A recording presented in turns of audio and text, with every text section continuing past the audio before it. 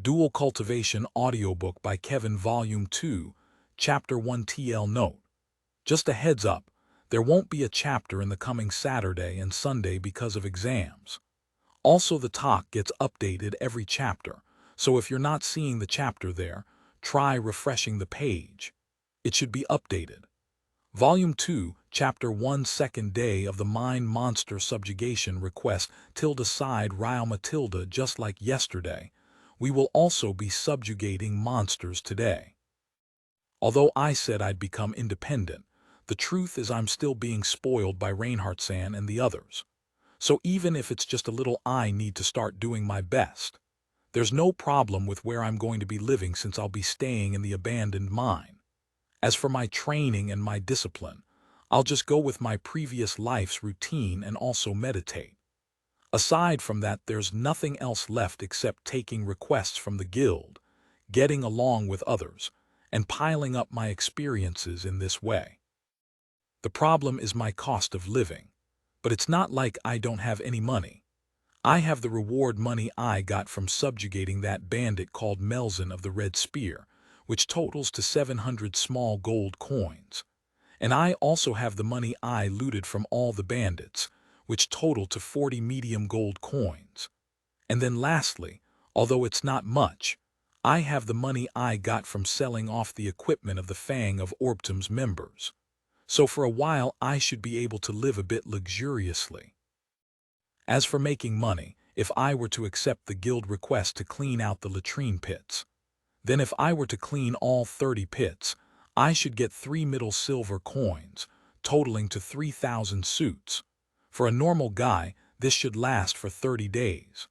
Moreover, if I were to sell the iron ingots and the waterproof cloth wholesale to Surge, I should be able to make more than enough. While I'm not particularly troubled over it, but because it seems like I'm making money too easily. And because there is high risk involved when working as an adventurer, I figured that I should also think of a different way to make money. That method doesn't have to be anything special or make me too much money. In fact, I would go so far as to say that as long as I can make just barely enough to get by, then it would be fine. Why? Because ever since I've come to this world, until I met Reinhardtsan and the others, I haven't used a single suit to keep on living. 100 suits a day should be more than enough for use in case of emergency, and as for the rest of the time, I'll use it to train myself. Ryle McCunn, hey Tilda, you listening Tilda? Ah, no good. I got too caught up in my thoughts again. Sorry, I was thinking of something. Is something the matter? Sirius-on shook her head. It's not good to be distracted in the middle of a fight, is what I thought I'd say, but even though you're not really here with us in spirit, you still managed to easily dispose a magical beast. Whereanna glanced at me. Not even a single beast came over to us, you know. Ah, sorry, my body just moved by itself. Forget it already. Rather than that, I'd like to stop killing monsters nonchalantly while muttering something, Naya. It's really scary, Naya. I'm sorry. Was I unconsciously speaking out loud? Jeff Sand glanced at me and asked. About that, Ryalma, are you having problems with your finances? You said something about living expenses, so, actually, as I tried to talk about my situation, a male adventurer came. Immediately gather by the entrance of the mine, we're having a meeting. Seeing the anxious adventurer, Whereanna asked, did something happen? The goblins made a village in a corner of the mine. What's more is that it's quite big. Fortunately, no adventurers had died, but there are many G-rank adventurers who have been injured. A goblin village, huh? If we don't get rid of it quickly. I'm gonna go call the others too, so you guys hurry up and gather by the entrance. As he said that, the man left hurriedly. We also left hurriedly and gathered by the entrance of the mine. A lot of adventurers had already gathered there. After waiting for a while, the guild master went up on the stage that was prepared just a while ago. I think you've already heard most of the story, but I'll explain it now. Just a while ago in the tunnel where the goblins were, we found a village in that area. Because of this, we'll be starting an operation to completely wipe out the goblins. Consider this to be a mid-scale operation. There should be around 500 goblins. In order to lessen the damages as much as possible, D-rank adventurers up will be the ones to lead. Each rank should gather together and follow orders. After that, the guild master finished talking and called out to me. Ryalma, you hear? I'm here. Although you're an F rank right now, in terms of ability you're already E rank up. Also, this request is for your E rank promotion, right? So although it's a bit early, I'll have you participate as an E rank. I understand. No one has any complaints, right? At Guildmaster's words, no one came to object. I guess it's the effect of yesterday's incident. All right, everyone ready yourselves. If there's any one of you that needs some equipment, then come over here. Once you've finished your preparations, go gather with your respective ranks and start the operation. After that, I gathered with the other E-ranked adventurers and took with us the G and F-ranked adventurers. Our mission is to block the path of the goblins fleeing and to kill them, making sure no one escapes. I then entered the meeting of the E-rank. There, the leader that was elected, a female adventurer named Polly, pointed her finger at a point in the map and began explaining the operation. A B, C, and D-ranked adventurers are going to attack the tunnel and village from both directions, sieging and breaking into it. They will kill all the goblins running away except for those going a certain direction. And the ones waiting for that certain direction are us, the E, F, and G-ranked adventurers. We are hiding in wait a little distance away from where the goblins fleeing are headed to. When they get here, we will be killing every single one of them without letting anything escape. I believe everyone already knows this, but our mission is to lay here in wait for the fleeing goblins, and then kill them all without letting a single one escape. Also, because we've taken with us the F and G ranked adventurers that have no experience, we need a way to ensure their safety. If anyone has any suggestion regarding this matter, please feel free to speak up. Many people raised their hands and gave their suggestions. I also gave my own suggestion, which was to use the method I had applied while I was in the forest. It was Ryalmakun, right? What is it? Yes, I have a method when dealing with a great number of goblins. What we could do is to dig a ditch between the nest and the place where we are waiting at, and then fill that ditch with acid slimes. And then I took out from my item box a long rod with a knife attached to it, making it out to be something like a scythe.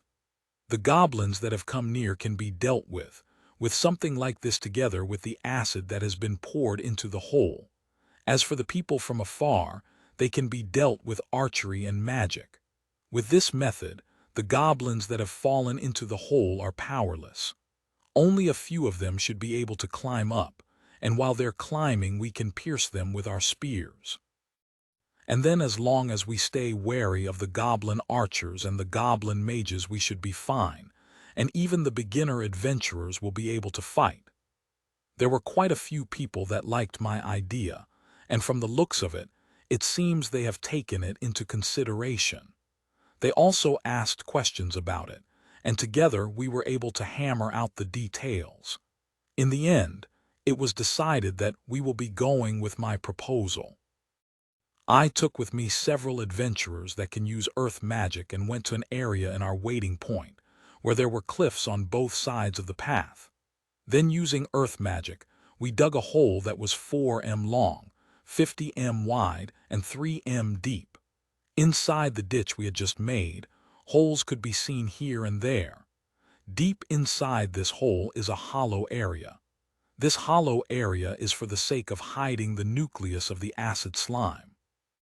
In order to keep the slimes from being killed in an extremely unlikely case where a goblin is able to hit their nucleus, they can hide their nucleus in here. The slimes will extend their tentacles from inside the hole and melt the goblins that have fallen. The acid slimes start producing acid, and after a while they were able to make a pool of acid and digestive fluids. When we started this operation, a different group had brought our luggage. The contents of the luggage were the long rods cut out from the nearby trees and the scythes of the cave mantis that we've killed. The cave mantis scythe isn't that sharp, but it's strong in its own way. Because of that, we decided that it's good enough if its purpose is just to drag the goblins down the hole. I sent an order out to the sticky slimes in my mind and had them glue the rod and the scythe together with their sticky liquid. We also used the earth we dug out with earth magic to create some railing on our side, so as to prevent ourselves from falling into the hole we had just made. We also made a small tower for magicians and archers to stand on. With this, they'll be able to shoot from quite a distance. The small tower is quite conspicuous, so I put up an anti-physical barrier with barrier magic to protect from the goblin archers. It's also important to note that the anti-physical barrier can only block physical attacks and magic attacks will pass through, so everyone still had to be careful of the goblin mages. It would be great to have put up the barrier on everyone, but unfortunately I'm not that proficient at it, and the strength of my barrier is still not that strong. My barrier can work against arrows, but against blunt objects, it'll break quite easily. Also, if one were to get hit by enough arrows, the barrier might also not last either. Because of this, we should put the subjugation of the goblin archers and the goblin mages at maximum priority. The adventurers ranked F and G are responsible for subjugating the goblins near the ditch we made. As for the E-rank adventurers, they are responsible for fighting in close combat at both sides, driving the goblins down the ditch, and assuring the safety of the F and G-ranked adventurers. As for me, I'm waiting right at the center of where we're waiting for them, striking the goblins from a distance with my bow. With this, we've finished our preparations and are resting until the battle begins. After that, 1 hour passed and the battle began. Everyone's at their positions, right?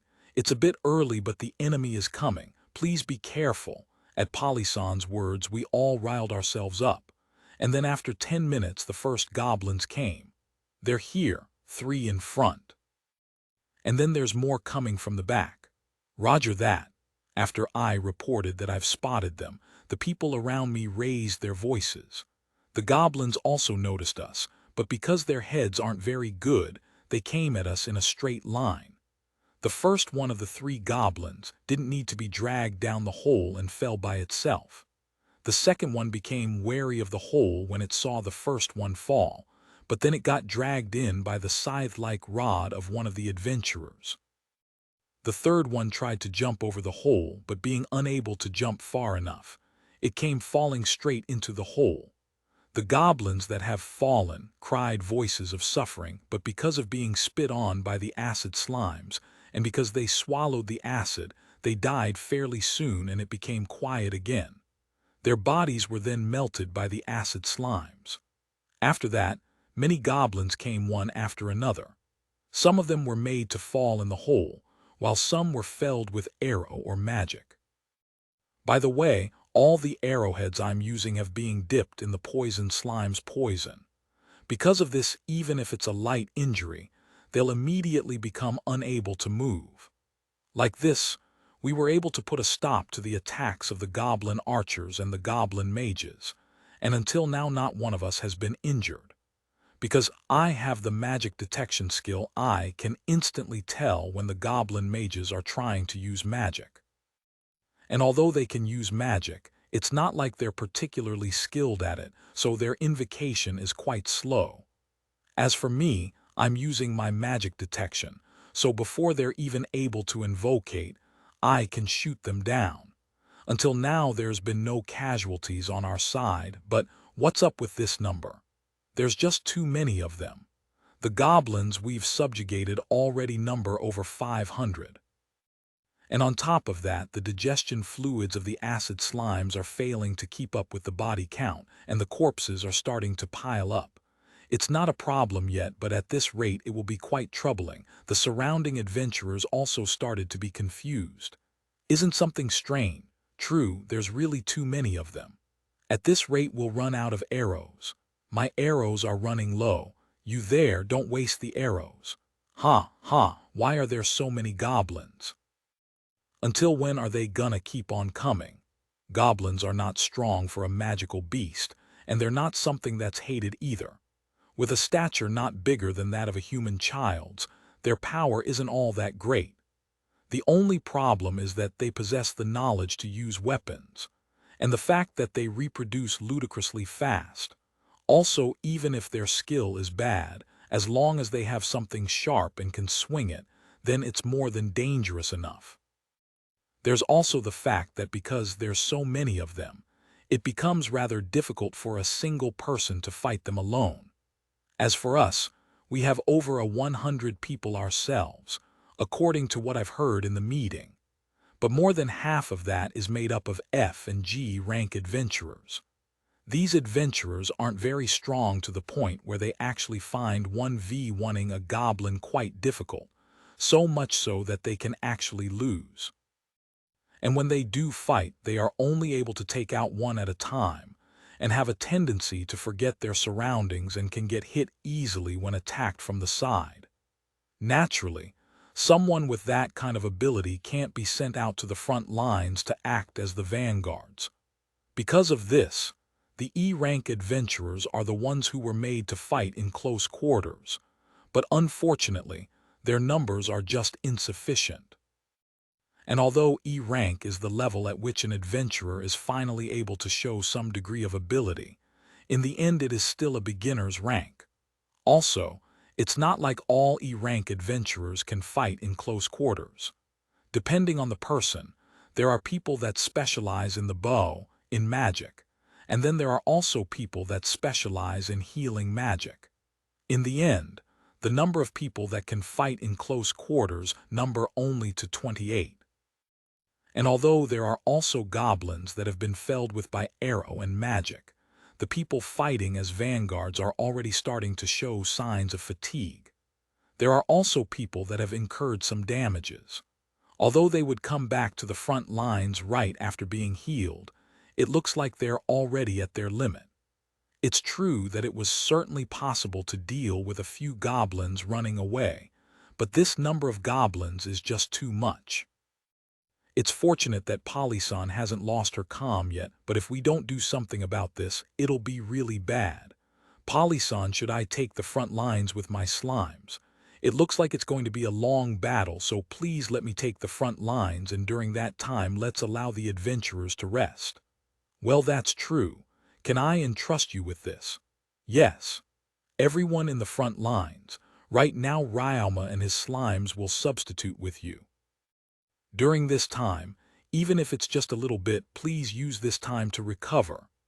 I sent the sticky slimes, the poison slimes, and the scavenger slimes that were on standby to take the front lines where the goblins were. And then I also jumped down from the pedestal, then jumped over the ditch, and when I got to the other side, I gave this order to the slimes. Fight the goblins and show me the result of all that training you've done until now. When I gave that order, the slimes started trembling in excitement, and then every one of them turned a part of their body into a tentacle and faced towards the goblins coming their way. The sticky slimes would skillfully manipulate the rod the goblins were holding, hit the goblins, knock them over, and stop their movements with their sticky liquid. The poison slimes would pick up the spears the goblins were using, smear the spearhead with poison, and pierce the goblins with it. As for the scavenger slimes, they would slip through the opening in between the legs of the goblins, wrap their tentacles around the goblins' feet, and topple them. When the goblins fell, they would then cling to the head. They would also slide underneath the feet of the goblins, and when stepped on they would move their body and trip the goblins. Because their power is simply not that strong, it's not possible to beat the goblins dead, but without being killed in a 1v1 situation, and through certain varying methods, the slimes were able to kill the goblins, especially the poison slimes that were able to kill faster than the other slimes because of their poison. While seeing that, I also fought. Since I got here on the opposite side, the goblins have been swarming. I take out the 2 short swords I have by my waist.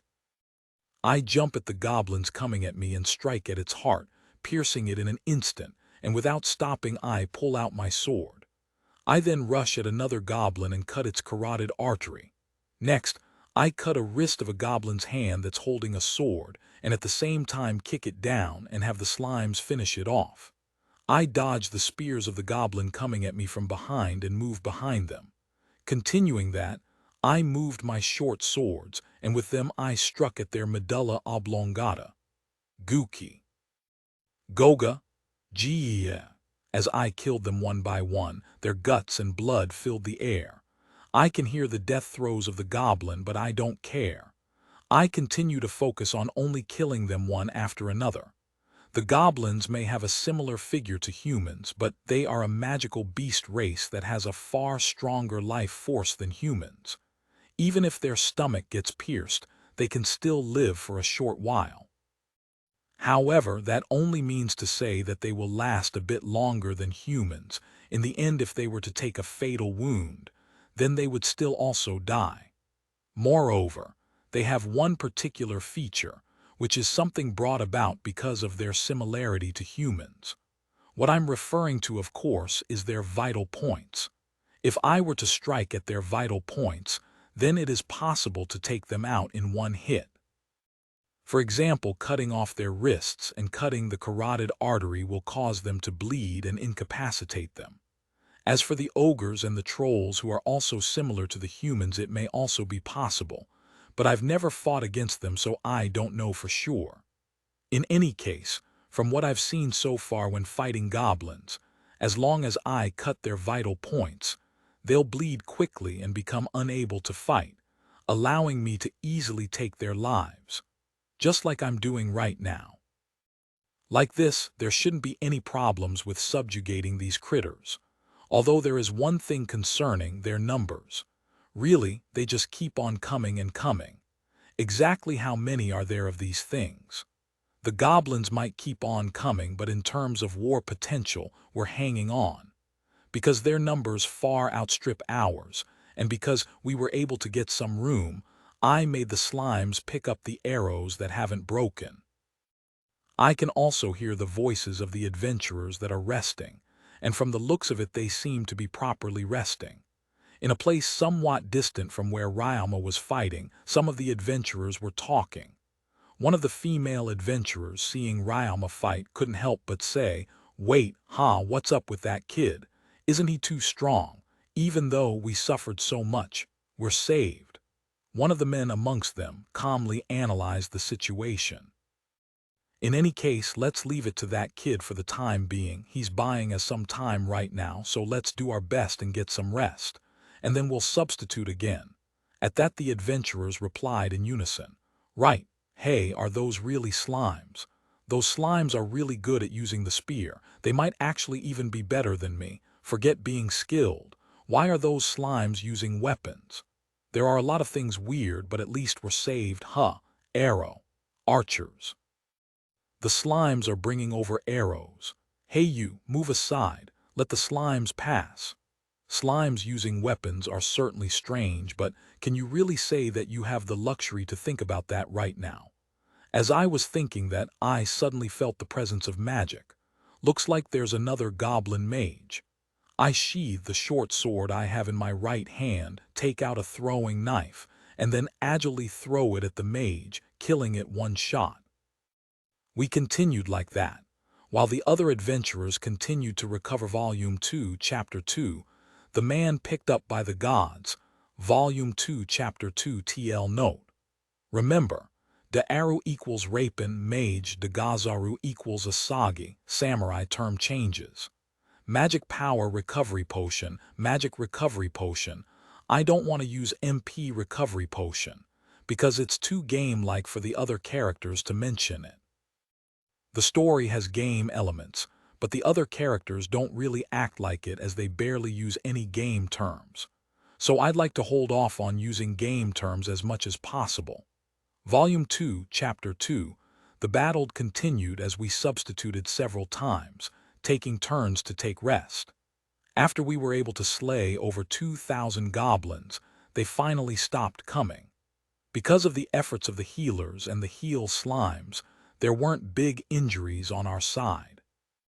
As for the front line of the partition part of the ditch, it had so many dead bodies scattered on it that there was no more place left to step on. Some time passed and 4 men came out of nowhere with space magic. These 4 were Rapinsan, Asagasan, Gordonsan, and Shelkun. Everyone else aside from Rapinsan was covered in blood.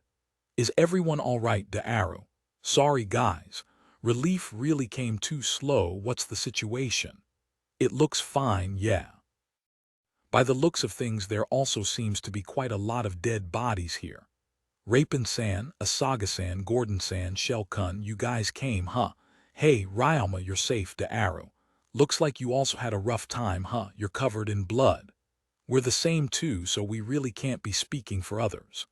"That's true, but anyway, what's up with this number? More than 2,000 goblins came, you know. And from the way you look, it would appear there were also quite a lot on your side." We have to explain this." Who is the person in charge here? I'd like to talk about the situation." "It's me." That voice came from Polisan as she came over to explain the situation. "I see, so that's how it was, D'Arrow." "Yes. If it wasn't for Ryalmakun and his slimes, the goblins would have broken through and our unit would have been destroyed. It can't be helped. Just being able to fight against this many without losing anyone is already a miracle, Gazaru.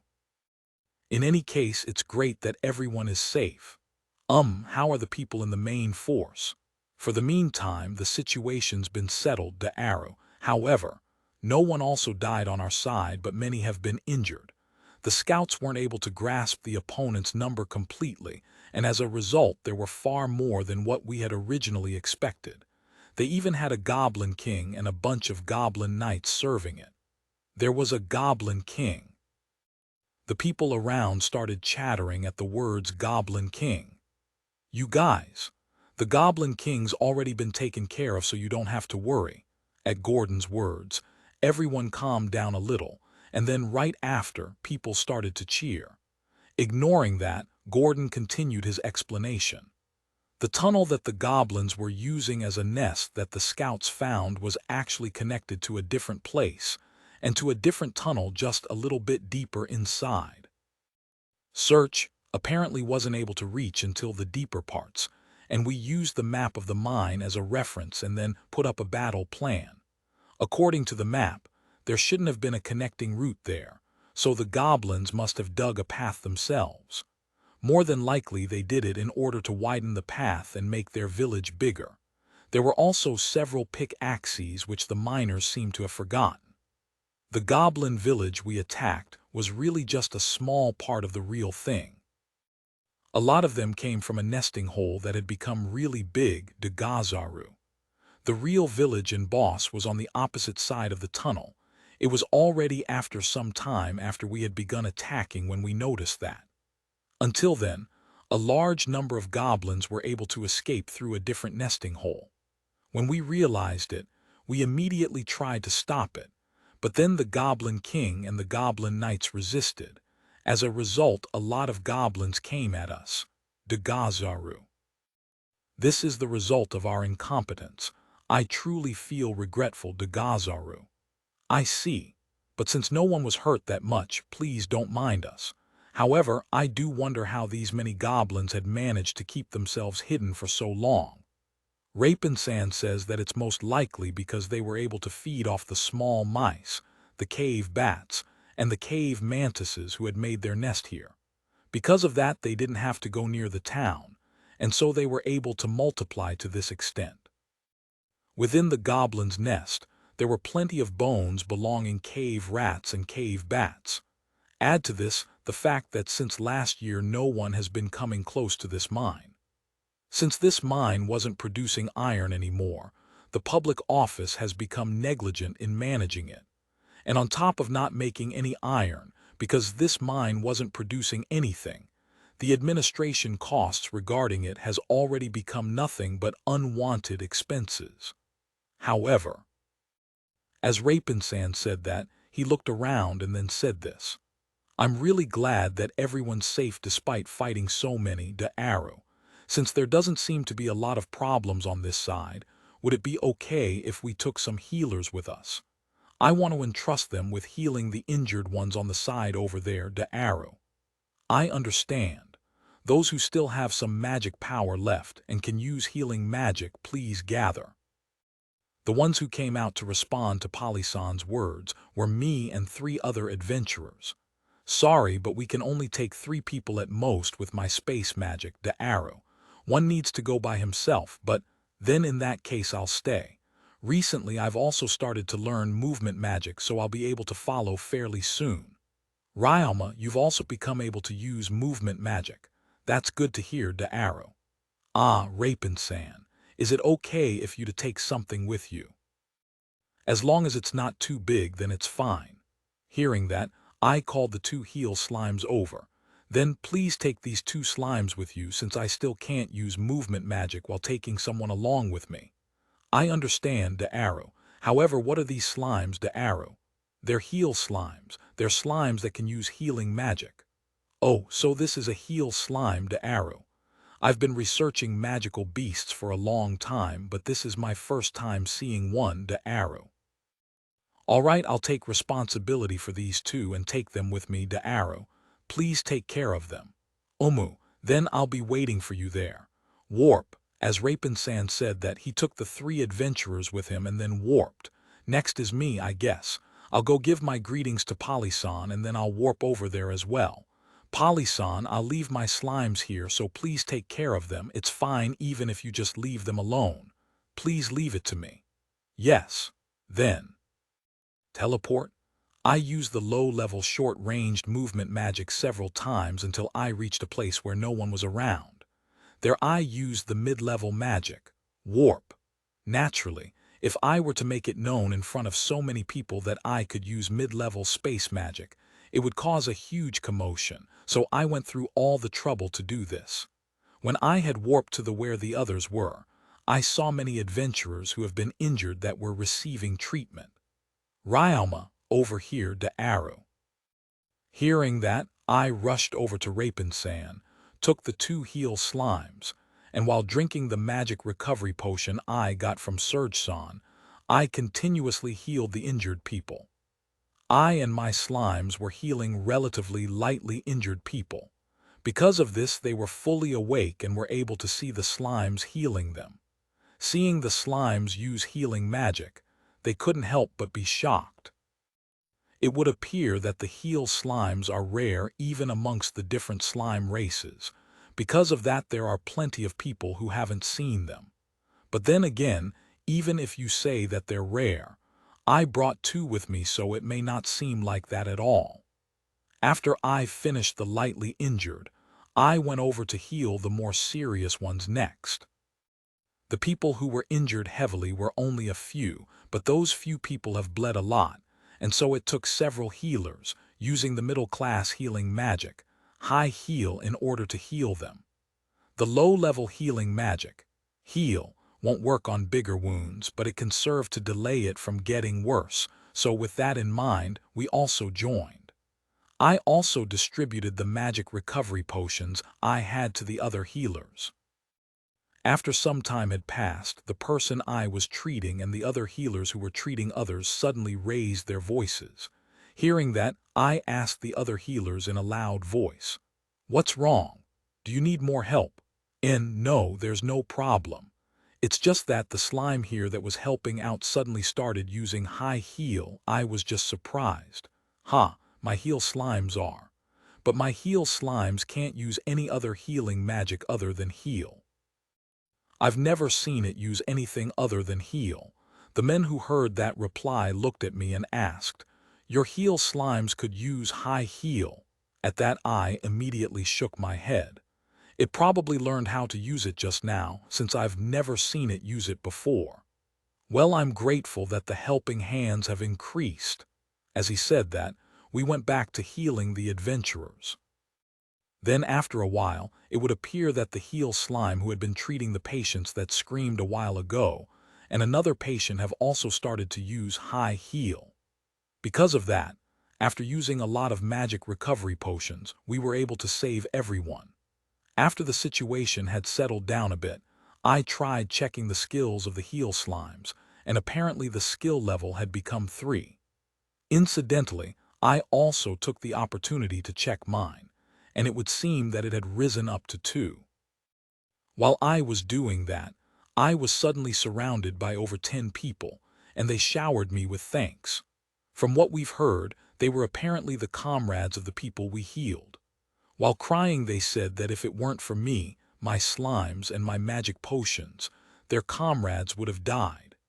As I was having a hard time dealing with them, the guild master came over and ordered me to act as a messenger to the unit I was a part of. Thanks to that, I was able to run away. The message he had entrusted with me was to gather by the entrance of the mine. I give my gratitude to the guild master inside my heart and then quickly go back to my unit. After that, I gave the guild master's instructions to Polyson. Then, I retrieved my slimes and then went over to the entrance of the mine where everyone had gathered. Good work, everyone. Today's work ended up becoming bigger than expected, but as a result of that, the pay will also increase. The moment the guild master mentioned that, cheers began to erupt from all over the place. This time, everyone will at the very least receive 1 big silver coin. At those words, the cheers became even louder. The voices of the F and G rank adventurers were especially loud. 1 big silver coin is equivalent to 5,000 suits. That's enough to live on for 50 days. I guess this is their first time receiving such a big reward, huh? Does anyone have any complaints? Good. It's still early, but we'll proceed to dealing with the goblin corpses, and after that we'll end the job here. At that, as if the guild master had remembered something, he looked at me and said this. Oh yeah, Ryalma. What is it? You're paying for the corpses of the magical beasts, but you can have the goblins for free. If you're giving it, then I'll gratefully accept, but is it really okay? The goblins don't really have any parts that can be sold, so hey, you guys are also cool with this, right? There were many adventurers who didn't know that I was buying the corpses of the magical beasts and were greatly surprised, but no one came out to object. Many of them were saying that it's good that they didn't have to use magic to deal with the corpses, so they were actually grateful instead. The method of dealing with the corpses is by incinerating them. It would appear, however, that in spite of the fire magicians being close to using up their magic power, they find being asked to use their magic to be painful, and so they don't really feel like doing it. In that case, I'll gratefully accept it. As a reward to the slimes, I'll have them eat their fill. Just accepting is also bad. So I guess after all of this is done, I'll have the cleaner slimes service the adventurers. After that, we went back to where we had waited for the goblins before, and threw the goblins to the ditch where the acid slimes were. Because I'd already retrieved the acid slimes, there were no longer any acid left in the ditch. Along with the acid, the melted goblins had also disappeared, because the acid slimes had already absorbed them. After we finished throwing off all of the dead bodies, I put the poison slimes and the sticky slimes inside, and made them eat the goblins.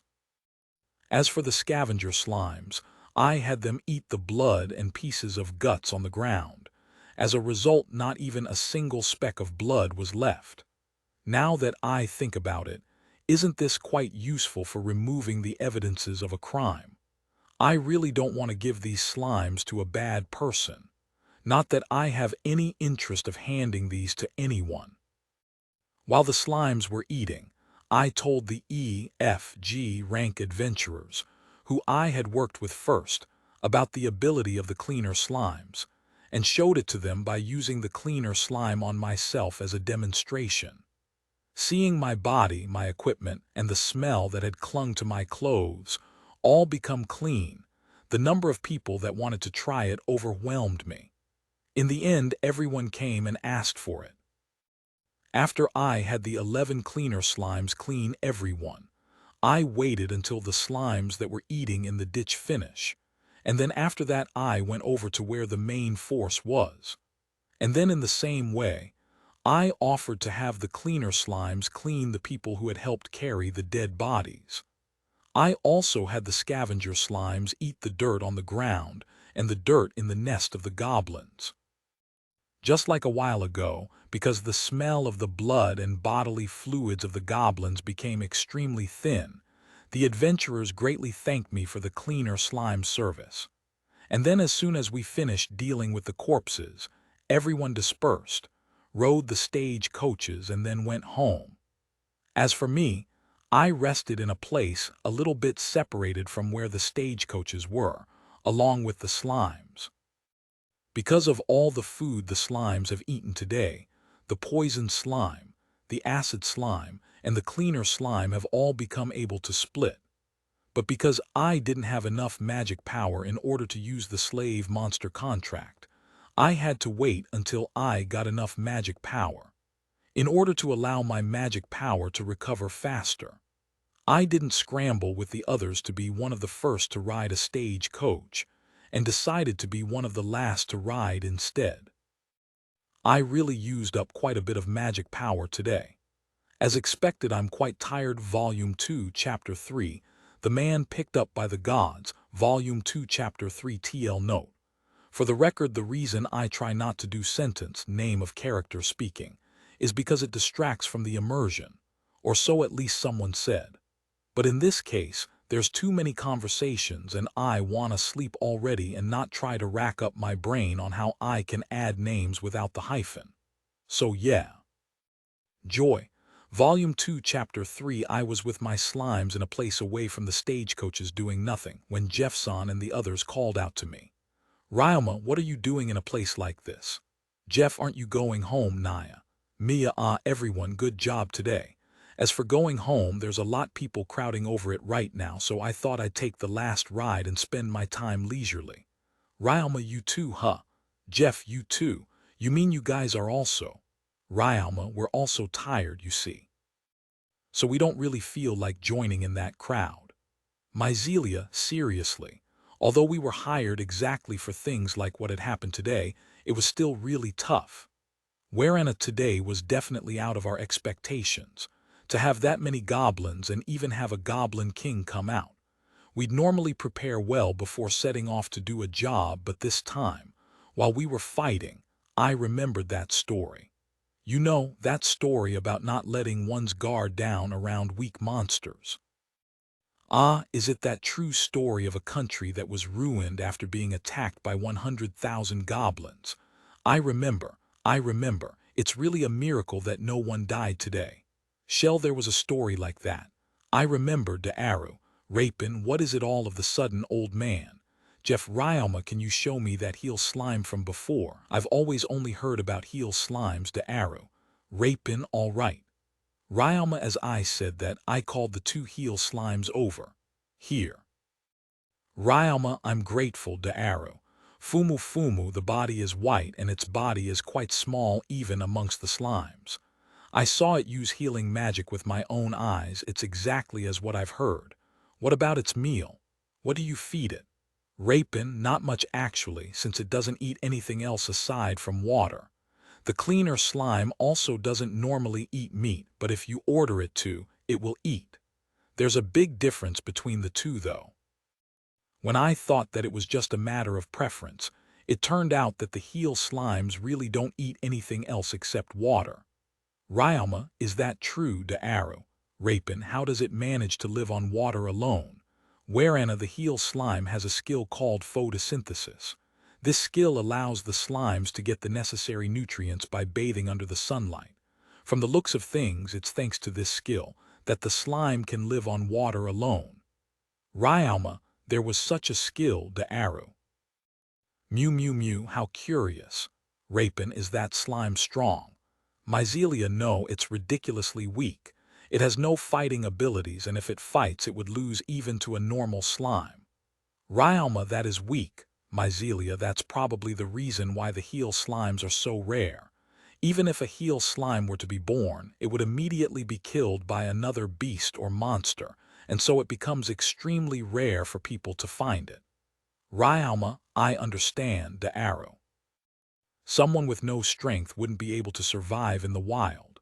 So does that mean the heel slime doesn't have any way of defending itself, the arrow? Rapin, nothing else aside from resistance skills. On top of the healing magic, it also has the strength and vitality skill, so it can run away while being hit as it heals itself. Ryalma, so all it can do is resist, heal, and run the arrow.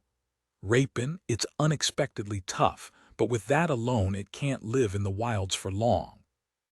I think it's because they understand this themselves, that even if I tell them to do as they please, they won't separate from me or my other slimes. Well, they can heal me and my slimes as soon as we get hurt, so they're quite the useful bunch. Ryalma, these kids are completely healers, huh? Syria, yes, I won't take them out to fight.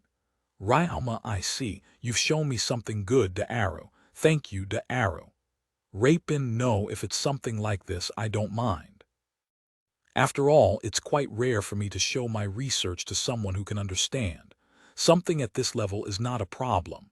Ryalma, Ryalma, if you have anything you want to hear about monsters, then without holding back, please ask me, the arrow. I find Ryalma's discoveries to be very interesting. I truly do not understand what the Tamer Guild who doesn't value Ryalma is thinking, the arrow.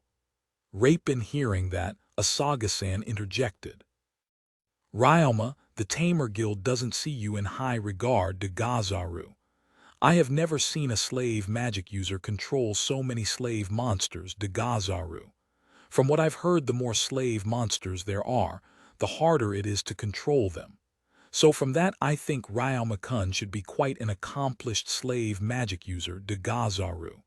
But, Asagi, thank you, Asaga-san. However, because of my age and the fact that I'm only controlling slimes, it really can't be helped that they end up looking down on me. Ryalma, age has nothing to do with ability, de arrow. And also Ryalma has managed to discover these two types of slime, the cleaner slime and the scavenger slime, both whose abilities are extremely useful, de arrow. For someone to be unable to value that and not understand the value of these two types of slimes, such a person could only be called a fool, de arrow. Rapin, I thought those two types were quite strange. Are they a new race, Naya? Mia, someone who doesn't understand the value of the cleaner slime and the scavenger slime is really an idiot. Even someone like me who can't be called educated can understand the value of these two types. If I could use slave magic, I'd also use these. Whereanna, at Whereanna-san's words, everyone in that place nodded. It seems that because of the latrine pits case and today's goblin case, everyone can understand the value of the scavenger slime and the cleaner slime. Seeing everyone's reaction, I thought of something. If I made a laundromat, I wonder if I'd be able to make enough for a living. Ryalma, laundromat. Looks like I didn't just think of it, I also said it out loud. I thought of it just now. I figured if I announced something like, use the cleaner slime and with a low price you can even get rid of a goblin's dirt, to the adventurers and took care of their laundries for them, I would be able to make a living. Ryalma, how cheap? Myzelia, let's see. I'll make a special bag, and for every one thing you put inside it, it would go for one small copper coin for the cheaper ones and one medium copper coin for the more expensive ones. What do you think? Ryalma, you would. As I said that, everyone exclaimed in unison. Ryalma-kun, that job will definitely make a profit. If it's a goblin's dirt, then there are people who'd pay even one mid-copper coin. To provide that kind of service at one copper coin, everyone will definitely come. Myzelia, there are people who buy new clothes and throw away their old dirty clothes when they can't get rid of a goblin's dirt. It's cheaper to pay one copper coin compared to buying a new one, and also with your cleaner slime, the clothes will become as good as new. There's no way it wouldn't make a profit. At that price, even people other than adventurers will come. When you think about the time and effort it takes, leaving it to you is faster and more comfortable. In fact, I'd want you to clean my stuff for me starting tomorrow. Jeff, as for me, I'm bad at chores, and once I'm caught up in my research, the chores, especially the laundry, becomes neglected to arrow. During that time I'd hire people, but the fees are not something one could scoff at de arrow. Rapin, while in Rapin's case, he gets charged a premium because his clothes gets too dirty after being neglected for too long. It is true that hiring people is quite expensive. Only nobles and rich people could possibly afford to do something like that, so it's not worth it de Gazaru. With that in mind, the price Rauma had proposed just now would cause even the commoners to cheerfully ask for your service, de Gazaru. Asagi, somehow everyone seems to be in really high spirits. It's something I just thought of, but it seems it's quite a big deal. If you're doing it for real, then there's plenty of potential to make a profit. And also we'll come by as customers and make full use of that laundromat of yours. Whereana, but why did you suddenly think of something like that? Myzelia, now that I think about it, I haven't mentioned it, have I? Actually, I've thought of various things yesterday, and so I decided that I'd be independent. Ryalma, what do you mean? I think everyone knows, but I came to this town along with the Duke's family, and so they took care of me a lot, but recently I noticed that I'd gotten too spoiled by the goodwill of the Duke, and so I talked to them, refused their aid, and decided to become independent. Ryalma, you refused the Duke's support. What a waste. Even if I say I refused their support, it's really only about the financial stuff and lodging. I received a lot of that kind of stuff, but it's exactly because of that that I started to become dependent on them, and so I thought I'd focus my mind. Ryalma, but even then that's not something you'd normally do, you know. Something like refusing the Duke's support is something that's normally improbable. To begin with, most don't have that kind of opportunity. Myzelia, however, that kind of thinking is admirable de Gazaru. Asagi, ha, and so from what we've discussed, I made a promise to take the contract of one job and to contact them regularly. I'll also be staying in this town, so because of that, I've been looking for different ways on how to make money. I intend to continue as an adventurer, but on top of the contract I have with the Duke, I can't go too far away from this town. There's also the off chance where I might end up becoming unable to continue as an adventurer, so in order to prepare for that, I've been thinking of several other ways to make money. Ryalma, I see, then that's fine. Do your best, okay? Whereana, since you'll be remaining here, it seems we'll be seeing each other a lot. Let's get along, de arrow. Rapin, same here. Ryalma, after that, we continued to chatter about trivial things, and then we went back to the town on the last carriage. After coming back to the lodging, I was called over to Elia's room. Welcome back. Madam, Ryalma-san, good job today as well. Elia, the job ended early today, huh? Are the people at the mine doing well? Reinhardt, haven't you been informed about it yet? Ryalma, it's because we were at the public office today inquiring something about the management. Did anything happen? Rainbach, today we found a goblin village. Seeing that, we decided to destroy it, but then it turned out that there was actually a goblin king there and it turned into a huge mess. Ryalma, there was a goblin king. Rainbach, are you all right? Elia, fortunately I was only tasked with the mission of preventing the goblins fleeing from escaping, so I'm all right. The others were also quite lucky, so in the end no one died. Ryalma, I see, that's good. Reinhardt, however, because the nest was big enough to have even a goblin king and its servants, the goblin knights. The goblins that came fleeing to our side numbered 2,000. Like this, the job today turned out to be quite big, and so after dealing with the corpses, we were told to go home. Ryalma, it's really quite amazing that no one had died. Rainbach, in any case, I'm glad you're all right. Madam, seeing how hard you worked today, you must be hungry, right? Is there anything you want to eat? Reinhardt, thank you, I'd love to eat my fill today. The slimes worked hard today as well, right? Should we feed the slimes something too? Madam, oh, they've already eaten their fill today with the goblins. They ate so much so that they can split again tonight, so I think it's more than enough already. Ryalma, oh, is that so? Which slimes are going to multiply? Madam, the acid slime, the poison slime, the cleaner slime, and also the sticky slimes will multiply more. Ryalma, they just suddenly decided to multiply, huh? Madam, it's because they ate so much. It's not really a bad thing, though. After all, whichever slime reproduces, my fighting potential will increase, and the production rate of the waterproof cloth and thread will also increase, so it's not exactly a bad thing. But unfortunately, because of how many there are, I'll end up having to spend quite a bit of magic power to enact the slave monster contract, and that's quite troubling. There's so many of them, so it can't be helped. But please don't push yourself, okay? Madam, yes. If it's too much for a day, then I'll perform the contract across several days. Ryalma, right, that's for the best. Madam, after that, I talked to them about what I'll be doing from now on while we ate. I talked to them about how I plan to continue to live as an adventurer, as well as my thoughts about finding other ways to make money. After that, I tried asking about how long the Duke's family will be here in the town. After all, I've never heard anything about how long they'll be staying here. By the way, how long will you guys be here for? I haven't been able to ask it until now, so... Ryalma, we didn't tell you. We'll be staying here until the Grell frog outbreak ends. Also, we'll stay here for as long as Elia's enrollment date will allow. We've already finished most of the procedures, and there's also value in just staying here. Rainbach Grell frog. If I'm correct, that's... Grell frog is the magical beast from which the hide used on some armor come from, right? Ryalma Umu.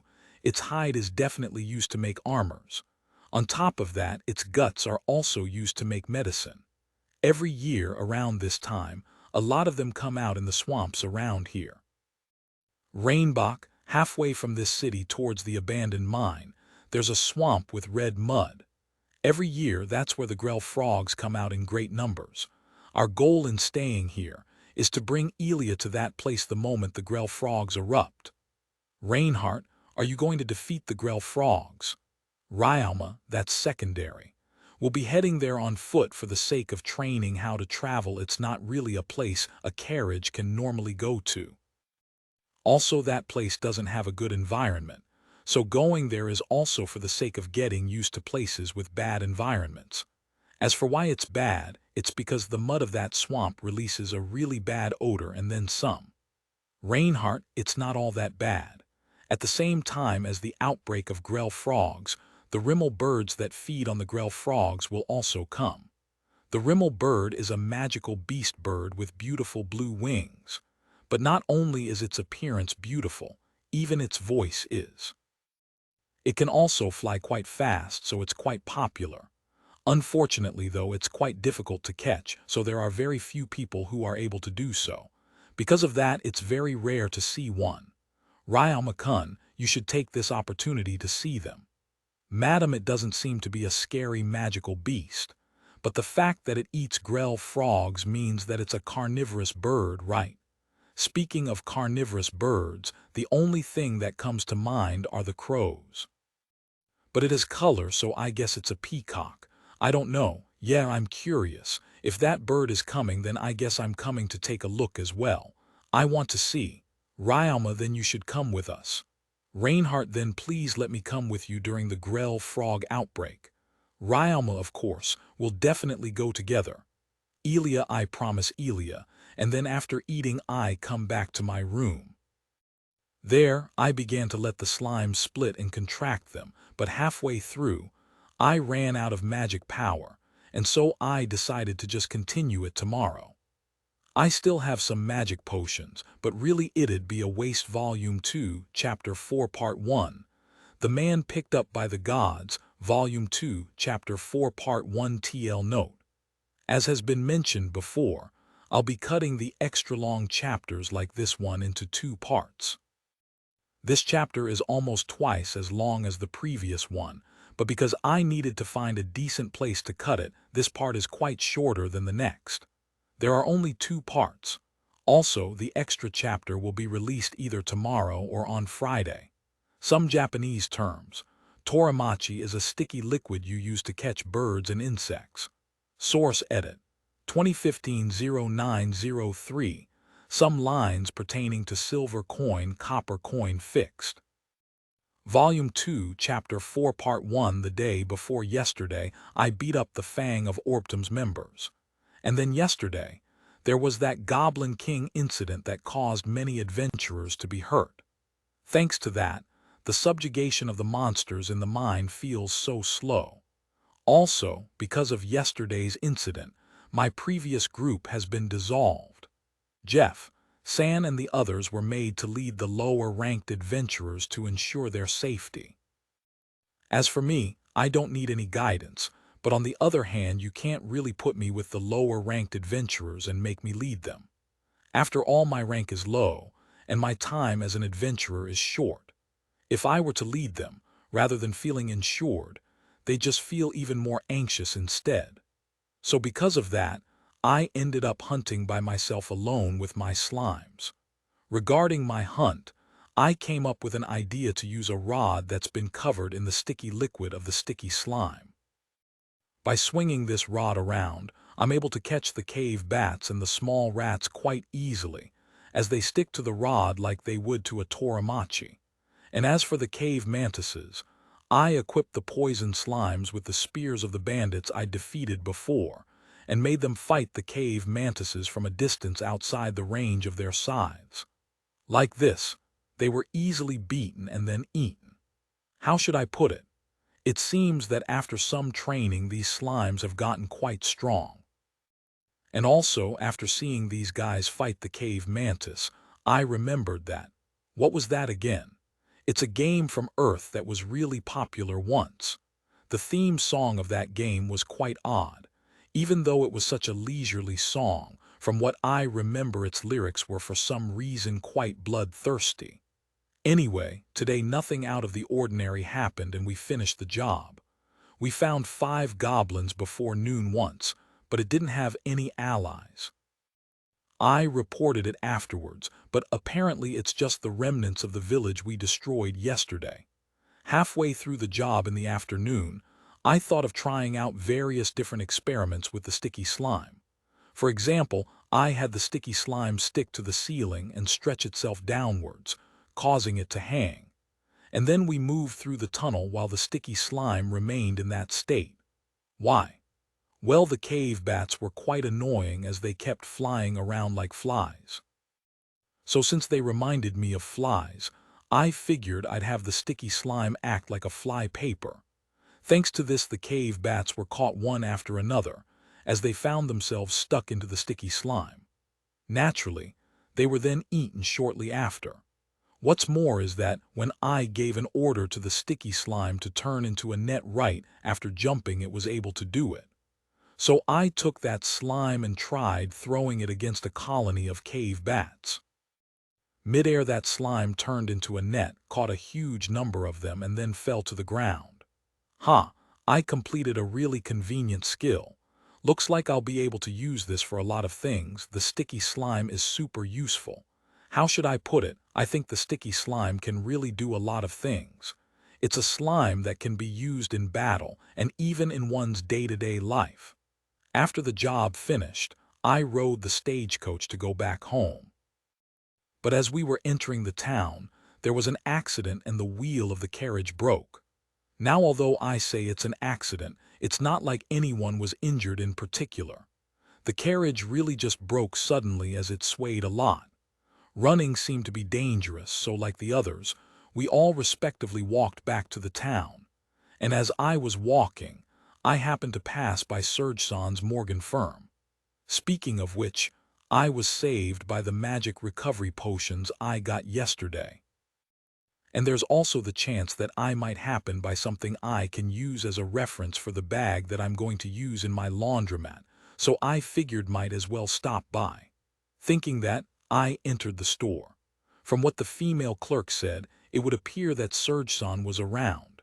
As soon as he saw me, he smiled and called me over to the reception room.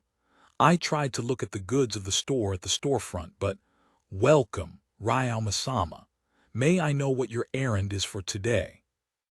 The magic recovery potion I got from Surge-san proved to be really useful yesterday, so I would like to give my gratitude for it. Also, there's also something I'd like, and because I don't know any other store. Is that so? Then if my store's goods could prove to be any useful, please help yourself. It is also my honor to know that Ryao Masama chose to come to my store. May I know what it is that Ryao Masama is looking for? I'm looking for some robust bags. Also, I don't mind even if the material it is made out of is cheap. As for the size, I haven't decided yet. Oh, it also depends on what Ryao Masama is going to be putting in it, but may I know for what purpose Ryao Masama will be using the bag? This'll be quite a long story, but actually, as I began explaining to Surge-san about my decision to become independent, he showed me a shocked expression while giving me a look of approval. As for my idea to start a laundromat, he showed great interest. I see, so Ryao Masama plans to have a side job while working as an adventurer, and while thinking that Ryao Masama has even thought of preparing for the possibility of becoming unable to continue work as an adventurer. This level of planning is truly admirable for someone of Ryao Masama's age. Well, that's because I'm actually 42 years old. I'm actually not that much of a planner when you compare me to the other uncles my age. But at the very least I do have enough reason in me to understand that the work I'm doing is dangerous and that I should prepare for it. After all, this world doesn't have insurance or pension. No, it's really not that much. Still, a laundromat, huh? If the price range goes from one small copper coin to one medium copper coin, then it will certainly attract customers. And not only adventurers but also the commoners at that. But there's still the problem of getting people to help out who can bring out results good enough to satisfy the customer. Even if Ryao Masama may start out fine, I don't believe Ryao Masama will be able to handle the workload once the number of customers increase. Ah, I forgot to talk about the cleaner slimes. My apologies, I forgot to inform you of something. Please wait a moment. I took out one cleaner slime from my dimension home. This is my slave monster. It's called a cleaner slime. It's a slime I've never heard of before. Yes, this is a new kind of slime I discovered. I've already given the information to the Tamer Guild, but as of now the only one who has this kind of slime is me. Having been told directly by the gods themselves that it's a new type, there shouldn't be any other cleaner slimes, right? Does the laundromat have anything to do with that slime? This slime has a skill called cleaning. When that skill is used, this slime will eat only the dirt of something. And of course, once the dirt of something has been eaten, it will obviously become clean. I plan to use this for the laundry. At those words, Surge-san had his mouth hanging open. As expected, it's quite hard to believe. In response to that, I then took out the loin cloth of a goblin I had defeated today from my item box, and then said this. I understand it must be hard to believe with just words alone. Then in that case, please take a look at this. This cloth is the loin cloth of a goblin that I defeated today. If it's all right with Surge-san, I'd like to let the cleaner slime eat this and show Surge-san the cleaned cloth. As I said that, Surge-san gulped and then meekly said this. Please, by all means. Just in case, would Surge-san like to use identify? Yes, please allow me to. This smell is definitely that of a goblin's loin cloth, but as he said that while chuckling, Surge-san used identify. Having confirmed that the cloth is, in fact, a goblin's loin cloth, I passed the cloth over to my cleaner slime. The cleaner slime took the cloth inside it as usual and moved like a washing machine. And right there and then, the cleaner slime quickly got rid of the dirt and then threw up the cloth on the table in the reception room. The time taken was less than 30 seconds. Surge-san timidly took the cloth that had a clearly different color from before and used identify on it.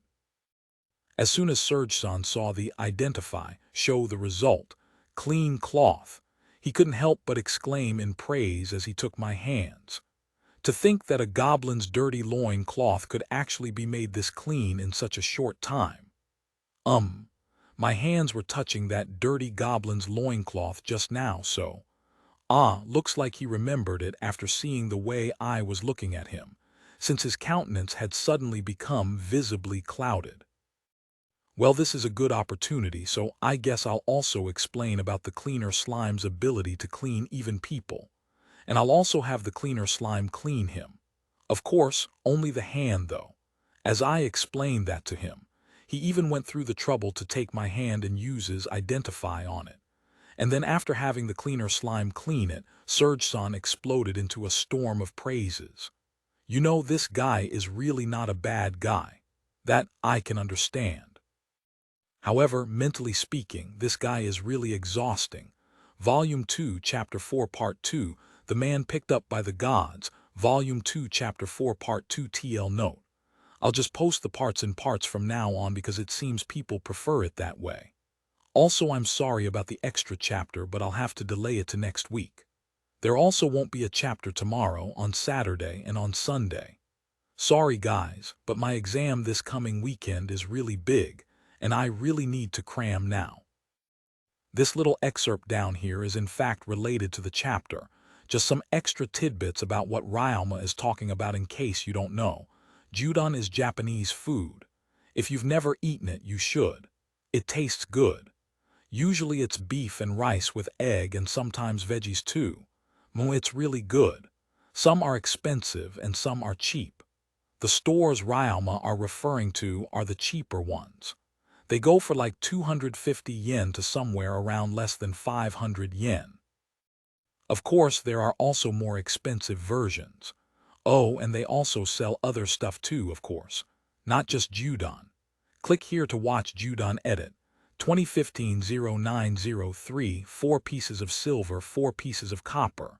Volume 2, Chapter 4, Part 2, please excuse my unsightly behavior. Still though, this slime is truly amazing.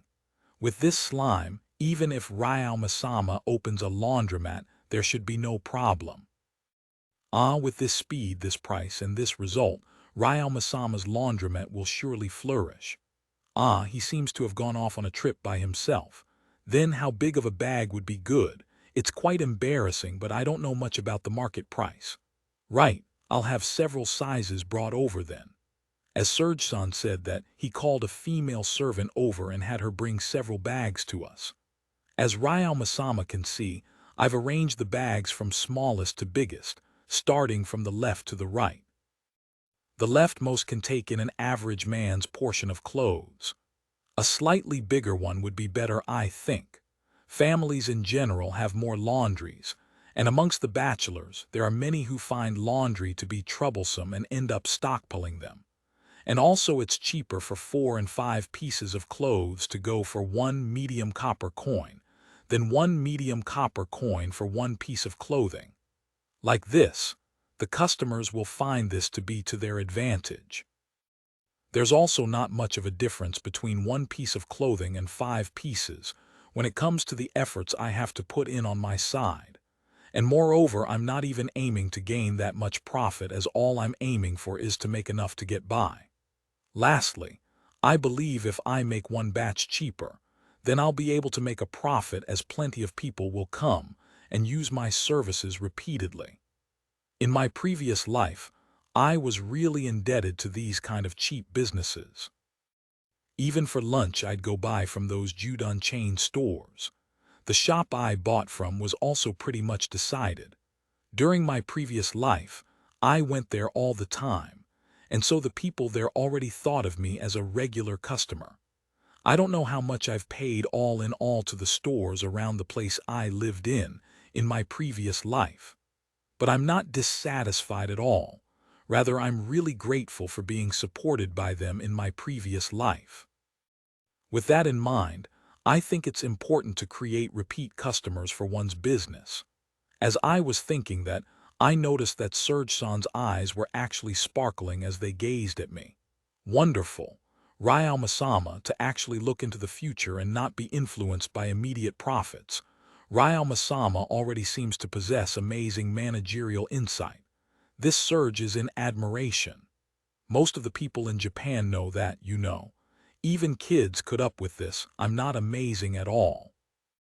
I just spoke a little of something from my experiences in my previous life, so being praised over something like this makes me feel quite uneasy. To the people in Japan that seriously study management, I'm really sorry.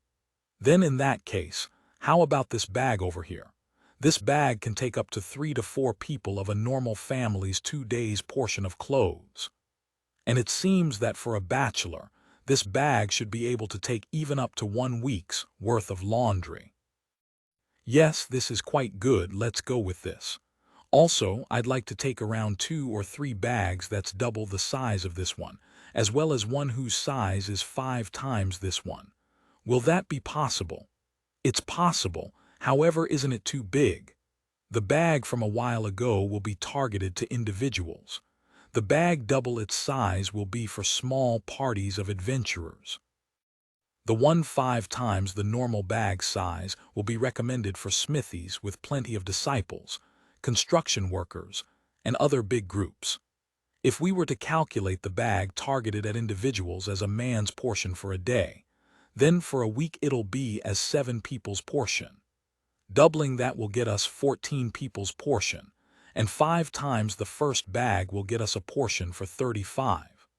The bag targeted at individuals will go for 1 medium copper coin or 10 suits. The double-sized will go for 1 medium copper coin and 8 pieces of small copper coin for 18 suits.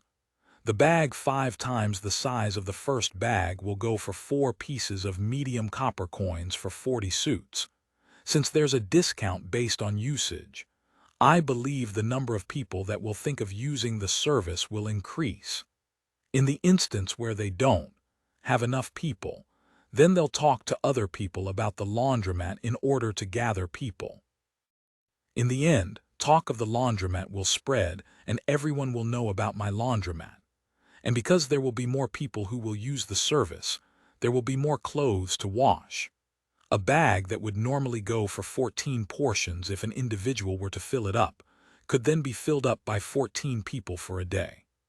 Like this, the customers will use the laundromat almost every day, and I'll also get a medium silver coin and 8 small copper coins almost every day as well. Like this, there will be income on a daily basis.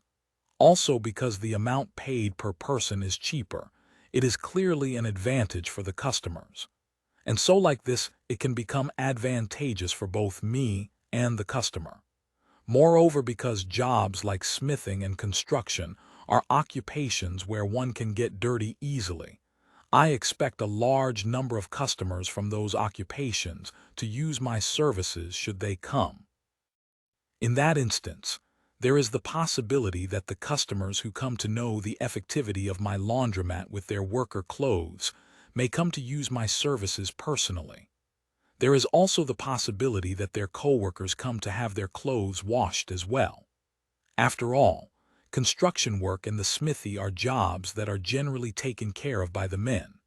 So, there are people who are bad at laundry or find doing laundry to be troublesome and neglect their laundry, right? If I am able to make one big contract for that workplace, then it should be possible to acquire those kind of customers as well. FUAH. Tilde. I screwed up. Surgeon has stiffened up, and his eyes are even wide open since a long time ago. I've always had this bad habit of talking one-sidedly. I've screwed up so much before because of this. I guess it's because I had a business-like talk after a long time that I ended up slipping again. Sorry, from time to time I have this bad habit of going on and on by myself. Please excuse my rude behavior. No, there's nothing to apologize for. I'm just a little surprised. Ryao-Masama should only be 11 years old. To be able to calculate at that age, and on top of that mental math, is certainly something to be praised. But more than that, the business policies that Ryao-Masama had talked about just now are things that I have never heard of. However, it should definitely be a very effective method. Today, I feel as if the scales have fallen from my eyes. That's it. That's where you're shocked. Oh wait, Now that he mentions it, I am supposed to be an 11-year-old kid. Calculations are, whatever.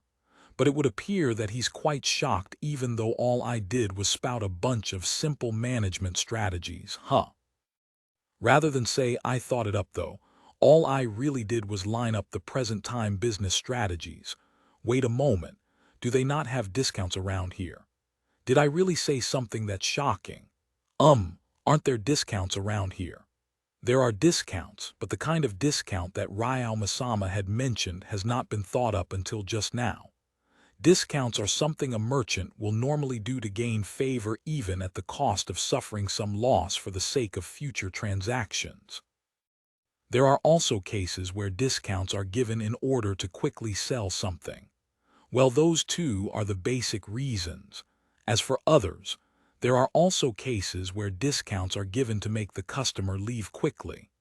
And then there are also merchants that start off at an exorbitant price to customers that don't know the market price, and then they pretend to sell it at a far lower price when in fact it is still higher than the market price. But that's about it. As for shops that have a regular discount, I've never heard of such a thing. Well, he looks like he's being serious. Since it has become like this, I highly recommend that Rayal Masama register to the Merchant Guild. Merchant Guild. Yes, because there is also a branch of the Merchant Guild in this town, it is possible to register right away. The Merchant Guild is unique to each country, as it is necessary for all businesses to go through it before being granted permission. This includes even peddling, stalls, and carts. Then does that mean what I tried to do just now was illegal? No, on the outward the guild may be operating the businesses of many countries, but it's not like they're really in charge of everything. For one, the villages in the borders trading their own commodities as they please, and adventurers stopping by in the middle of their adventure to sell the herbs they've gathered to a pharmacy isn't forbidden. In the same way, children or adventurers having a sideline, doing some sort of odd job, and receiving compensation isn't a problem. In those instances, the money being exchanged isn't that big and is also not illegal, and as long as both participants show consent then it isn't a problem. However, from what Rayal Masama has spoken about today, the money Rayal Masama will be stumbling into is not something that can be called small. In this situation, the guild will definitely intervene and it will become a problem. I see. That was close, thank you very much, Surge-san. Not at all, I have also made light of Rayal Masama. I thought Rayal Masama was just going to take a side job and make some small change. But I had never imagined that Rayal Masama would actually come up with such deep management policies. Because of that, I didn't talk about registering at the guild. I didn't think about it that much at all, actually. Then in order to start up my laundromat, I will have to register at the guild, right? However, I am already affiliated with the Adventurers Guild and the Tamers Guild. Will there be any problems? Please rest assured, as I will be recommending Rayal Masama. Therefore there won't be any problems, and Rayal Masama will be able to register. Also, there aren't any exams in particular. And as for being a member of more than one guild, rather than that being seen as an impediment, because it will allow one to get information easier, it is actually seen as something that is very much welcome. If it's all right with Rayal Masama, we can register at the guild tomorrow. Tomorrow? I still have a job to do as an adventurer tomorrow, so by the time I come back it will be around the same time as today. That won't be a problem. The Merchant Guild has several staff members, and so it is possible to process the papers at any given time. After all, to a merchant, information is life, and so it is of utmost importance to get any information before it becomes old. You mean even though it's a different world they have 24-hour service? Then in that case, if it's all right with Surge-san, then, of course. Whoa. The laundromat that Rayal Masama has come up with is truly a wonderful thing. This business idea will be able to reap huge profits that not even merchants have seen. It will definitely create a huge sensation on how businesses have been tackled until now. I, Serge Morgan, am fascinated. Please allow me to be of help. Somehow he started to really exaggerate this. To think it would actually become something so important. Will this really turn out to be just some extra change? Thank you very much. Your words are very reassuring. Such words are wasted on me. Since it's already become like this, we also have to think about the land Ryao Masama is going to be opening the store on. Store. Hey, I wasn't planning on doing something that big. Fumu, from Ryao Masama's face, I suppose Ryao Masama wasn't intending on making this that big. Yes. I thought I would only be making enough to get by at most. So I thought that it would have been fine if I just took a corner of the town somewhere like a stall and then go around the neighborhood by myself. After all, if it were to become a store, then it wouldn't be a side job anymore. I see. However, in terms of management, Ryao Masama can rest assured as I am able to lend some of my people. No, that's no good, right? Something like leaving it to others. No, even if it's a store, leaving everything to others is. As I said that, Serge-san made a wry smile. Fumu, I feel like I've somewhat understood at least a little of what the Duke was saying. Ryao Masama, there's really nothing strange about leaving the management to other people. Of course at the start, it's normal for someone to manage his store by himself. However, once the store branches increase and become something on the level of my stores, then at that point it becomes impossible to manage everything by oneself. In this instance, it's a good choice to pick trustworthy subordinates, raise them, and leave the management of the stores to them. Does Ryao Masama find doing things in this way to be strange? Well, true. Now that he mentions it, it was quite common for the chain stores in Japan to have an employee manage it and not the owner. Certainly, it's not something strange. Right. Moreover, there are people in the world that can and cannot do management. For people that can't, instead of forcing it, those people generally hire someone else that can do management. I can also understand that. It would seem that Ryao Masama can't make a decision as of the present time. In my opinion, Ryao Masama has the talent for management. After all, there is the idea, the way to make it a reality, and amazing management strategies that will surely change the landscape of how businesses work. However, I do not believe Ryao Masama is very talented at the psychological war and discussions, because everything Ryao Masama's face is like an open book. Everything shows. You'd say something like that so bluntly.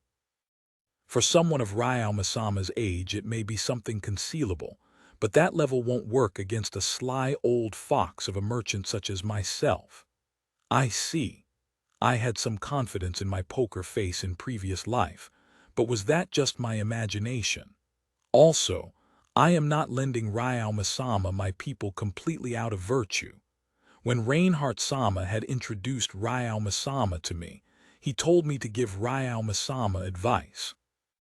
Aside from that, we also talked about our thoughts on Ryao Masama's future prospects. Future prospects. Yes, to have come up with the waterproof cloth and the thread, as well as that iron ingot at that age. Even without Reinhardt Sama's introduction, Ryao Masama is definitely someone to watch out for. On top of that, because of the conversation today, the earnings from today onwards is something that can be looked forward to. This isn't something that a merchant such as myself can ignore. Being able to sell the bags wholesale to Ryama's store is also good, so I would love to have a share in this. With all that in mind, let us open the capital for investments. Going this far, is that really okay? But you know, if you invest money into this and it fails, then what? One who is afraid of failure would not be able to make a store big. A merchant that owns a store this size can more or less carry the risks. Moreover, nothing comes to mind when it comes to factors that will cause Ryao Masama's business to fail. But in the case that it does fail, it will be enough for Ryao Masama to create iron ingots and waterproof clothes to compensate the loss.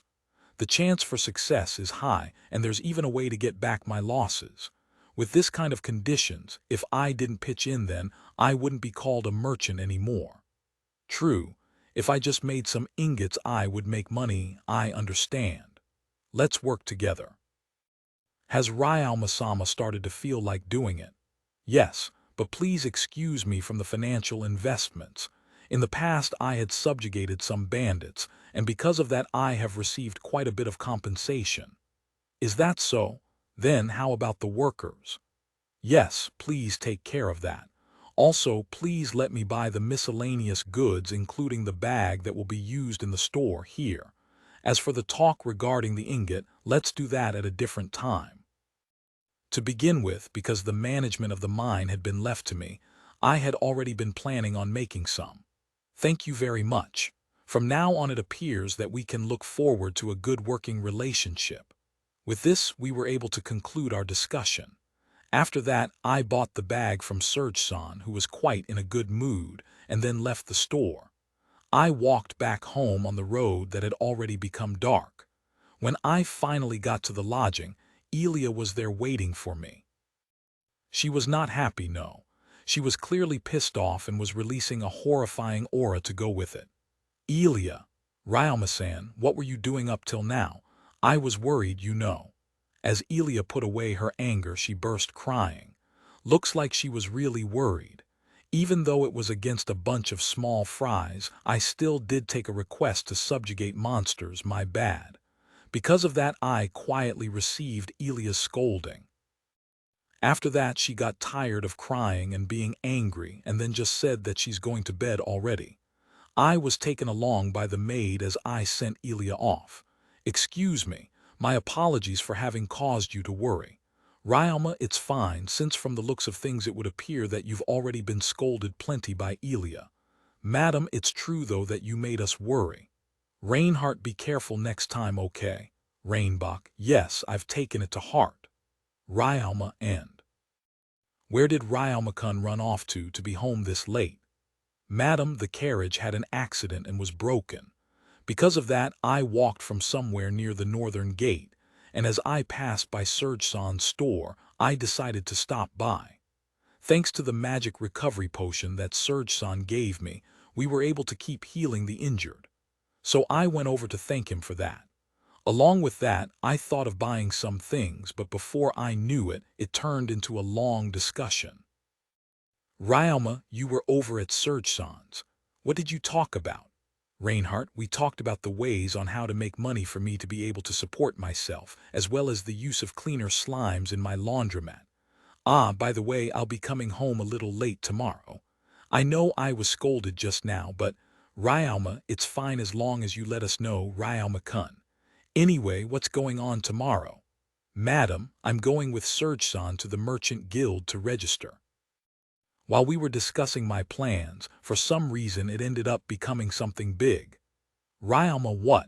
Weren't you just planning on making enough for your living expenses by doing chores? Reinhardt, that's also what I'd thought of at the start. But as I was talking with Serge-san before I knew it, we ended up talking about setting up a store. A store? Your discussion actually progressed to that point. Rainbach, Serge-san's reason was apparently because he can see a prosperous future. And so it seems that the personnel who will be taking care of the store will be coming from Serge-san's store. Ryalma, Serge-san actually said that much, huh? So when is the opening? He actually went to ask about the opening naturally. And here I thought he was going to be surprised. There's still a lot of things regarding the store that we haven't discussed, so it's still undecided.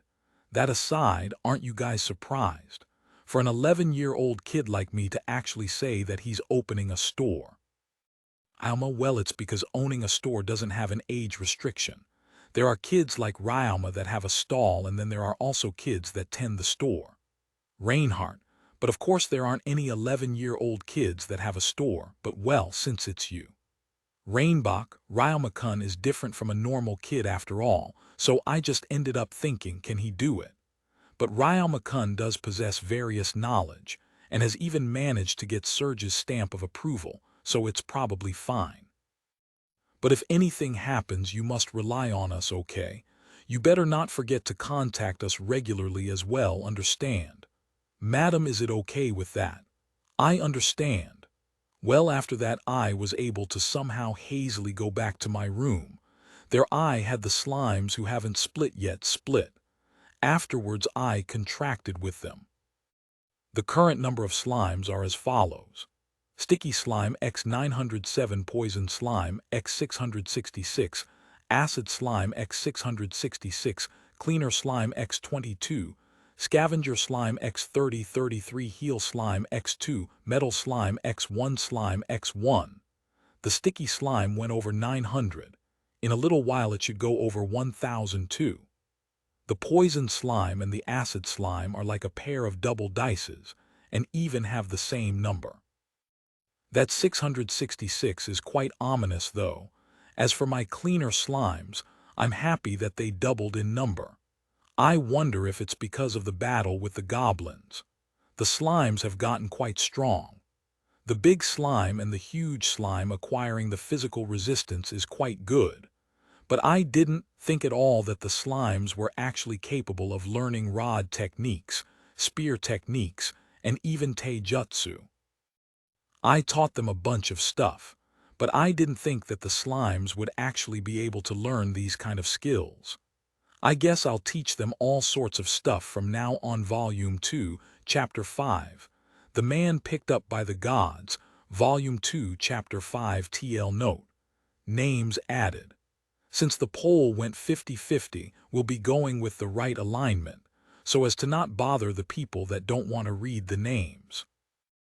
Don't know if this is a coincidence, but Greisla from Japanese letter, Japanese letter, Japanese letter, Japanese letter, Japanese letter, Japanese letter, http://www, Urban Dictionary, com/define, php, term equals Greisla. Also, the deposit reward thing is like a tip to the person who helped you get housing or something, I think.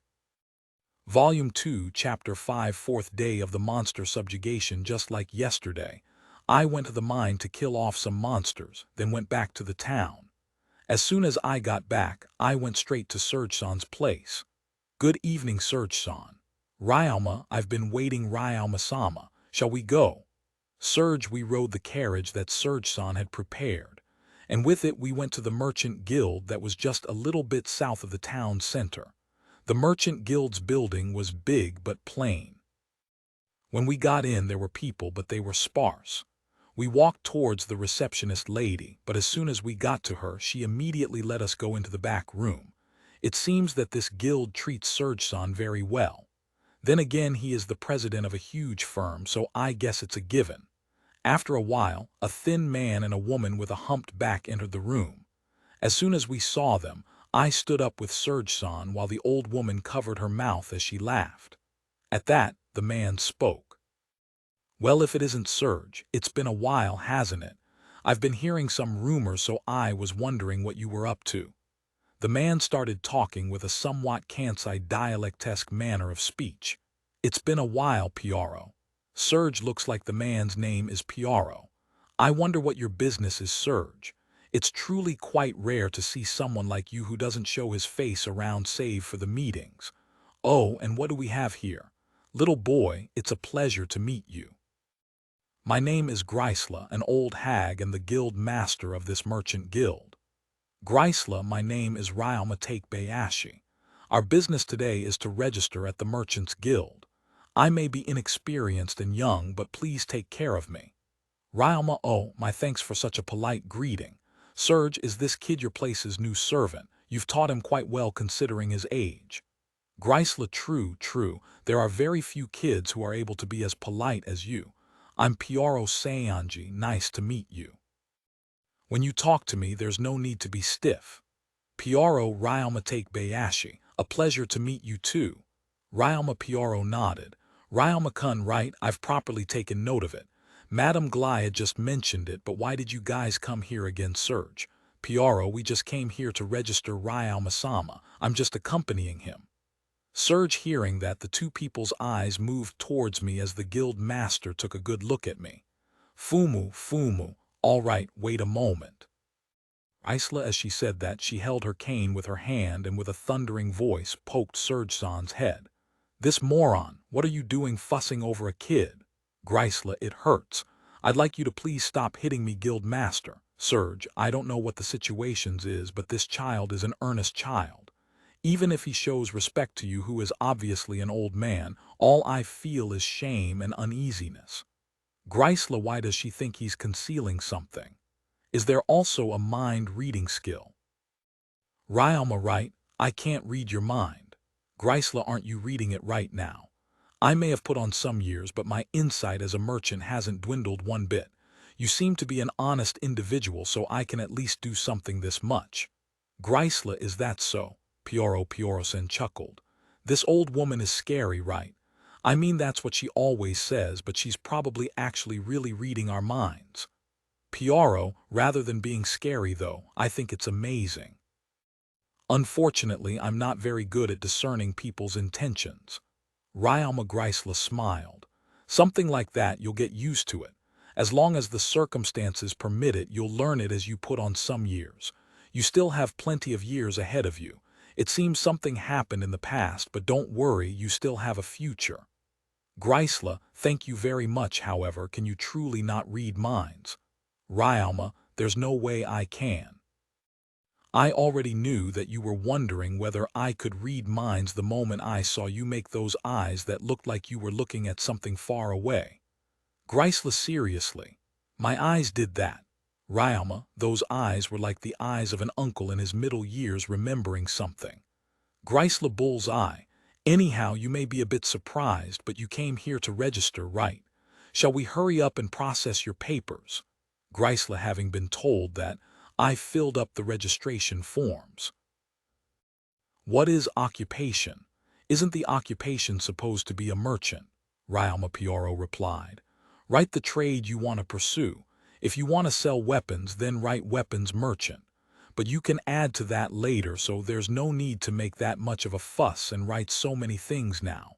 Also, there's a list of the basic occupations written at the back, so just take a look at that, then write that into the blank. Pioro, I understand.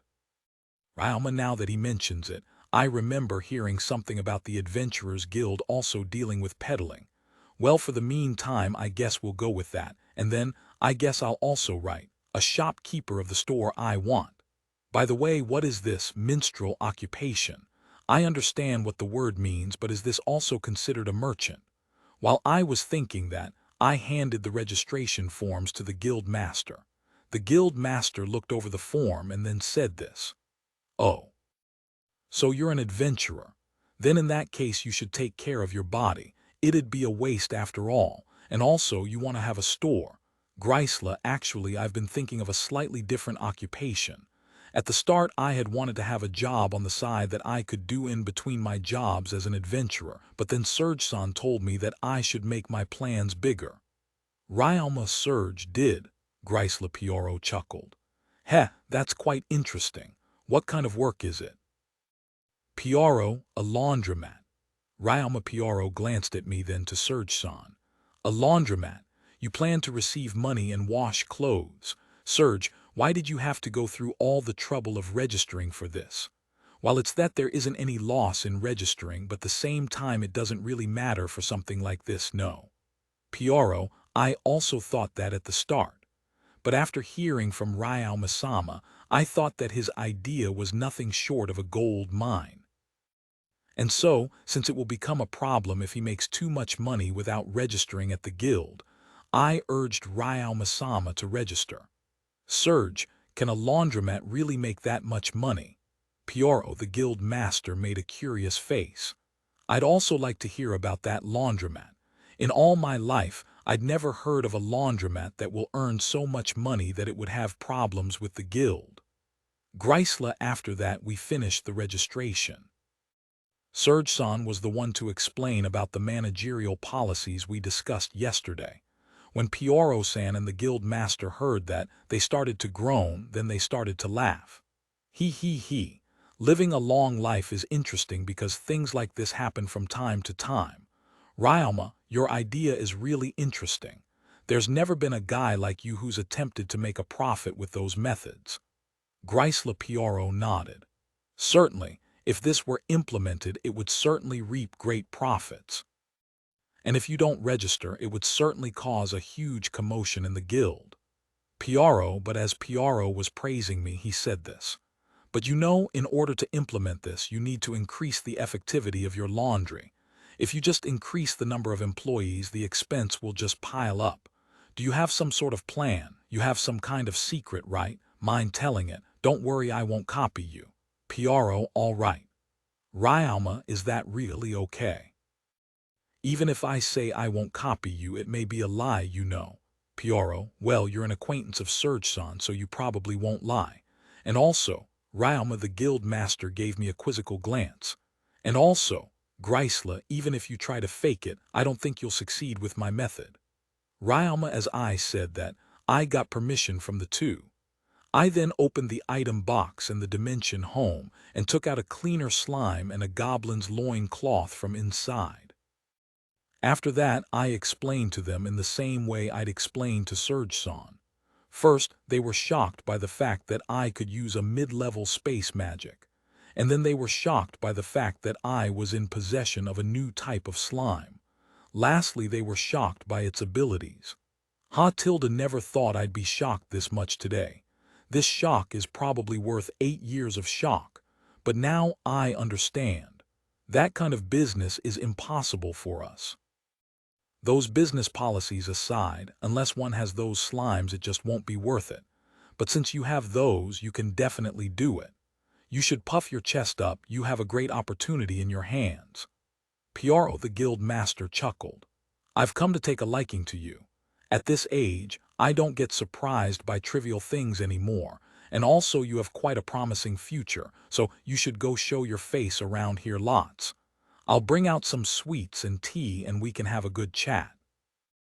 Grisla, thank you very much. I'll do my best. Ryalma, then let's decide on the temporary store next. Guild master, please. Surge, good grief, you shouldn't be use old hags roughly, Surge. Piaro, see that shelf to your left. Take the second bundle of papers in the upper section of that shelf from the left. Grisla, if you're going to complain about being used roughly, shouldn't you move? Piaro, just hurry up and get it. Grisla, yes, I'm on. Wait, what is this? Isn't this the collection of the documents of the problematic stores? Since Ryalma's store is quite promising, shouldn't we take out something else? If anything, I can even invest some of my own money. Piaro, moron. Weren't you listening to Surge? The kid's unusually serious. If you bring out your own money, he'll obviously turn you down. Grisla, looks like she's managed to figure me out in this short time that we've met. It's true that I've always been called too serious or stupidly honest. But that's not all. She has actually also managed to understand that I don't want to borrow other people's money to make my store. A merchant's insight is scary in this way. Even though it's not brute force, it's still quite scary. Well then, this document is a collection of the buildings with some sort of issue. But it's thanks to this that the prices are cheap. Also, for you, you'll be fine as long as it has a reception and a stock room, right? Grisla, yes, since I'll be leaving everything up to the slimes, there won't even be a need for a watering hole. Ryalma, normally if someone said something like, I'm going to make a laundromat but I don't need a watering hole, you'd go, what are you saying? Anyway, how much money did you bring with you again, boy? Grisla, I have 700 small gold coins with me. Ryalma, oh, you unexpectedly brought quite a bit, huh? Grisla, there were some bandits near the place I lived in before. I beat them with poison and because of that I got quite a bit of cash. Ryalma, with that much, guild master, couldn't he take an empty plot of land near my store? Surge, right, if I'm correct there should be one. Grisla, as she said that, the guild master started looking through the documents. There is. A place facing the residential area. It has a huge bar and lodging, and then it also has a storehouse for storing furniture, but because of a fire, more than half has been burnt. Right now, there's plenty of grass growing all over and the building can't be used anymore. Before building, you need to demolish the current building and then prepare the soil. So it's going to take quite a bit of time. What's more is that the land is wide, so demolishing and preparing the land will both take quite a bit of time and money. Another reason it's expensive is because it's in a good location. In the end, no one's bought it and it's been left there like that for some years now. But aside from preparing the building and the soil, there's no other problem. Grisla Ryalmasama. I've heard that Ryalmasama is an accomplished earth magician. This land is wide, and Ryalmasama can change the land as he wishes. Surge true, it'd be nice to be able to make it to my liking. The guild master hearing that said, since you can use earth magic, given the time, you should be able to do something right. Grisla, that's right. Ryalma earth magics create block, and the sticky slime's hardening liquid. Yeah, I can definitely do something. From what I can see from the map, this is close to the residential area, making it a good location for a laundromat.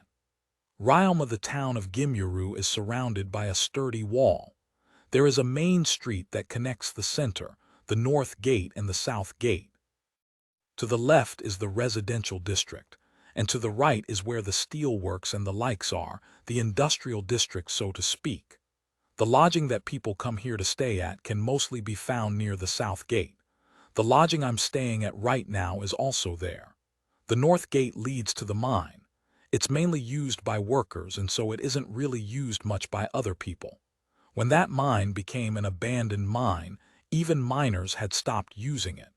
In the east gate, there's another road leading to a mine.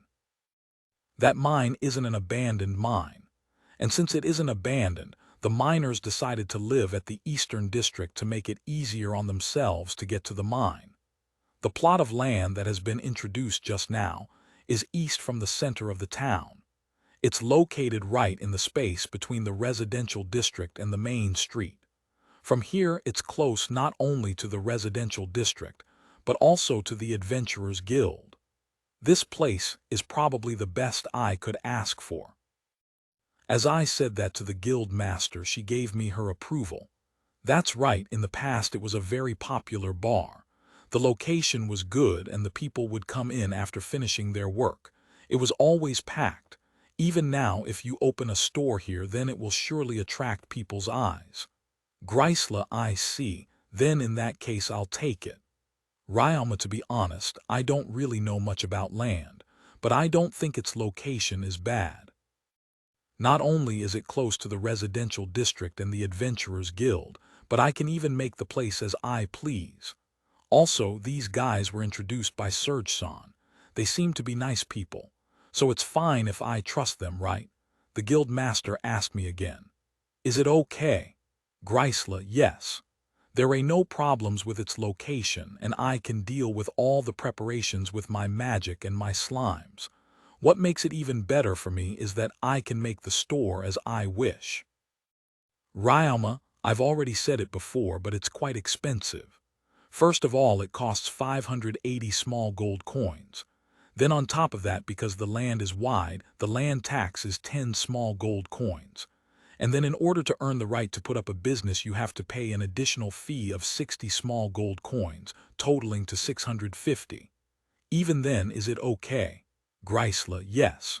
There are no problems. After all, I still have some allowance for my living expenses. Ryalma, true, with 50 small gold coins left over, you'll still be able to live like a noble for a year.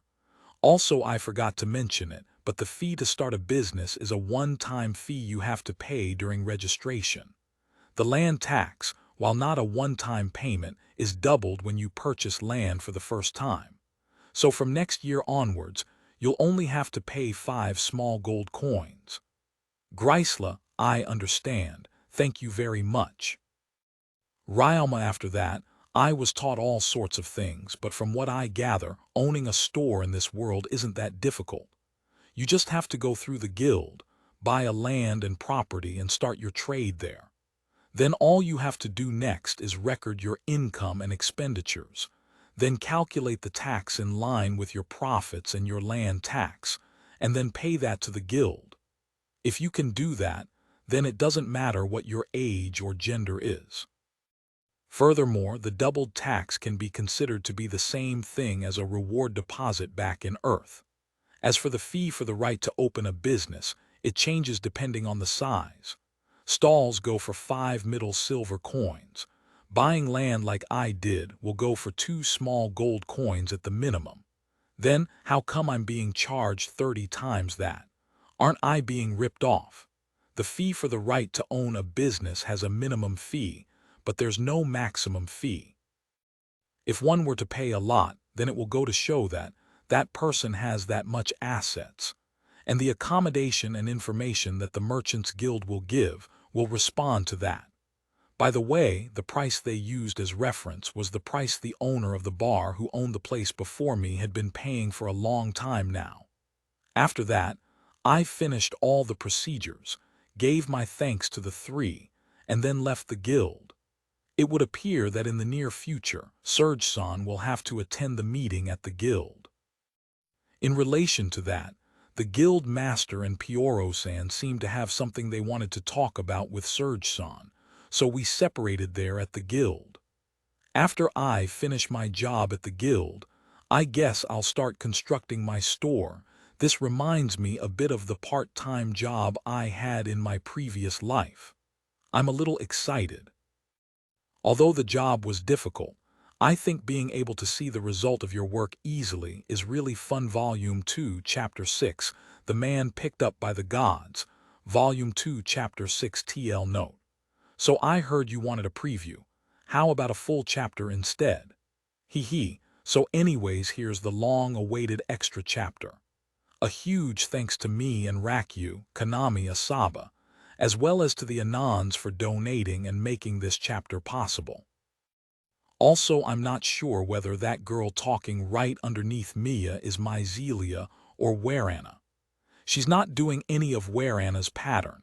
Japanese letter, Japanese letter, Japanese letter, Japanese letter, Japanese letter, Japanese letter, Japanese letter. Those kind of stuff. So I just wrote it there as Myzelia since that's the only other female in their group that speaks colloquial. Volume 2, Chapter 6, Day 5 of the Monster Subjugation, Day 1 of the construction. As I was having my lunch break, Warana-san and the others came over. Behind them were Asaga-san, Jeff-san, and Rapin-san. Everyone seemed to be covered in blood.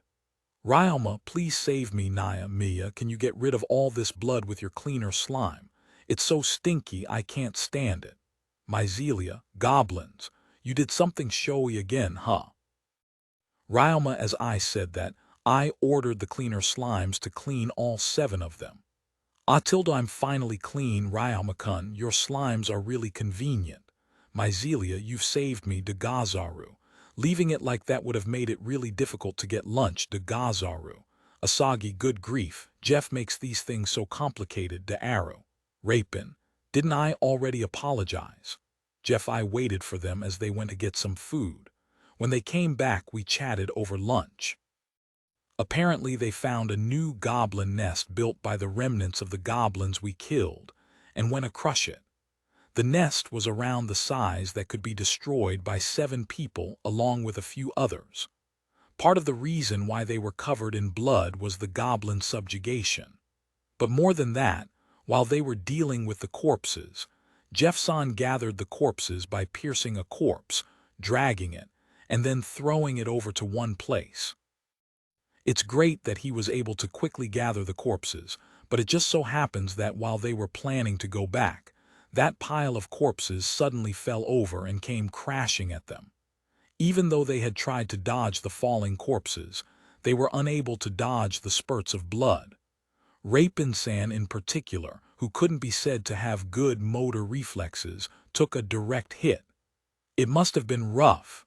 Ryoma, seriously. If it wasn't for Ryoma, we would have eaten our lunch while we stank and continued our job like that. Jeff, to be able to clean a goblin's filth this easily, that's really amazing. Syria, thank you very much.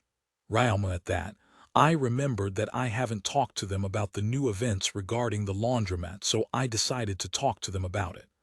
By the way, 3 days ago, I talked to you guys about a laundromat, right? Ryoma, I remember. What about it? Jeff, it's been decided that I'll be doing that from now on. Ryoma, seriously, from what time? Jeff, I haven't made the preparations for the store yet, so it'll still take some time. As for the price, it's just as we've discussed before, it'll be at 1 medium copper coin. Ryalma store. So you're going to have a shop de Aru, Rapin.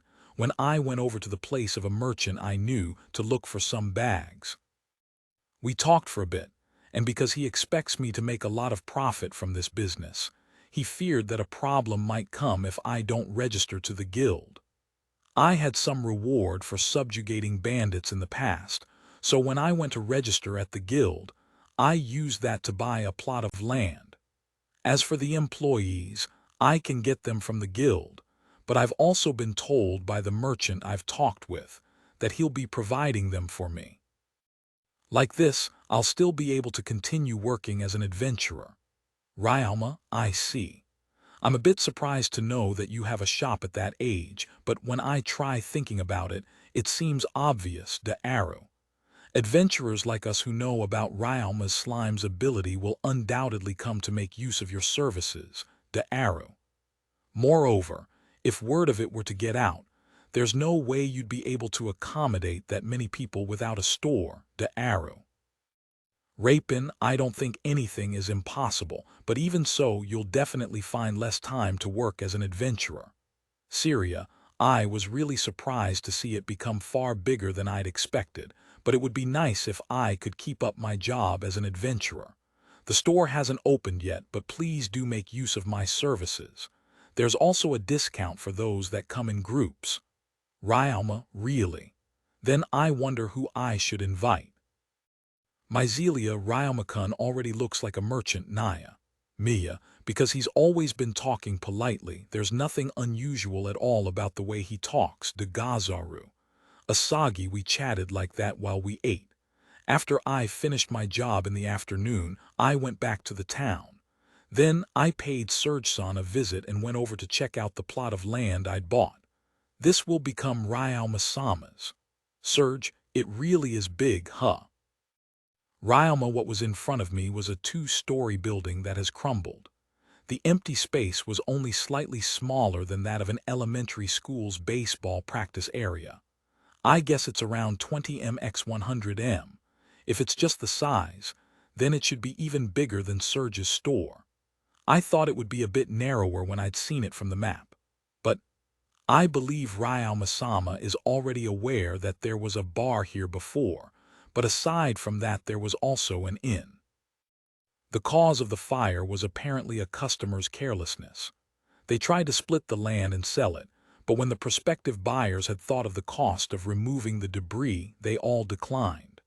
Because of that, it wasn't bought for a long time, and as time passed the state of the land became even worse, making it even less desirable to buy. This vicious cycle continued until Ryalma-sama finally purchased it. Serge, I see. Is it really okay for me to do as I please with this? Ryalma, yes. Please feel free to do as you wish as long as it is within your premises. Are you going to start today? Serge, thank you very much. I think I'll start working on the weeds and the demolition a little bit now. Ryalma, I took out the scavenger slimes from my dimension home and had them eat the weeds. While they were doing that, I entered the building and put up a sound-proof barrier. I then went up to the upper floor and started slowly destroying the roof. After that, I used the magic break rock on the stone walls on the side, turning it into soil as I threw it out. And then I used the wind magic, wind cutter, to cut the pillars and disassemble the building little by little. Because of the effects of the LV3 skill, architecture, I was able to know where I should do what in order to demolish the building. My architecture skills came about from my part-time job where I just did what I was told, but since coming here, even the knowledge regarding designs have been included. Because of that, as long as the building is simple enough, if I put in effort, I can demolish it. The architecture skill is amazing. And as for magic, super useful. After around an hour, I managed to get rid of half of the weeds, as well as finish half of the demolition work. It's gotten quite late already, so I decided to go back home. By the way, Surge-san had been watching me do my work intently right from the start. Seeing the pace at which I worked at, he was greatly shocked. Thanks to my slimes and my huge magic power, I was able to bulldoze my way through. Of course, it'd be fast. Sixth day of the monster subjugation, second day of the construction, the monster subjugation in the mine has finally ended today. A lot of things happen, but with this, the request has been completed, Wogan said, the guild master, to everyone. From here on, this will be under my management. I'll be very busy, but I have to do my best. At the very least, until I start leave on the other side, I need to patrol this place at least once a week. As I was thinking that, the guild master called me. Ryoma, come with me for a bit. Wogan, yes. Ryoma, good job today. The corpses of the monsters are at the usual place. And also, because you've completed this request, you are now officially an E rank. Lastly, from what I've heard from the butler of the Duke, you're going to be managing this mine, right? Wogan, yes, that's correct. Ryoma, if it's you, then I think it'll be fine, but be careful. If you can't do something by yourself, say it. That report is also a part of your job after all. Wogan, got it. Ryoma, still, to actually refuse the Duke's support and become independent, you sure make some crazy decisions, huh? Wogan, I realize that I've been depending on others a bit too much, so I thought I should try focusing my mind. Ryoma, you're a brat, you know. Don't push yourself. Also, I heard that you're apparently starting up a laundromat with your cleaner slimes. Is that for real? Wogan, it's true, but how did you find out about it? Ryoma, it's become quite a famous rumor amongst the adventurers here who took the subjugation request. They know about your cleaner slime, so they seem to be waiting for the store to open. Guild Master, I see. Then in that case I'll have to hurry up with the construction. It's being built with my magic, so please just wait a little bit more. Ryoma, I can also use your services, right? In that case, I want to know what the price will be. Wogan, of course, anyone can use it. The price is 1 medium copper coin per bag. And then there are 2 options targeted at groups of people. Those options provide a discount. Ryoma, oh, then putting it bluntly, if I were to gather my staff, how much of a benefit will those options be? Wogan, comparing the payment one would pay in a week for the individual course to the biggest course, the price one would pay person will go down by around 20%. Ryoma, it's that cheap? Wogan, yes. Since to begin with I thought of this as a way to make some extra coins, at least enough to live on during my spare time as an adventurer. Because of that, I'm selling my services at a low price. Also, the discount isn't limited to first-timers. As long as one takes the course, then one will get the discount as many times as they use it. Ryoma, then in that case, I guess I'll have to call a bunch of people over, huh? Wogan, thank you for your consideration. Ryoma, after we finished talking, I went back to the town and continued disassembling the building. Because I was able to get more time today compared to yesterday, I was able to completely finish the building's disassembly and the weeds removal. After that, I looked over the direction of the street and noticed that several kids were surrounding me from a distance. I ended up going nuts over my work again, so I didn't realize them at all. Trying not to scare them, I walked towards them and then spoke up. You need something? Ryoma, within that group of kids, a remarkably young boy, replied. You're not from around here, right? Who are you? Boy, because of those belligerent words, the young girl beside the boy scolded him, and the boy, who seemed to be the oldest among them, apologized. Rick, that's rude. Girl, sorry all of the sudden. Rick is a bit of a rascal, you see. Also, sorry for getting in the way of your work. Oldest looking boy, not at all.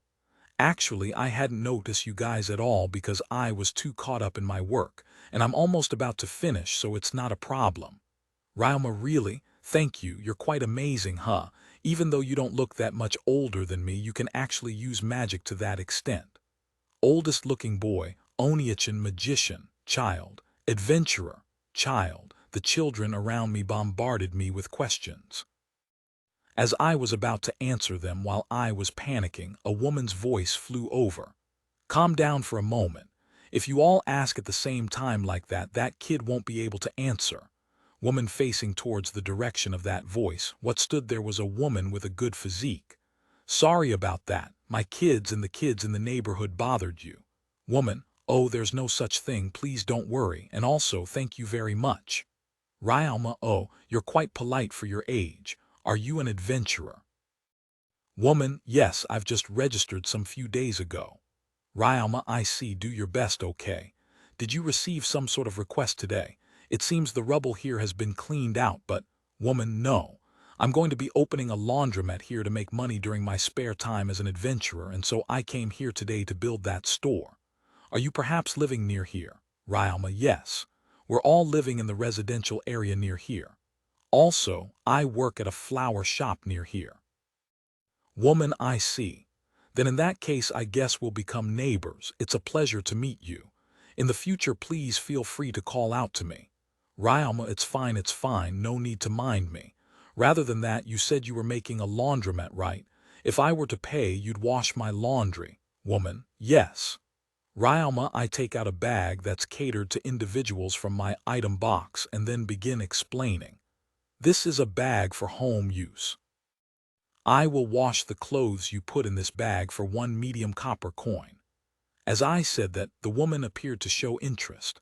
This 1 bag for 1 piece of medium copper coin, that's quite cheap.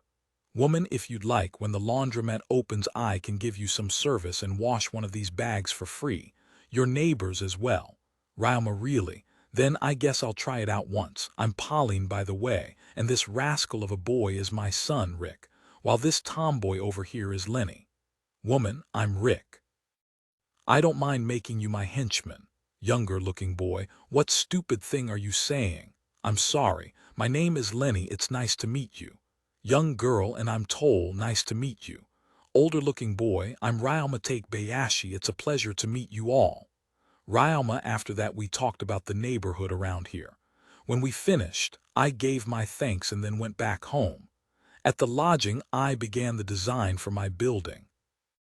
As I thought about it, I figured that making the entire land a store would be too big. So I decided to make half a store, a quarter of the land as lodging for the employees, and the remaining quarter as a backyard. Well, even though I say it's a backyard, I'm not really going to do anything with it. At most, I'll just make some walls and get rid of the weeds. Thank you for listening to the story on KevinAudio.com Volume 2, Chapter 7, The Man Picked Up by the Gods, Volume 2, Chapter 7 TL Note. Don't remember what I called it before, but the version of Identify he uses will be called Identify Monster from now on. Oh, and I mistranslated something in the last chapter. Pauline wasn't going to stop by a flower shop. She is actually the florist. I'll update the previous chapter shortly after I post this chapter. Volume 2, Chapter 7, Day 3 of the construction. From what I'd thought up last night with my architecture skill, my store will be 2 stories high with a basement underneath. Since according to my architecture skill, that's the limit. Using my earth magic, create block, I dug a basement and made some rocks for construction at the same time. Afterwards, I let the some slimes carry the rocks. And then with my earth magic, create block, and an application of the architecture skills knowledge, pavement, I changed the surface of the earth into a strong foundation. It feels like I just pushed the earth together, creating an entirely flat surface of land without any cracked or hollowed parts. Anyway, with this, I've finished preparing the foundation.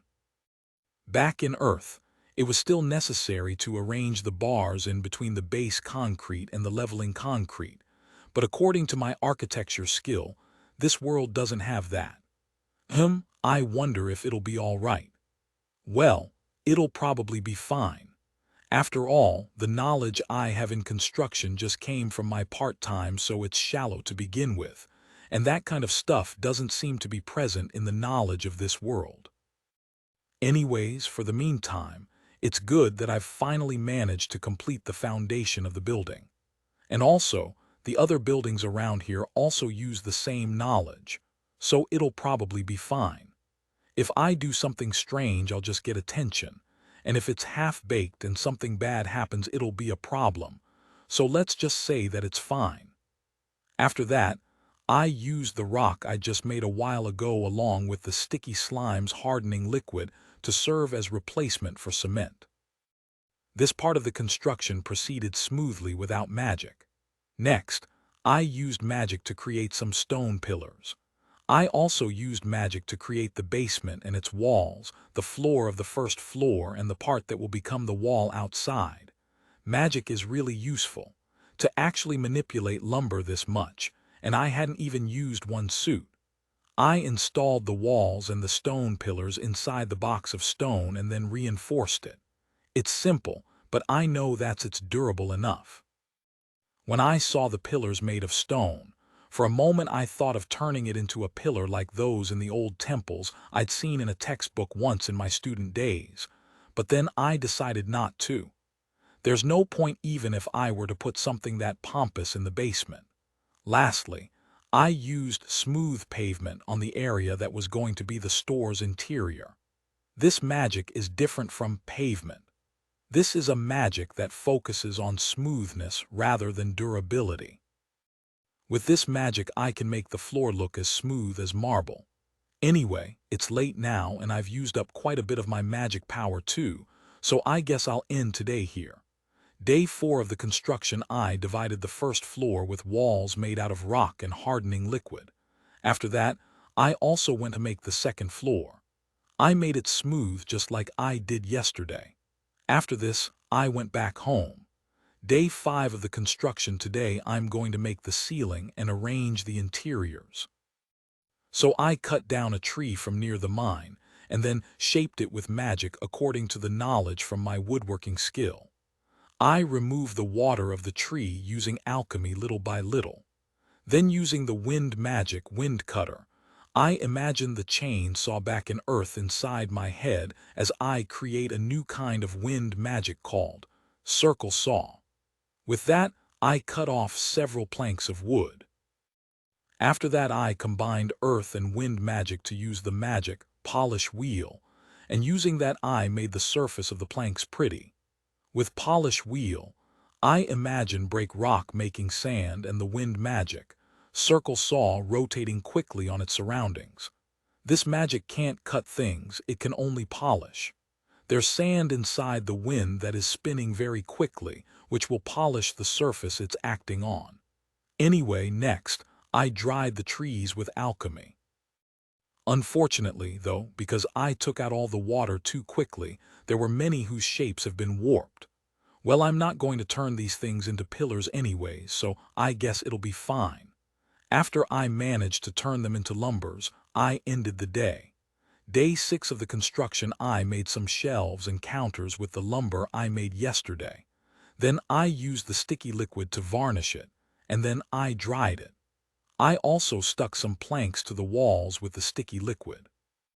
While a building made out of stone is fine, for a store, the kind of feeling a building like that exudes is just too heavy. Along with sticking some planks to the walls, I also used earth magic to modify the affixed planks. Like this, I was able to make the interior feel like it's made out of wood. It was around this time that I suddenly noticed the cleaner slimes acting strange. It's eating the trash and the wood cuts from the construction. Although they eat filth, they've never eaten trash by themselves. Scavenger slimes have, but isn't it eating right now? Wait, it's eating it, then throwing it over to one place. Wait a moment, it's cleaning. As I quickly used Identify Monster on the cleaner slimes, I noticed that it had a new skill called Cleaning Duty. There was actually this kind of skill, or rather, slimes were able to learn skills. To think that would find out just now. Oh wait, there were slimes that learned how to use staff techniques, right? Whatever. I don't really have any problems with it. After that, whenever I ran out of planks, I cut them, and then left the size and shape up to the acid slimes. Because of this, the pace sped up again. Looking at the lumbers the acid slimes had made, I felt like they did a good job. Day 7 of the construction, I arranged the part of the interior that can be seen by the customers. Then after that was the exterior. The exterior is exactly the same color as the color of a hardened block of soil. Although there's nothing particularly wrong with it when it comes to business, I kind of want to change it. A laundromat. In other words, a store that does laundry. When I imagine that kind of store, what comes to my mind is a white store. I want to paint the outer walls white. I can't do anything about this with earth magic, so I went over to Serge-san's place to ask. You want the walls painted white, Serge? Is it not possible? Ryoma, it's possible, only it's not a color that gets used a lot by stores. White stones are expensive, and it's easy to get dirty, so it's mostly used in the nobles' mansions. Serge, that's true, but thinking about the current color of the walls, I think white looks cleaner compared to the color of the soil. Ryoma, I agree with you on that point. However, because there aren't really plenty of demand for it, there's not much in stock. Serge, I see. Ryoma, I wonder if white is impossible. Wait a moment. Isn't this town a mining town with a mine? Serge-san, does this mining town also have a place that deals with iron? Ryoma, there is, however, what are you planning to do with it? Serge, if there is, then they must use quicklime in their manufacturing process, right? Ryoma, as expected of Ryoma-sama, you're well informed. They are using the quicklime to remove the impurities from the iron. Serge, would it be possible to acquire some of that quicklime? If possible, cheaply. Ryoma, yes, it's possible. Since it isn't expensive to begin with and my store actually deals with quicklime. Serge, I see, that's good to hear. If I were to harden quicklime with my earth magic, I might be able to make white stone cheaply. Ryoma, there won't be any problems with the color if it's quicklime. It's also used in Japan as ingredient for mortar, so there shouldn't be any problems with using it. While it's unfortunate that I don't have any knowledge regarding how to make mortar, it's good enough that I can turn it into a block with my earth magic. After that, if I were to varnish it with the sticky sticky liquid, it should become quite easy to clean. It seems Serge-san didn't think of this. After that, I received the quicklime from Serge-san. As I tried out my idea, it turned out that just as I had predicted, it was possible to turn the quicklime into a building stone with create block. Serge-san showed a little interest when he realized he could get white stones at a low price and bought what he could as he quickly took his leave. He's a nice guy, but right now I want to focus on building my store. Today, I ended up buying a huge bulk of quicklime from Serge-san. When I got back to the store, I was just about to stick the white stones on the wall when I suddenly thought of something. I took out one normal building block and lightly spread on it the sticky sticky liquid. And then on top of that, I used the magic smooth pavement on the quicklime. As I did so, as if it was wrapping itself around it, the normal building block became a smooth white building block. Quicklime coating success. Right after that, I quickly mobilized my sticky slimes and had them creep the walls to cover it in sticky liquid. And with my smooth pavement, I was able to coat the outer walls white. I was able to finish it way easier this way than by making blocks, but because of that, I ended up not using most of the quicklime. Because I had a surplus of quicklime, I decided to stop coating the outer walls with the sticky liquid. Since it would be hard on the slimes if I were to do the whole thing one more time, and since it also won't take that much effort, then I guess it'll be fine to just recoat the wall when it gets too dirty. Like this, I put away the large excessive quicklime inside my dimension home. The pace was ridiculously fast and the store's been mostly made now. Only, now that the store has been made, it's kind of lonely to just leave the surrounding land bare. I want to plant some plants on the lawn, but oh yeah, why don't I go ask my neighbor with a flower shop? I might be able to buy something. If I do buy, I should take care of it with my wood magic. As soon as I got to the store, a voice called out to me. Welcome, Ryoma. Lenny, good morning. Lenny-san. Ryoma, I almost forgot her name. You don't need to attach a san, besides I'm also younger, so just call me Lenny. Well, what are you here for? Lenny, then Lenny, I want to buy some seeds to plant in my lawn. Ryoma, all right, we have several kinds. Just wait a moment. Moo 'em. Lenny, as Lenny went inside the store, she called out in a loud voice. Pauline-san was talking by the counter with two other women when she heard that loud voice. What's all the ruckus for? It's immodest, you know, Pauline. It's because Mom's too caught up chatting, but forget that we have a customer. Lenny, oh, well, if it isn't Ryoma.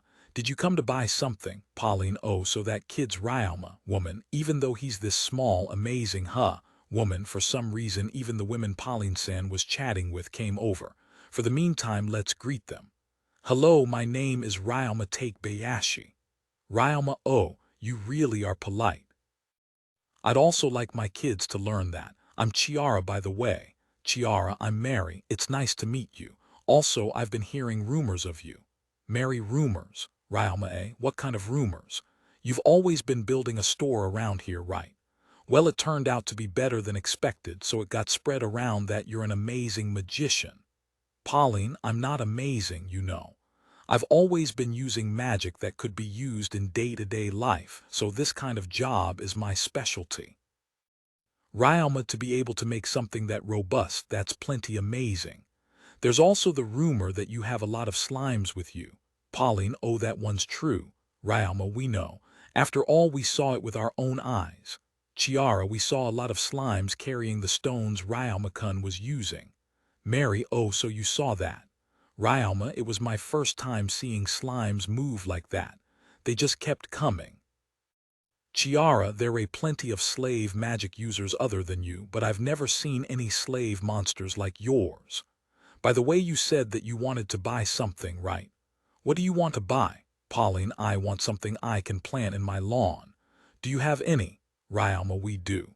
The price will depend on what kind you buy. If it's for your lawn, a bag will cost you 130 suits. How much do you need? Pauline, I would like to purchase enough to cover the land around the store I just built. Ryoma, as I was trying to think of how much I actually needed, Pauline-san offered to help me. Mind showing me the store? I'll give you advice. Pauline, oh, thank you very much. Ryoma, as I said that, I brought Pauline-san over. Lenny, Chiara-san, and Mary-san also came. And then when the four saw my store, they stopped in their tracks and closely stared at it. Is something the matter? Ryoma, I was just a little bit surprised. This morning the store had a different color, right? Pauline, when we came around before it still had the color of the soil. Mary, ah, so that's why.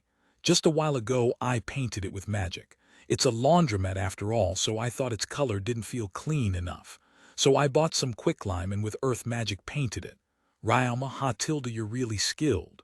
Pauline, certainly this way is prettier. Mary, you're opening a laundromat, right? I wonder if I should also try it out. After all, if I could save time on washing clothes, then I could have more time doing the chores. Chiara, by all means, please do come. Since we've just got to know each other, I'll offer to let you use the laundry free of charge once. Ryoma, as I said that, I took out 2 bags from the item box and distributed it to them. After all, making use of opportunities like this to get customers is a must. After that, I got from Pauline-san the seeds I needed. 15 bags of seeds for the lawn and 2 bags of flower seeds. I'll sow these tomorrow. Speaking of which, I feel like I've heard from someone before that it's possible to advertise on the bulletin board of the guild. I also need to get the scavenger slimes make me some fertilizer. So I guess I'll go to the guild tomorrow. Since that's the case, I'll have to go home quickly and think of an advertisement. Volume 2, Chapter 8, Volume 2, Chapter 8, I went back to the town and decided on the contents of the advertisement. However, there was one thing I couldn't quite make up my mind on, the name of the store. For some reason, the only thing I'm able to come up with are simple stuff, Yum. While I was being troubled, Sebasu-san came. Ryoma-sama, have you come back? Sebasu, yes, I'm here. Ryoma, while I was saying that, I opened the door. Ryoma-sama, the Ajao-sama would like to know if you'd like to have tea with them. Sebasu, all right, I'm not really making any progress now anyway, so I guess I'll gratefully accept that offer. Ryoma, as I said that, I went to where Elia and the others were. We've been waiting, Ryoma-san. Elia, come sit. Madam, thank you very much. Ryoma, as the teas were distributed, I took a sip. Then Reinhardt-san asked me, looks like you've been working hard. Aren't you overworking yourself? Reinhardt, a little. Ryoma, I heard you were making a store. How is it? Madam, the store's been mostly completed already. Tomorrow I plan to plant some flower seeds for the lawn and raise it with my wood magic. And then after that all that's left is the store's signboard and the open sign. Ryoma, you've already finished that much. Madam, Ryoma-kun, aren't you pushing yourself too much after all? Reinhardt, not at all. Ryoma, I heard that Ryoma-sama made the building with earth magic, but I wonder how much magic you've been using every day. Sebasu, I stop using magic just a little before the symptoms of magic exhaustion show up. And as for manual labor, I just do what I can. Ryoma, when everyone heard those words, they all sighed. Ryoma-kun, that's exactly what we call working too hard. Reinhardt, Ryoma-sama's magic power is right next to Elia-sama's. For someone who possesses that much magic power to use magic just a little before the symptoms of magic exhaustion show up would mean that Ryoma-sama is in fact pushing himself too hard. That amount of magic power is equivalent to at least 40 people exhausting their magic. For that amount of work to be carried by one person, it's definitely too much. Sebasu, oh yeah, my magic power is abnormally large. You're making a face saying you just realized it now. Rainbach, now I'm worried. Is it really okay for you to work by yourself? Madam, it's fine. Something like this can't be compared at all to the work I did in my previous job. Ryoma, previous job. Did you do some kind of work before? Elia, Ryoma, oops. I accidentally said it, but even if I tell them now that I worked as a programmer, they wouldn't understand, right? I guess I'll tell them about my part-time job. I did quite a few things like carrying stuff or making dolls. Ryoma-san, you don't think working is difficult? Elia, there were also times where I thought it was difficult, but if I don't work, I won't be able to live. And also, it's not like everything is painful. When I said I carried stuff, it was actually the raw materials in a construction site. And though it's tough work, I think it's interesting to see the building slowly being constructed. There's also that feeling of achieving something whenever something was completed. And as for my work involving dolls, all I did was color the parts in the color that I was told to, but even then, whenever we were able to complete one, I felt happy. Ryoma, I see. In the future, I'd also like to do those kind of work. Elia is going to work, even though she's the daughter of a duke. As I was thinking that, Elia said something unthinkable. Oh right, Ryoma-san, since I want to see you making a doll anyway, how about making me one? Elia, that's. Ryoma, not good. I made some for my hobbies and sometimes for profit, but this is really bad for all sort of reasons. While it's true I accepted any requests and made a bunch of dolls, there's no way these people will understand. Besides, there are things that shouldn't be shown to a young girl like Elia. Is something the matter? Elia, all I did was paint dolls, so making the doll itself is a bit. Ryoma, please give up with this. But isn't Ryoma-san really good with earth magic?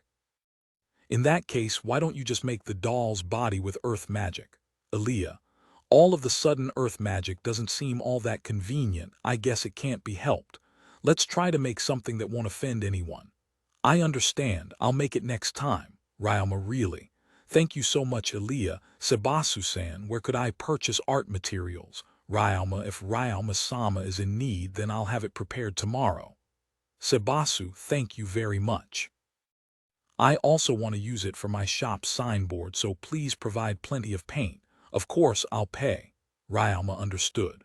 Sebasu, after that we spent the rest of the time together chatting, then I went back to my room.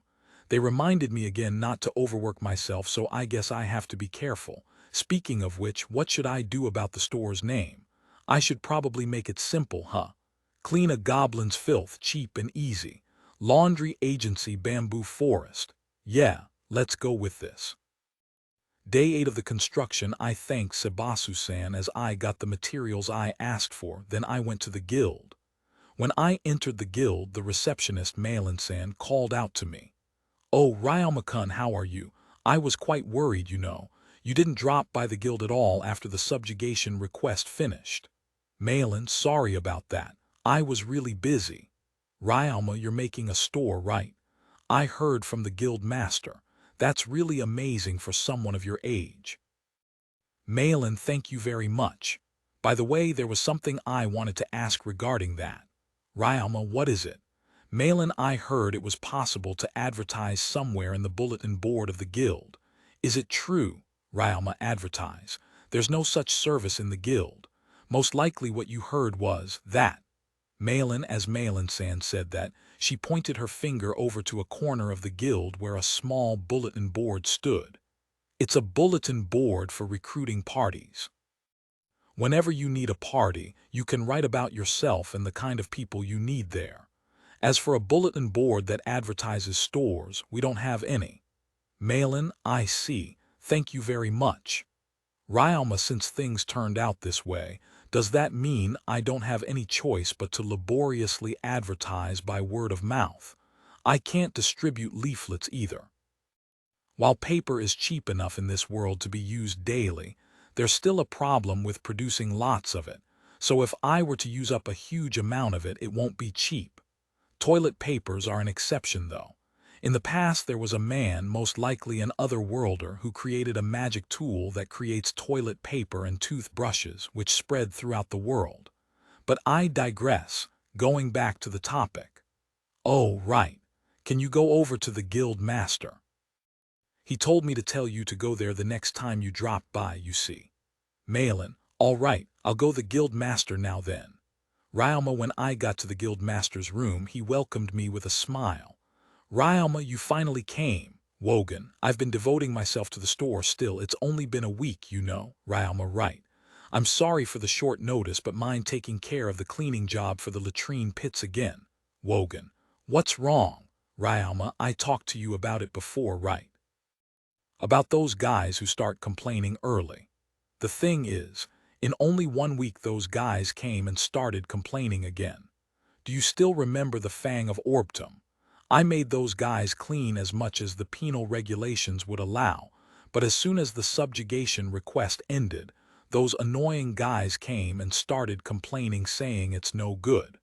A week passed and their grumbling just got worse. Looks like the 5 months before you came here was really tough. Having had enough of that experience, they came here desperately complaining that they want the latrine pits so clean that there's no smell." "Wogan, Yuwa, did I make it too clean?" "Maybe I did, and because of that their living environment leveled up, and now they don't want to go back to the way it was before anymore. Then again, they did suffer for 5 months. Well, it's not like I don't understand. After all, that smell really was horrible. I understand. I'll set off immediately." "Ryama, I'm counting on you." Wogan, I was planning to take the job from the start anyway, so I accepted it and then quickly cleaned up the latrine pits. After I finished cleaning it, I reported to the guild, got my recompense, and headed back to the store. I then ordered the scavenger slimes to use return nutrients, making it spit out the nutrients it got from what it's eaten in the form of fertilizer. I mixed it with the soil around the store, planted the flowers in the lawn, and after watering the soil, I went back to my lodging. I'll raise it tomorrow. Day 9 of the construction, I go to the store in the morning and water the soil with my water magic. Water. Then afterwards I use the wood magic, grow, on the seeds I'd planted yesterday to make them grow faster.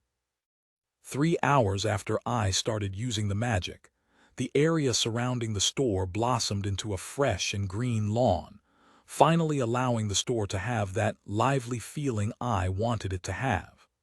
Though this magic is quite useful, it takes quite a bit of concentration to use. Moreover, if the nutrients and moisture of the soil is insufficient, Then the practitioner will have to make up for that with his magic power, increasing the magic cost. Naturally, by using this magic to speed up the growth of the seed, the soil's nutrients will be used up faster.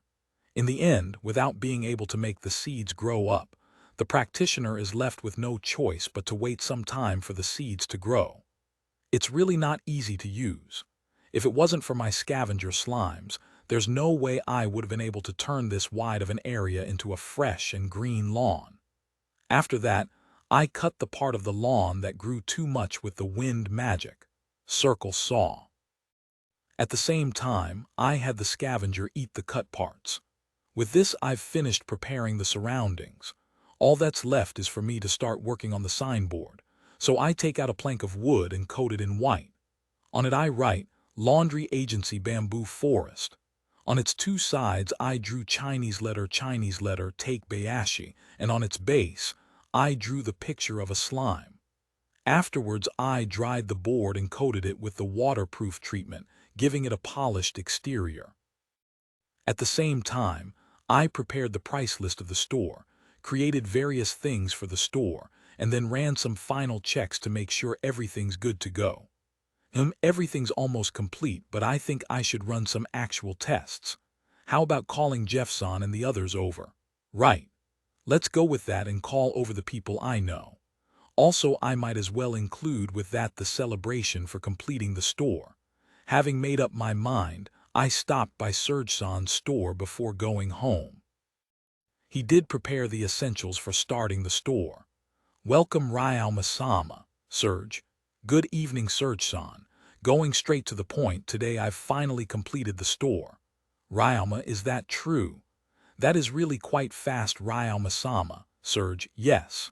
I was told by the people I know at the Adventurers Guild that they were anxiously waiting for it, so in these past week I've been doing my best building the store.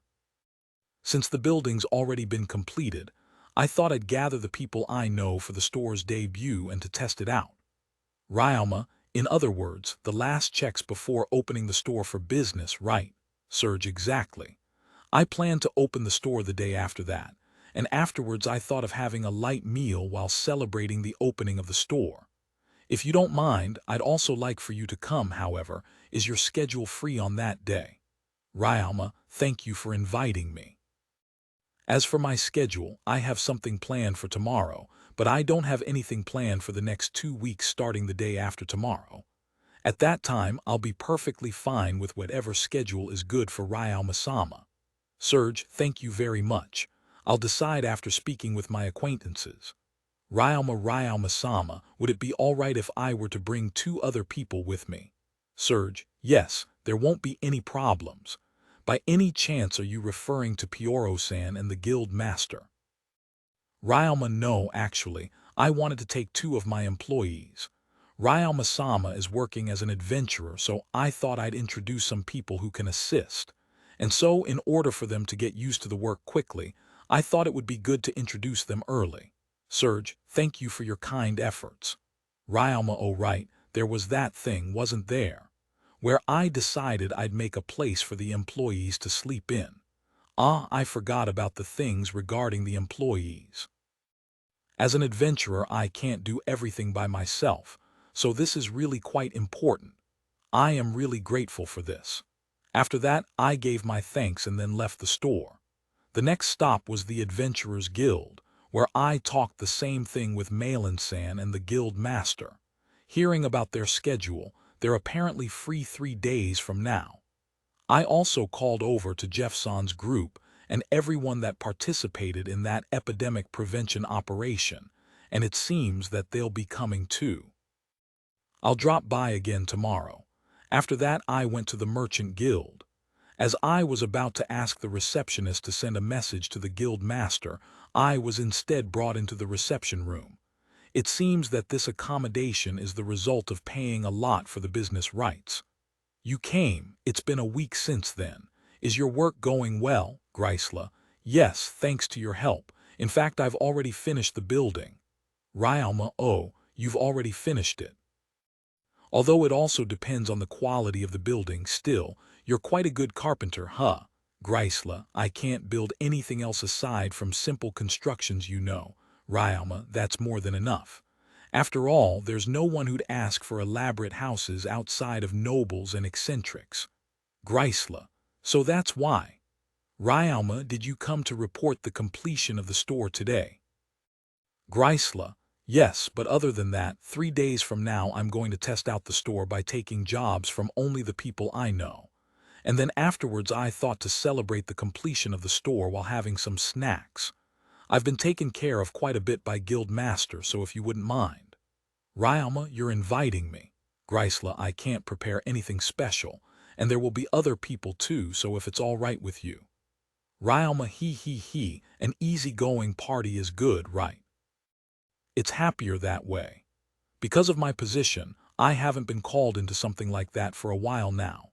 Even if I do get invited into a party that seems carefree, that's only on the outside and it's actually really stiff. But since adventurers are going to be coming, it's going to be a real carefree party, right, Greisla? Yes, besides I'm also bad with formal events. In those cases, even people's kindness are just to keep up appearances. Ryalma, all right, I got it. 3 days, right? Greisla, yes, that's the plan. I still have to confirm it with the others, but once I've confirmed it, I'll leave a message here at the guild. Also, could you tell me how to contact Pioro-san? I'd also like to invite him if he has the time. Ryalma, Pioro, if it's 3 days from now, then he'll be fine. That guy holds a different town, you see. But he's staying here using tomorrow's meeting as a pretext to come here and get a vacation. From tomorrow onwards, he won't have anything to do for a while.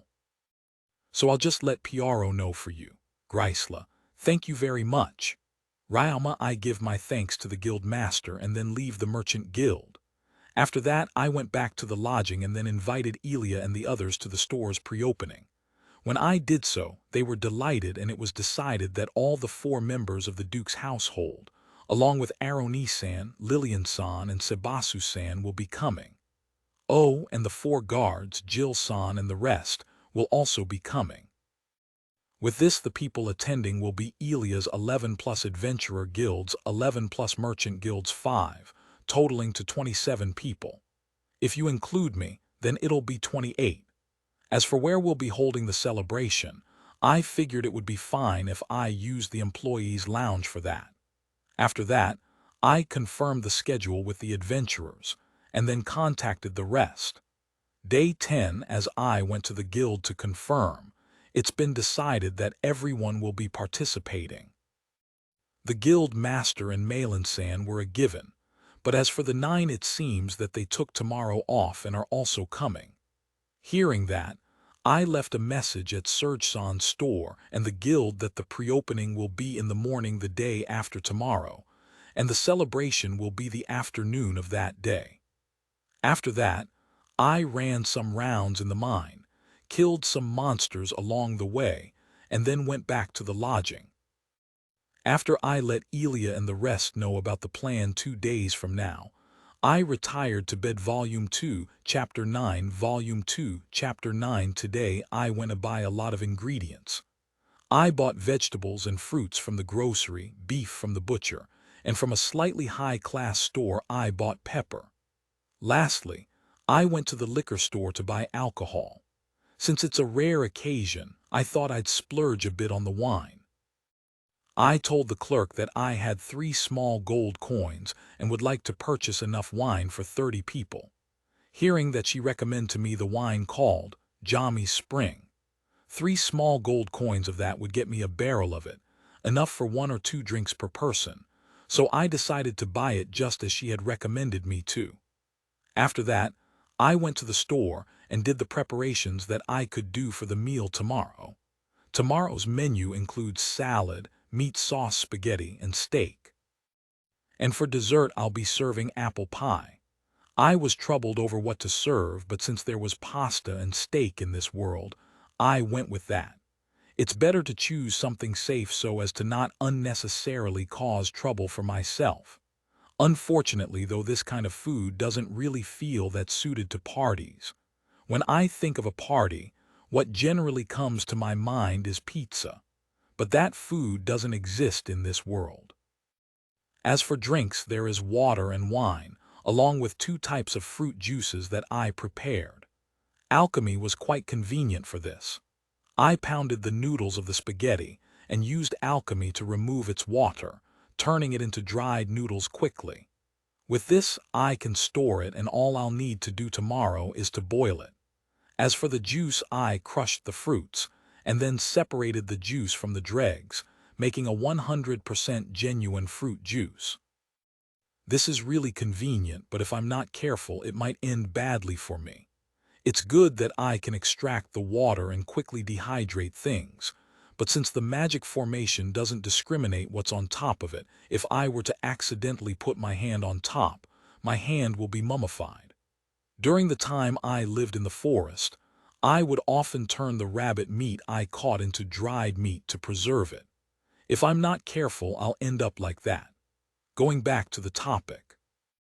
I'm going to make a meat sauce, but I don't have any consommé. So instead of the consommé, I decided to use chicken and vegetable soup. Tomorrow I'll cut the meat I bought from the butcher today, then mix it and the tomato with this. Afterwards, I'll add the soup and splash some water. Next, I made a refrigerator with a box by coating it in the hardening liquid and using anti-cold barrier along with ice magic on it. Then I placed the food I prepared inside that. The anti-cold barrier, when used, will normally keep me from being attacked by the cold weather in my surroundings. However, when applied in a small space, it instead prevents the cold inside from going outside. Also, since I can use Identify to check whether or not the food inside is spoiled or not, I can use this convenient refrigerator with a peace of mind. I was quite surprised before when I used Identify for the first time on this refrigerator. When I used Identify, it actually included a list of the things inside, the freshness of the objects, and even what was decaying. Perhaps it's not far off to say that this refrigerator is even more convenient than the ones back at Earth. When I finished preparing, it was already evening. If I were to go to the guild now, it would be quite late, but then again, it's still too early to go home. Walking aimlessly around the town, I ended up passing by the church. Good timing. I haven't been able to pray recently, so I might as well take this opportunity to pray. Thinking that, I went to the church.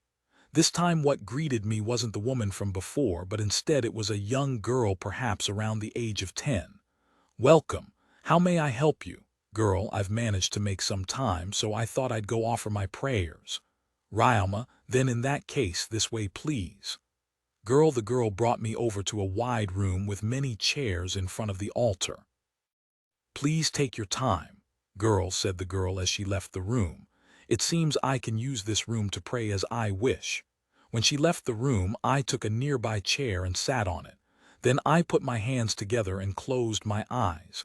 For some reason, it suddenly felt like something was coming loose. The next moment, I opened my eyes. But when I did so, what greeted me was that white room I'd seen twice before. "Oh, you came again, Kyufo."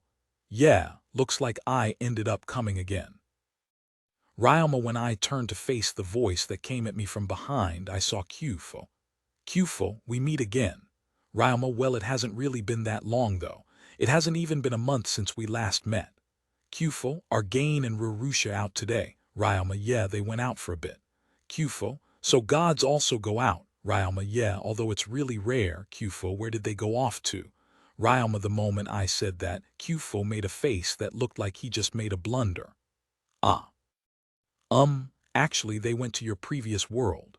Kyufo, to Earth. Why, are they going to call another person? Ryama, oh no, they didn't go for that. This time they're Kyufo. As Kyufo was about to explain, he hesitated. This time what? You know, if it's difficult to say, I won't insist. Ryama, nah, if it's Ryama, then I think it's fine. They went sightseeing. Kyufo, huh? Ryama, sightseeing. Rurusha went around in your world to treat herself to some desserts. And Gain seems to have taken quite a liking to your idol groups in Japan. Kyufo, what's with that reason? Well, no, actually it doesn't really matter, but can you really go to another world with that kind of reason? Ryalma, we gods generally don't interfere with each other's worlds. But in our case, we've been bringing people over from Earth for a long time now. And besides, this world doesn't really have a lot of options for entertainment. Even the sweets Rurusha wants to eat are few here. Also, in terms of taste, you can't even compare the sweets in this world to yours, right, Kufo? Well, that's true, but, Ryalma, I also went around Earth before too, you know. As the god of life, I'm very much interested in organisms that are able to survive in harsh environments. So with that in mind, I went to see the secluded regions of Earth, like the Amazon, the Sahara Desert, the Atlantis, or even the deep sea. Kufo. Wait a moment, isn't one of those kind of out of place?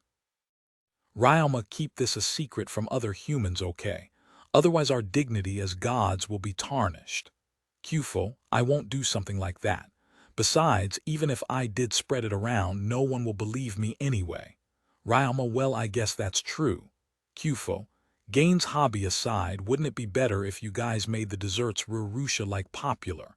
There's plenty of other worlders in this world, right? Ryalma, well, that's true, only it's difficult to spread the recipe. It's hard to get a hold of sugar and spices. Not to mention it's also expensive. Also, you're aware that any food with plenty of spices is considered a luxury, right, Kufo? Well, yeah, Ryalma, the only exception to that is the royal family or the nobles who have several luxurious goods. To the masses, though, those kind of ingredients are impossible.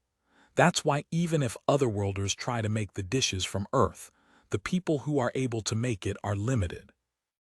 And in the end, they won't be able to pass it on. Even if they do, though, it will gradually be forgotten.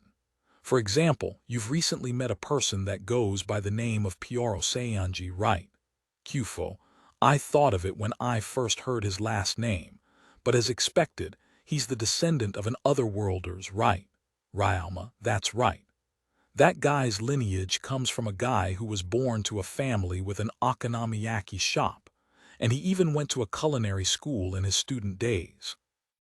When that guy came to this world, he tried to make okonomiyaki, but unfortunately he couldn't make the sauce and couldn't get the seafood to make the dish. So he decided to go all over the world to gather the ingredients. Only, in order to travel and buy those ingredients, he needed money.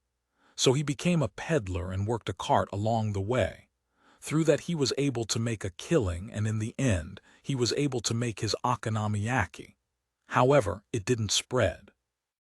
After that, he used the connections and knowledge of food he gained in order to make his okonomiyaki, and started a firm that grew to play a leading role in handling food ingredients. That's where the current Seonji firm came from. Though in the end he was able to make his okonomiyaki, you could also say that the ingredients were so hard to get during the era he was born in that unless someone did what he did, it wouldn't have been possible to make it. Nowadays there's the Seonji firm and other similar companies who imitated them, so it has become slightly easier to get the ingredients. Only slightly though, Kufo, something like that actually happened. That kind of thing isn't limited only to food, like craft or technology for example. Well, to begin with, the otherworlders aren't all as passionate as he is. And even when they are, there's still the question of knowledge and luck. Many have failed because they lacked one or the other. There were also things that was lost because of war or because of other adventurers. Kufo, when you put it that way, I think I can understand. But what do you mean when you say that some of the other adventurers a better technique or something?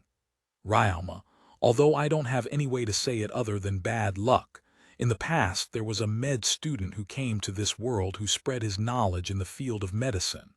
But right now, there aren't any traces of such knowledge, right? Kufo, now that you mention it, yeah. And the guild master didn't seem to have any knowledge regarding epidemics either. Ryalma, actually, in the past there was a girl who came into this world. That girl said that she wanted to become a saint. Kufo, saint? You mean like that thing that seems to be a really high position in the church or something? Ryalma, yes, that. A person who holds a mysterious skill and heals people, something like that. Anyway, when that girl came here, she made a fuss saying that she wanted to live like that. Oh, but she wasn't a bad girl or anything, though she did give off that feeling that said, I want to be spoiled. Her desire to save people was the real thing. That's why Rurusha, I, and Gain gave her our divine protection. She may not be able to resurrect the dead, but with the ability we gave her, she was able to heal anyone no matter how injured they were and no matter what diseases they had. And as for her herself, she was immune to poison, medicine, diseases, and was immune from being physically hurt. She had a power to protect that couldn't be bound by anyone. And because of that, she lived her entire life as a saint, a holy woman. Only, Kufo, only, Ryama did something happen. That girl was able to heal anything, but other people were only capable of normal healing magic, so they weren't able to heal diseases. The people who were infected with a disease that couldn't be healed by this world's medical knowledge died when they weren't able to be healed by her. Seeing that, she thought, wouldn't the number of people who die from such things increase after I die? And so until the very end, she spent her whole life healing people with the power of God while she wished that she would be able to eradicate all sickness from this world. Kufo, eradicate all sickness. Is that possible? Ryama, normally you can't. But she is an otherworlder who had directly received our blessings. Moreover, because of all her achievements, she was able to gather the faith of many people. That faith acted as a boost and amplified her power. And on top of all of that, she herself literally exhausted everything she had for the sake of that wish. So much so that after she used her power, she lost her life. But it didn't end there. She gave up everything for the sake of that wish, and in the process she even erased her own soul. Normally she should have entered the circle of transmigration right after she had died, but after exhausting her power so much, she vanished. Kuf. Somehow, I feel like she's an amazing person. Ryama, when that child first started, a lot of people came to be healed and she was actually quite troubled. But having a sense of duty, and after several things happened, in the end she became a true saint. It was because of her actions that for nearly 400 years almost no one caught any diseases. And it's because of that the knowledge regarding medicine, diseases, and prevention of it had all disappeared. As for healing magic, it was passed on since people still get wounded. Nowadays, though, because the effect of her power has disappeared, there are now people who are becoming sick. Unfortunately, the knowledge that was lost won't be coming back. Kufo, I see. Ryama was a single human actually capable of something like that. She may have had a cheat ability, but still. Speaking of which, as long as you're prepared to have your own soul extinguished, you can do the same thing. Kuf, seriously. Ryama, the combination of God's power and the soul of man is quite powerful.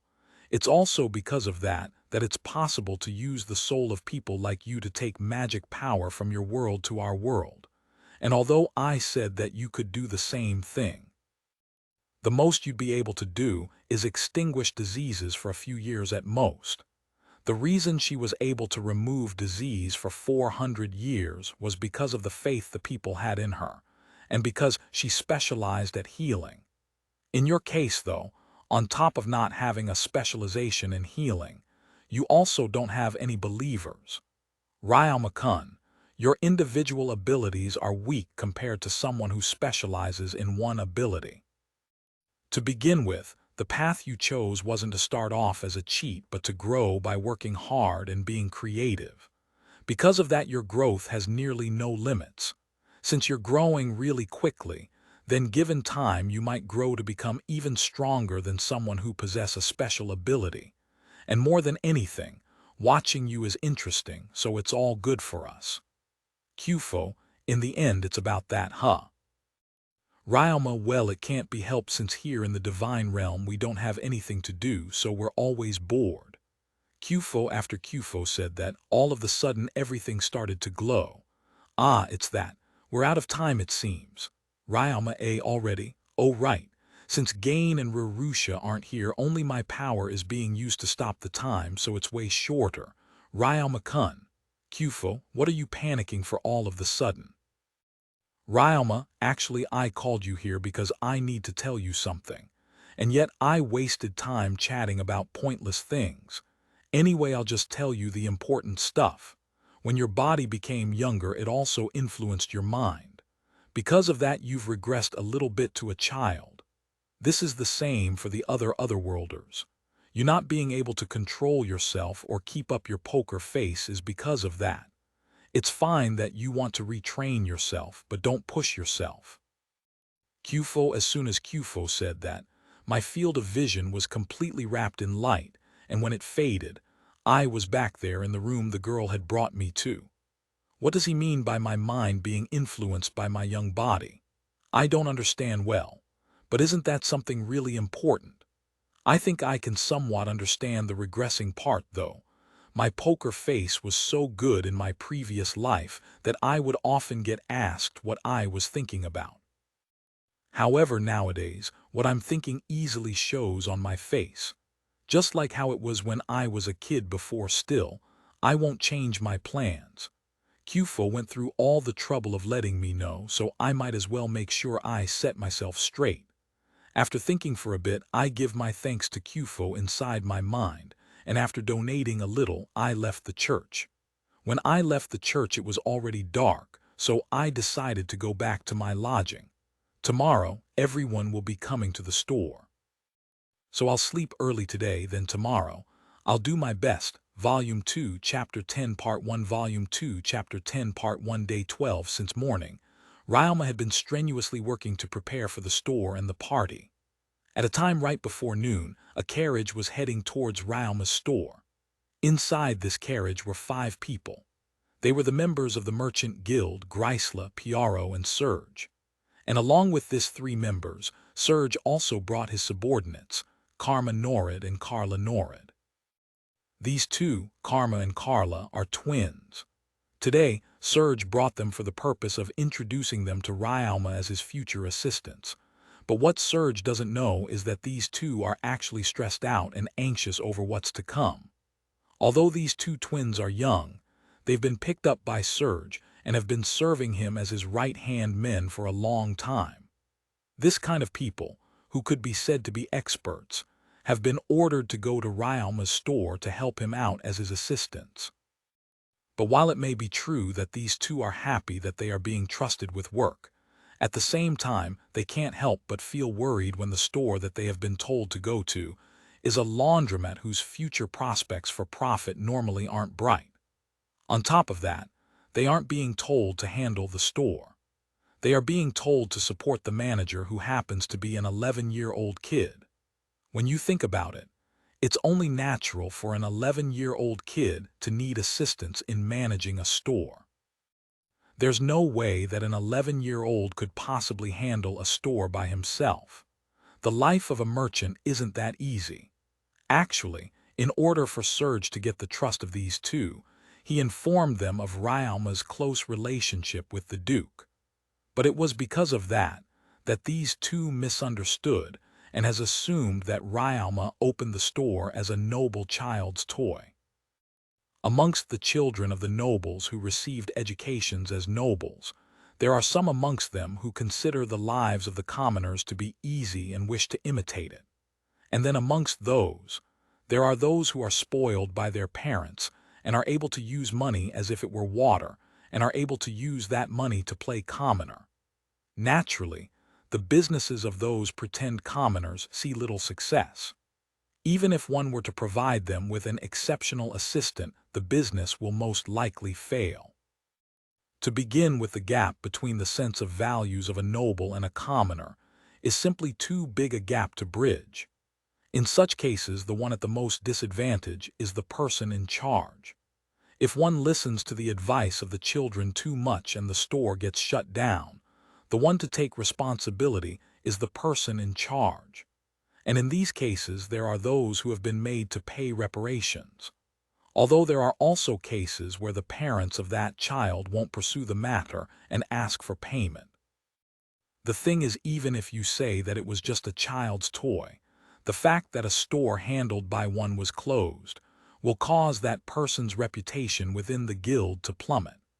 Alternatively, if one were to just ignore the children's opinion and go with whatever the person in charge wants, even if the store were to flourish, there are cases where the parents would come and take the store away because the children's wishes weren't fulfilled. So with all this in mind, this kind of job is very difficult. We should almost be there, right? Piero, yeah, just 2 more corners. Serge, hearing the words of their superior, the 2 children couldn't help but think about how close they are to what might become their graveyards as merchants. Because of that, their hearts sank and their countenance visibly darkened.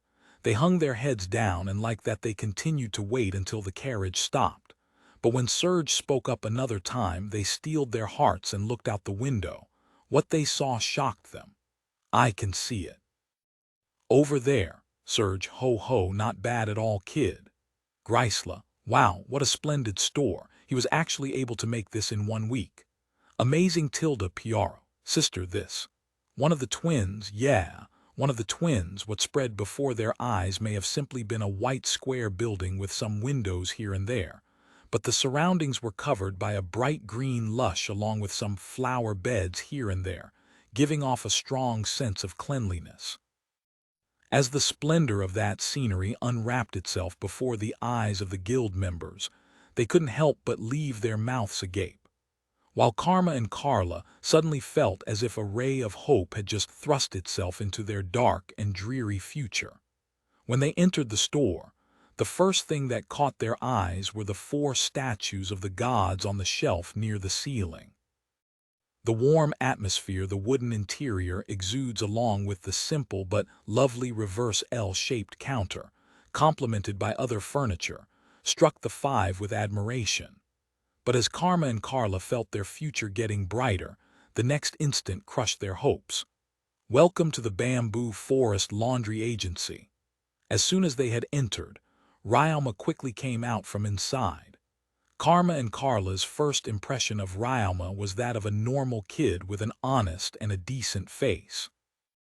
Unfortunately, though this might be poorly put, Ryalma also looked like he had no ambition, and his docile impression wasn't the kind that suited merchants.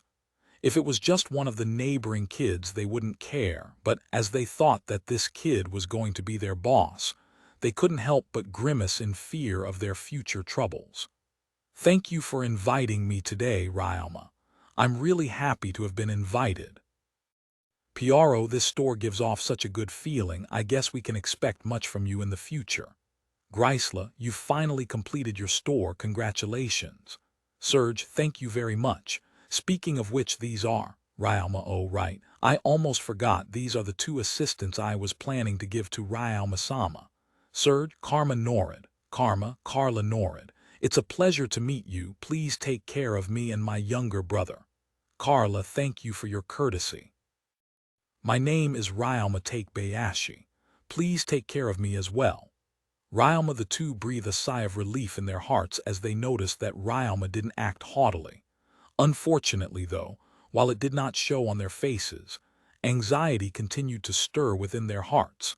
But in the next instant, they couldn't help but let some of their anxiety show when Ryalma acted rather vaguely in response to Serge's introduction. Even amongst my subordinates, these 2 are quite exceptional. You could consider them my right-hand men. I believe they will be able to serve Ryalma-sama well. Serge, oh, they are Serge-san's right-hand men. That's Ryalma. At that, the 2 let it slip. Is there a problem, Karma and Carla? At those twins' words, Ryalma hurriedly rationalized. No, there are no problems. I was just quite surprised, as I hadn't expected Serge-san's right-hand men to be the ones coming as my assistant. Ryalma, having been convinced by Ryalma's answer, at their last murmuring, the twins asked another question. Is there anything inconvenient about us, Karma? If there's anything, then please let us know. After all, Ryalma-sama will be our superior from now on. Carla, while there are no problems in regards to the job, I believe you 2 are overqualified. Work in the shop isn't difficult, and because of that you 2 won't have plenty of opportunities to use your abilities. If I may, as to be so blunt, Your abilities are wasted here, and so I believe it would be better for you two to work at a more suitable environment. All Ryama was looking for was someone who would serve as a receptionist and another to carry the clothes. So when he saw Serge bring some exceptional merchants with him, he couldn't help but think it to be a waste. But at the same time, because of what Ryama said, the two couldn't help but to feel down. Although Ryama said what he had said out of concern, if someone were to tell you that your abilities weren't needed, it's only natural for you to feel down, right? Seeing the downtrodden look of the two, Grisla and Piaro asked Serge. Serge, did you properly explain to these two? Grisla. Aren't these two misunderstanding something? Piaro Serge, having just realized, quickly went to the twins to explain. He then explained that Ryama's store isn't a noble's toy, and is in fact a business endeavor expected to make a huge profit. So much so that even the head of the merchant guild, Grisla, and the president of another large store, Piaro, were interested. As the twins came to understand the situation, they couldn't help but shiver at the honor of working here and the amelioration it will bring to their future. As Serge-san finished explaining to them, they turned towards Ryama and with great vigor apologized. Please excuse our previous behavior, Karma and Carla. Because of our inexperience, we were unable to fully comprehend Ryama-sama's true motive. Carla, I'm truly sorry for my behavior until now. Karma, there's no need to be like that. It's not like you've done anything rude in particular. Besides, I understand just how unusual it is for a child my age to hold a store. Also, I too know just how absurd the noble's children can be. Ryama, you two can stop now. If you guys apologize, it will just trouble Ryama instead. Ryama really looks like he doesn't mind, so if you really feel sorry, just work to the best of your abilities as an apology. Grisla. Understood. Karma and Carla, when he saw that enthusiasm, Ryama chuckled. But no matter how enthusiastic you are, just like I said a while ago, it's really not that big of a job, you know.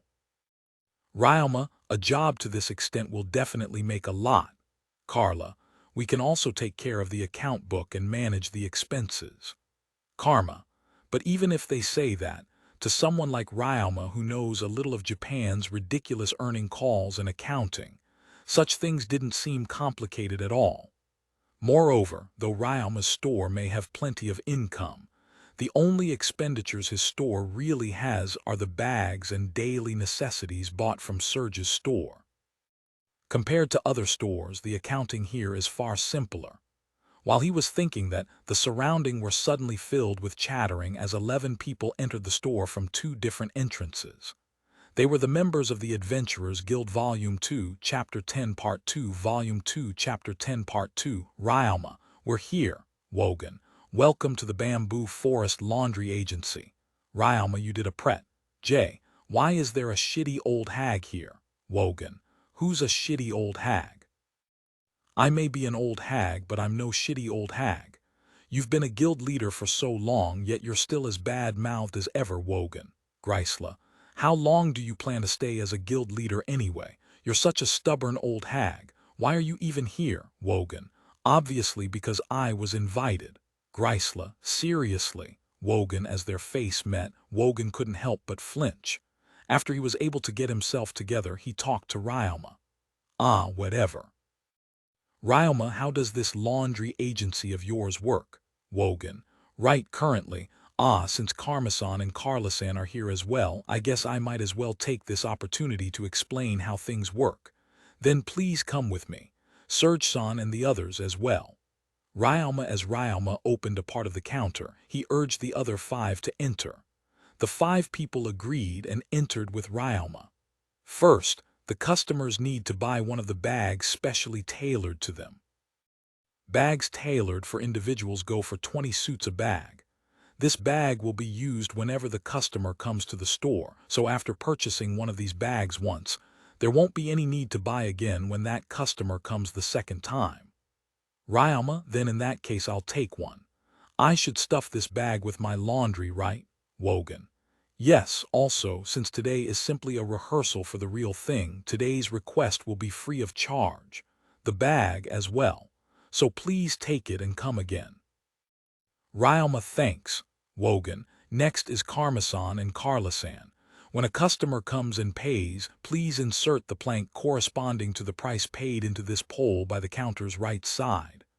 Ryalma took out a variety of thin and assorted colored plates from the counter and showed it to them. At the same time, he also showed them the pole near the counter where the plates fit and the plate holder. What is that, Karma? It's a tool for calculating income. The price in this store has already been decided by the size of the bags, as opposed to the pricing of other stores, which is always changing.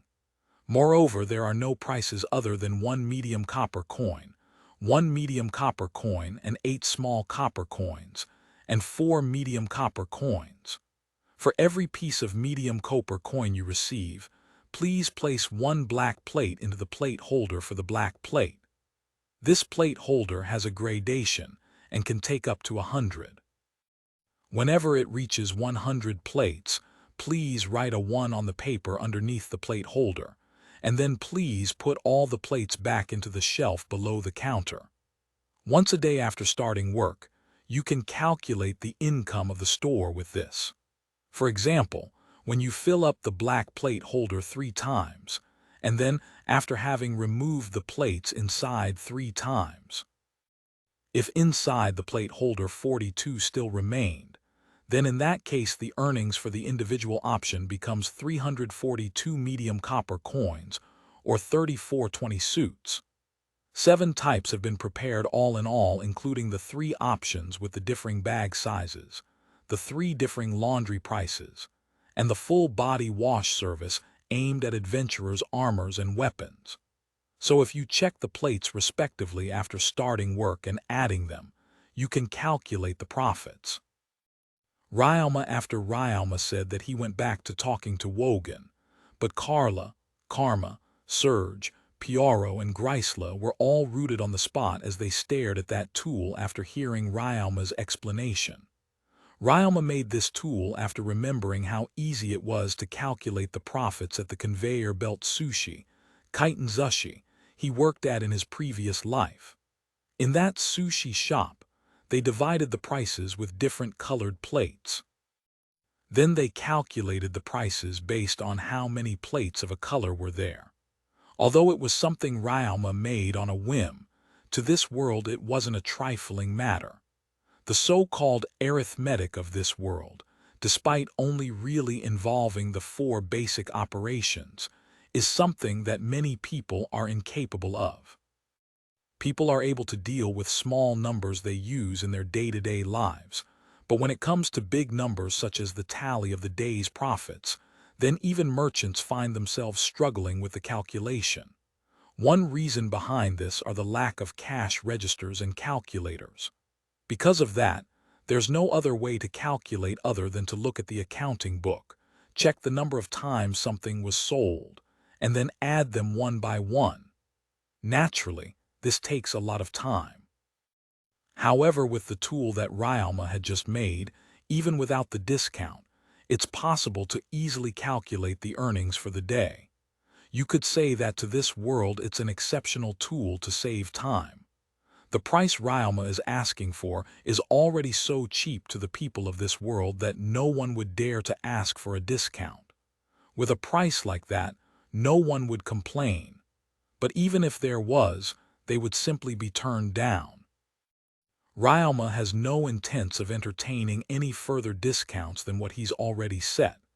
But not only is Ryalma's store cheap, but its speed at calculating compared to other stores is also overwhelmingly fast, allowing the transactions to end easily. When the 5 people noticed that, their eyes became sharp. But Ryalma didn't notice that as he continued to indifferently talk. After receiving the payment, please take the bag with the laundry and attach this label, which has been prepared ahead of time and can be taken from the shelf below the counter, to the bag's lace. When giving the bag to the customer, please confirm the labels to make sure that the label of the customer and the label of the laundry matches. Ryalma, the two plates that Ryalma brought out to attach to the lace, is what you'd call an identifier.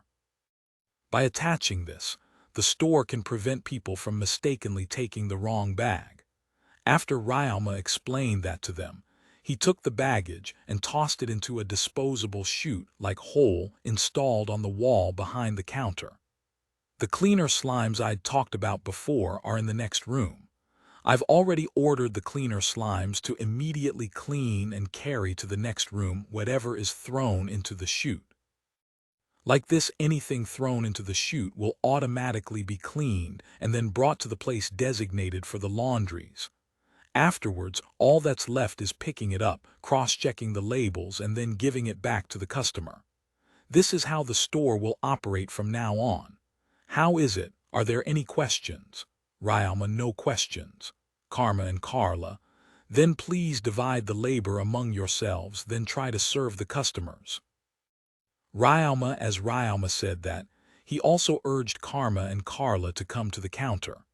After which, they then took 10 people's laundries, tossed it into the cleaner slime room, retrieved it, then gave it back to the customers. If this was one of the laundromats in Earth, they'd also iron the clothes after washing.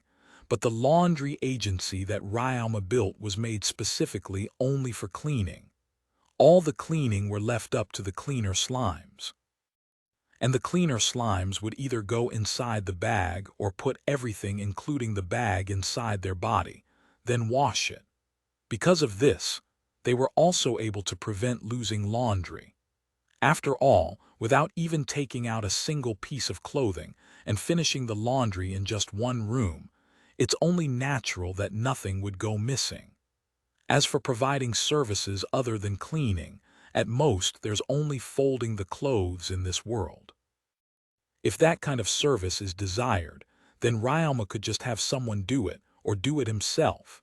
Or alternatively, hire the people who do their laundries themselves and wouldn't use Ryalma's store. Looks like it's going fine.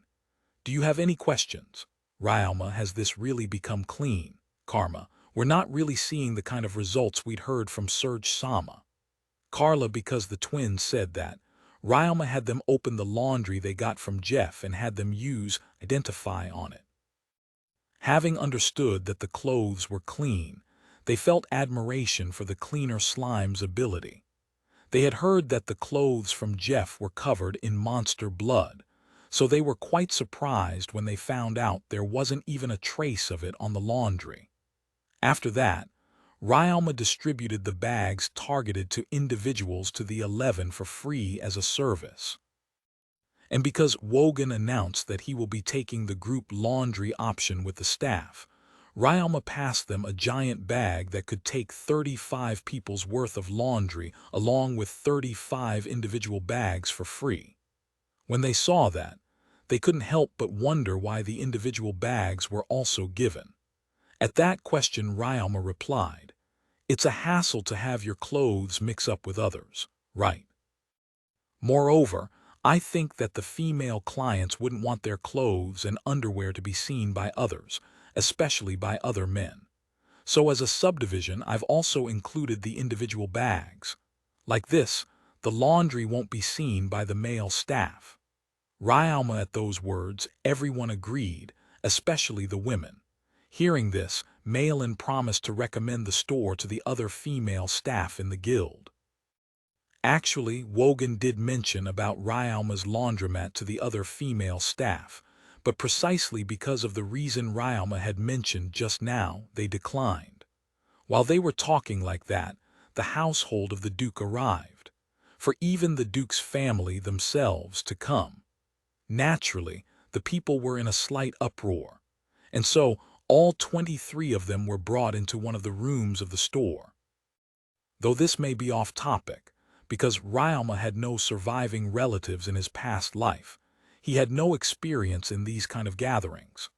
Because of that, it was only when they came here that Ryalma noticed that he had just called the Duke's family, whose social position has no relation to his, for a private matter, thereby perpetuating an unthinkable act showing an obvious lack of common sense.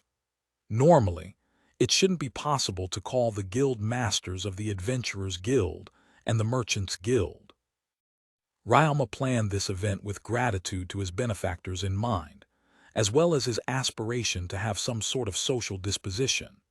But when he saw what was happening, he realized how hasty he was, and decided that he will secretly reflect after this Volume 2, Chapter 11 TL note, a slight reminder for those who have forgotten. Whereana dog tribe Mia, cat tribe Syria, rabbit tribe Myzelia, tiger tribe Asagi, dragon newt Jija equals ginger in their world, also name change. Sorry about this, but when I looked at it again, I realized just how horrible it looked like in English. Aroni to Aaron. For those wondering, a long dash in between words in Japanese means a longer sound. Volume 2, Chapter 11 Ryama brought everyone deep into the store. This area is specifically for employee use and customers are prohibited from entering. You can find the reception office, the locker room, the employee lounge, and the toilet here. There's also the office kitchenette, which will allow the workers to be able to prepare things like tea. Ryama, mind if we take a look? Whereana, please go ahead. Ryama. When Ryama saw everyone looking around, he was reminded of the tourist bus tour in his previous life. After a while, Ryama brought everyone to the employee lounge. Then he went off to the kitchen to prepare the food while everyone else waited in the employee lounge, having been made to wait by Ryama. The people chatted idly to pass time while feeling a little nervous. However, after around 10 minutes had passed, all of the sudden Whereana became fidgety. Hey, Whereana, what's the matter? Jeff, sorry, I'm just a bit bothered by something. Something from somewhere, smells really delicious. I think it's probably Ryama's cooking. Whereana. When the people in the room heard that, they all tried to smell it. But the only ones who were able to smell it aside from Whereana were the 3 other beastmen and the dragon newt Asagi. Naya, now that you mention it, it really does smell delicious, Naya. Mia, it's true. Syria, really? I can't tell though. Piaro, it's probably too thin for human noses to smell.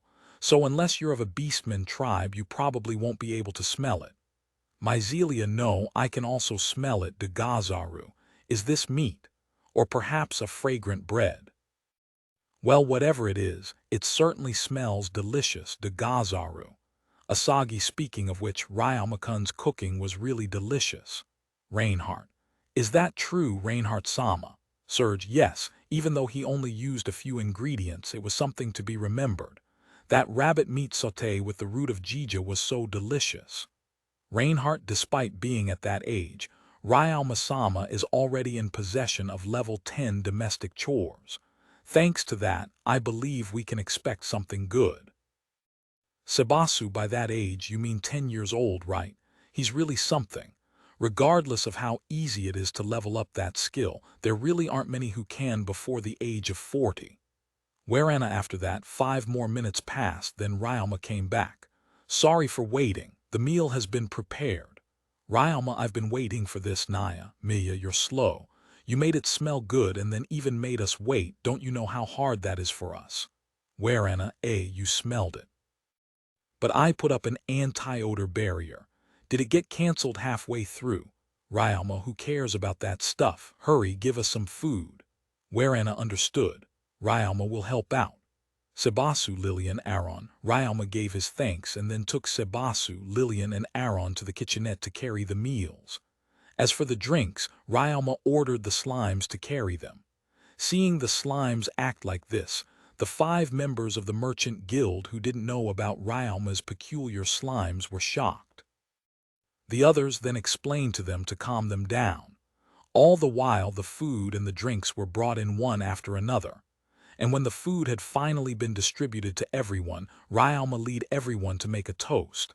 Today I've called everyone here to celebrate the store's completion. Thank you for being with me here today. It's nothing special, but I've prepared for you all a hearty meal. Please enjoy it to your heart's content. Cheers. Ryama, cheers. As everyone said cheers out loud, they drank the wine inside their respective glasses. When they did so, Gordon suddenly cheered out loud. This wine, isn't this some high-class stuff? Gordon, it's for a celebration after all, so I decided to splurge a bit. Ryoma, what kind of wine is this? Gordon, according to the shopkeeper of the wine store, it's called the Spring of Jammies. Ryoma, when Gordon heard that, he laughed as he looked at the glass in his hands. The Spring of Jammies. I heard it was good, but I've never had the opportunity to drink it. Gordon, really? Ryoma, you bought it without knowing. The Spring of Jammies is well known amongst wine lovers. Gordon, oh, I didn't know that at all. I just bought it because the shopkeeper recommended it. Ryoma, your luck's really good. The Spring of Jammies may be cheap price-wise, but because a lot of aficionados want to get their hands on it, it gets sold out pretty quickly, making it hard to get one. Gordon, I see, my luck, huh? Ah, Ryoma, what's the matter? Gordon, no, I just realized the reason why I was able to get that wine. Ryoma, the reason? Gordon, yes. Most likely it's because I have the divine protection of the god of wine, Tekun, that I was able to buy this wine. Ryoma, what did you say? Is that true? Gordon, boy, is that true. Piaro, when the people there heard that, Piaro and Gordon responded quite strongly. Why, yeah, it's true. Is there something? Ryoma, I'm envious. Gordon, I'm envious tilde, I'm suo envious tilde, Piaro. Tekun-sama's divine protection is an enviable thing amongst dwarves, especially the god of wine's protection. Gordon, is it better to receive the god of wine's divine protection rather than the god of crafts? Ryoma, well, that's because I'm an adventurer. Being an adventurer, it's only natural for one's smithing to improve. Moreover, a guy who relies on a divine protection to make things is a failure as a blacksmith. One should train their own abilities with their own strength. But contrary to that, any dwarf would want to drink delicious wine. That's why every dwarf wants Tekun-sama's god of wine protection. Having the opportunity to drink delicious wine isn't something you can help with your own efforts, but Tekun-sama's god of wine divine protection can. Gordon, hearing that, Ryoma understood. Afterwards he asked Piaro, all right, I think I can understand Gordon-san, but Piaro-san, do you also like wine? Ryoma, while I don't hate wine, I'm more jealous as a merchant. I wasn't able to tell this to you before, but as a merchant I deal mostly with food commodities. Because of that, I'm envious that you can get good wine easily. Piaro, so that's how it is. Ryoma, while we talked like that, Warana called out to me. Ryoma.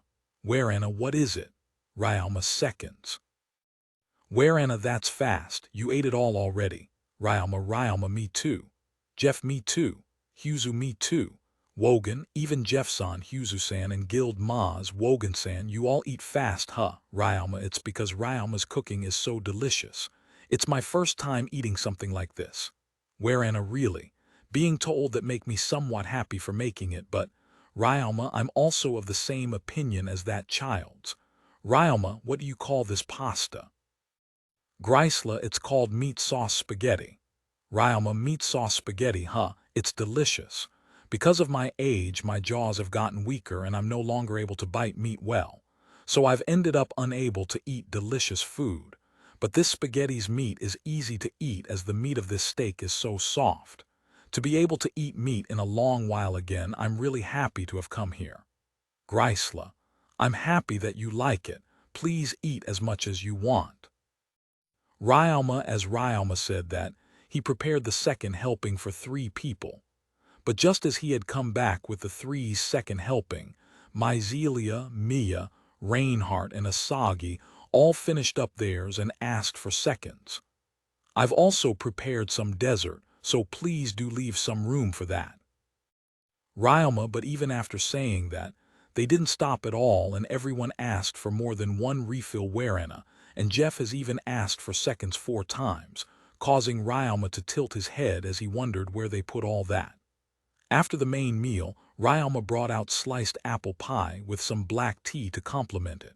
When they saw that, the people were speechless. It's because this was something delicious made with the luxurious honey. This fact shocked everyone, and when they ate it, they were touched. Especially the women who found themselves on cloud 9. When the meal ended, Ryoma brought out another serving of black tea. As they all took a short rest from the splendorous meal they'd just eaten, Mia said this. Phew, I ate to my fill, Naya. I'm so happy I came, Naya. Mia, I'm happy to see that you've enjoyed yourselves. Still, you all ate quite a lot, huh? Especially Jeff-san. Exactly where do you put all that? Ryoma, huh? As long as I want to eat, I can eat. Because I have the eat-all-you-can skill.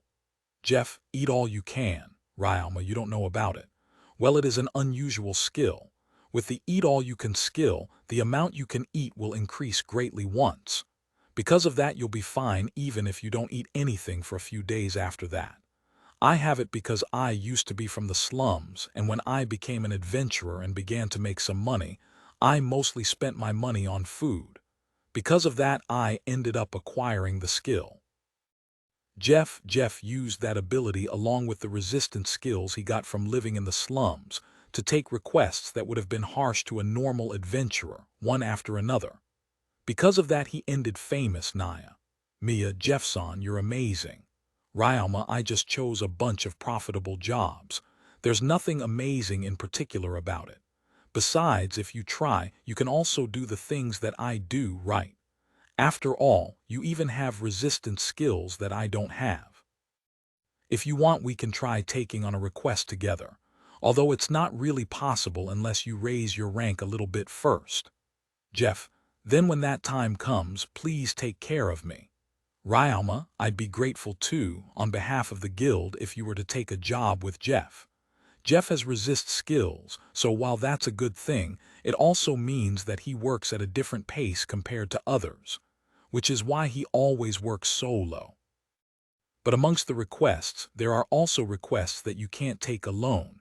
He hasn't been able to take those requests at all. Wogan, like what kind of request? Ryoma, for example, this may be a rank C mission, but in this request you have to dig out some flame crystals from a volcano. Unless you have the foul odor resistance skill, this mission is quite tough. You have to endure the long time it takes to go to and fro the mine, and the long hours of work. And then on top of all that, you still have to be exposed to the rotting egg-like smell of the volcano. Moreover, there's also the light poison that's present in the entire volcano. Depending on the place, there are people who have died. Wogan, by light poison, do you mean the kind which causes your eyes to swell and tear up, while in places where the exposure is strong, it causes one to have a harder time breathing? Ryoma, yes, that. Seriously, you're really well informed, huh? Wogan, I've heard a little about it. Ryoma, well, there's no harm in knowing. In fact, having that knowledge is quite advantageous to an adventurer. Do you know of a way to cope with it? Like an antidote for it or something? Wogan, even if he tells Ryoma that, because this world doesn't have any knowledge of such a medicine, and because it's not possible to create the medicine from Earth here, Ryoma wasn't able to give him anything. Unfortunately, I don't know of any medicine to deal with the poison in the volcano. What I do know is that the poison is from the volcano's smoke and from the air jetted out from underground. It may be possible to defend oneself from the poison as long as one covers his surrounding with wind magic. Ryoma, just knowing that is more than enough. Still, your grandma who taught you medicine and poison must have been an expert, huh? Even though I've been a guild master for a long time, you've been surprising me one after another when it comes to poison and diseases. Wogan, when Wogan said that, Ryoma was a little surprised, but he just laughed and agreed as he let it pass. After that, Ryoma remembered something and went to talk to Karma and Carla. Right, Karma-san, Carla-san. Ryoma, what is it? Karma and Carla. I'm grateful that you've worked for me so much, but is it really okay? I've mentioned it before, but you won't be able to show your abilities in a workplace like this. Ryoma, please allow us to work for you. Karma, it's true that we won't be able to put to use our haggling skills, and the accounting is also taken care of easily by the tool Ryoma-sama made. But even then we would still like to work here and learn from Ryoma-sama's innovative business practices. Carla, when they said that, Ryoma thought that they were really similar to Surge-san. I understand. It's reassuring to have someone with plenty of experience work for me, so I have no problems with it. It'll be a pleasure to work with you from now on. Ryalma, please take care of us. Carla and Karma, replied the two with a smile that covered their entire face. And paying attention to that was Serge, who seemed to be fully satisfied. While all that was taking place, though, Wogan secretly asked Grisla something. Hey, shitty old hag.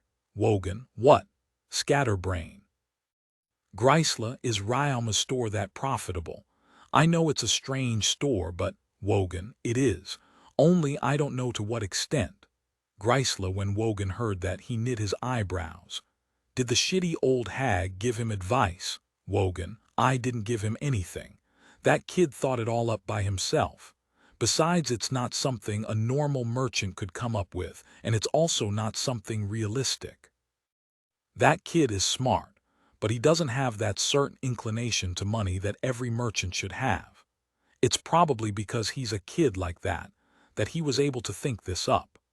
There's no way a normal merchant would think up a method where he'd give a discount every day and go through all the trouble to reduce his own income himself.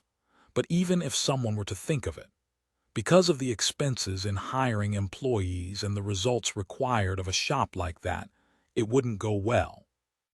But that kid has those cleaner slimes of his. With that, there's no reason for his store not to flourish. Really, that kid is quite something. But that aside, you two need to be careful. While I can provide protection for that kid as a merchant, I can't protect him from greedy merchants who are indiscriminate in their ways and choose to use violence. Grisla, I know. Though I do think that if it's him, it won't be needed. Wogan, what? Grisla, that guy just a while ago had a dispute with the members of the Fang of Orbtum. Wogan, if I'm not mistaken, that's the adventurer group with 40 hoodlums. Grisla, yeah, and during a request they had a little dispute. What do you think happened? Wogan, it would have been great if he was able to beat them, but his opponents weren't limited to just 2 or 3 people, you know. You wouldn't actually say he beat up all 40 of them, would you? Grisla, bingo. Wogan, are you serious? Grisla, yeah, Ryalma took on 6 members plus the head Sakai all by himself, while his slimes took on 34 of the members. It was completely one-sided. There's no problem with Ryalma's abilities, but on top of that, his slimes are numerous. And speaking of which, that guy's slimes are quite dangerous, you know, Wogan. But even then, be careful. Grisla, I know that. Wogan, those two talked like that in a corner of the room without Ryalma noticing. During that time, Ryalma fully enjoyed himself with the friends he didn't have in his previous life. When everyone was about to leave as the celebration came to a close, Ryalma was told not to push himself too hard. After that, Ryalma cleaned up after the banquet, left the store, and then took one good look at the store he had just made. Then, as he tasted an unspeakable sense of fulfillment that he didn't have in his previous life, he went back to his lodging. Volume 2, Chapter 12. The Man Picked Up by the Gods, Volume 2, Chapter 12. TL Note, here's your extra chapter. A special thanks to the Anons, as well as to Tundi for donating and making this chapter possible. Name change. Lenny Rennie. Apparently Lenny was too manly. Well, it did remind of me that shark form Sharktail, so I guess, yeah. Volume 2, Chapter 12. The next day Ryalma I went to the store early in the morning today. Today will be the store's first day, so I thought I'd get a head start. But more than that, it's also because Karma-san and Carla-san will also be coming. After the gathering yesterday, Karma and Carla went. We can even open the store for business tomorrow. Or so the two twins vigorously pushed on to me. And so, I'm opening the store today. I wonder if it was too fast. I could have done things a bit more. Nah, vigor is also important, right? I'm the kind who tends to drag things after all, while I was thinking that the twins came to the store. Good morning, boss, Karma and Carla. Good morning, Karma-san, Carla-san. Please take care of me from today on. Ryalma, after the twins came, we ran some checks and prepared the store for opening, or so I'd like to say, but really, all we did was allow the cleaner slimes to enter the room and prepare some small change. Speaking of which, the twins purchased and brought over a lot bags from Serge this morning. Apparently, before going home yesterday, they ordered some from Serge-san. They really helped me out there. Well then, I'll be going. Ryalma, take care. Karma and Kyle, I'm going to the Adventurers Guild to do some jobs. Since the first day, I've had a problem with leaving things to other people. But because I wasn't able to make an announcement because of the leaflets and the advertisements, I made the decision to make an announcement while taking a job from the guild. Serge-san really prepared some people who I can leave everything to, putting it bluntly. I wonder if that means I'm not needed anymore. Then again though, that's the reason why I hired them in the first place. While I was thinking that, I went over to my neighbors before going to the guild. I need to let Pauline-san know about the stores opening after all. Excuse me, is anyone here? Ryalma, the store seems to be open, but there doesn't seem to be anyone inside. So I raised my voice and Pauline-san went out from one of the rooms inside. I'm coming. Oh, if it isn't Ryalma-kun. Did you drop by to buy some seeds again? Pauline, actually, I came today to let you know that my store, laundry agency Bamboo Forest, is open for business. Ryalma, oh my. It's already open. That's really quick. Pauline, yes, thanks to everyone. Also, I gave the bags for free some time ago, so by all means, please do try out my store's services. And also please let Mary-san and Chiara-san know as well. I've already informed the two clerks. Ryalma, you hired some people. Pauline, they were introduced to me by a merchant I knew. So I decided to leave things to them while I worked as an adventurer. Also, I need to pay their salaries with my income as an adventurer until the store gets going. Ryalma, even if you tell me that you don't need to be paid as long as you're able to work, it's only natural that I'd feel guilty if I actually took that offer, but really, I honestly do not understand why they want to work for me that much. In fact, rather than working at my place, I think working over at Serge-san's would be far more beneficial, and the salary should also be bigger. But it does help me out a lot, so I guess I don't really have any problems with it. Considering your store's size, I guess it was needed, huh? In any case, do your best. After all, I'm supporting you. In fact, I'll go there today myself to try out your store. Pauline, thank you very much. Then I'll be heading off to work. Ryalma, as Ryalma said goodbye, he left the store and went to the guild. When he got there, someone immediately called out to him. Ryalma, will your laundromat be opening soon? Adventurer, when will it be opening? Adventurer, it would be nice if it opened up soon. Tilda, adventurer, these are people that Ryalma got to know in the carriage from the abandoned mine monster subjugation request. Ever since then, the people Ryalma talked to outside of Jeff's group had increased. It would appear that these guys are also waiting for Ryalma's laundromat to open. Actually, laundry agency Bamboo Forest is already open starting today. Ryalma, really? Adventurer, yes. There's also a service targeted towards adventurers that will clean armor and weapons, so please do try it out. Ryalma, all right. When I go home today, I'm definitely going. Adventurer, in order to announce it, I purposely spoke about the store being opened as well as its location in a loud voice. After this, I'll be going to the abandoned mine to make some rounds. So with that in mind, I also accepted an herb collection request. Like this, I'll be able to collect the herbs while I go around the abandoned mine. Honestly, even if you tell me to leave the store in your hands, it is the store's first day, so I'd like to get my rounds over with quickly and go back. When I got back to the store, what waited for me there was a huge crowd. Even though it's the store's first day, there were already 20 people waiting outside. I hurriedly went inside the store. Welcome. Ah, boss. Carla-san, how are things? Ryalma, I'm so happy I could scream. Carla, boss. Even the neighboring aunties came over to have their clothes washed. Karma, said Karma-san, who came out while he was carrying laundries. At any rate, we have to somehow get rid of this crowd. I'll also help out. You two deal with the reception, I'll take care of carrying the laundry. Ryalma, after I said that, I did nothing else but carry the laundry and serve the customers. But even though I kept doing that, people still kept coming. What's going on? In the end, the endless human wave only ended after 3 o'clock in the afternoon. While you can't call this many anymore, I still needed to explain to them how things work one by one, and so it still took time. Anyway, it would seem that this store's pricing is really too cheap. Because of that, I was asked things like, "Will you really wash our clothes at this price?" Or, "You aren't going to suddenly demand more money from us after, right?" It was quite troublesome because there were people that just couldn't understand. At some point, because of all the people gathered, even the town's guards who were on patrol stopped by. However, the guard stopping by was unexpectedly a godsend. When they stopped by the store, the guard's leader heard about it. Because of that, he actually went to get the group option for 35 people and even bought 2 bags with him. It seems that they were hiring someone to wash their laundry for them, but because of the public office's cost cutting, they became unable to do that anymore.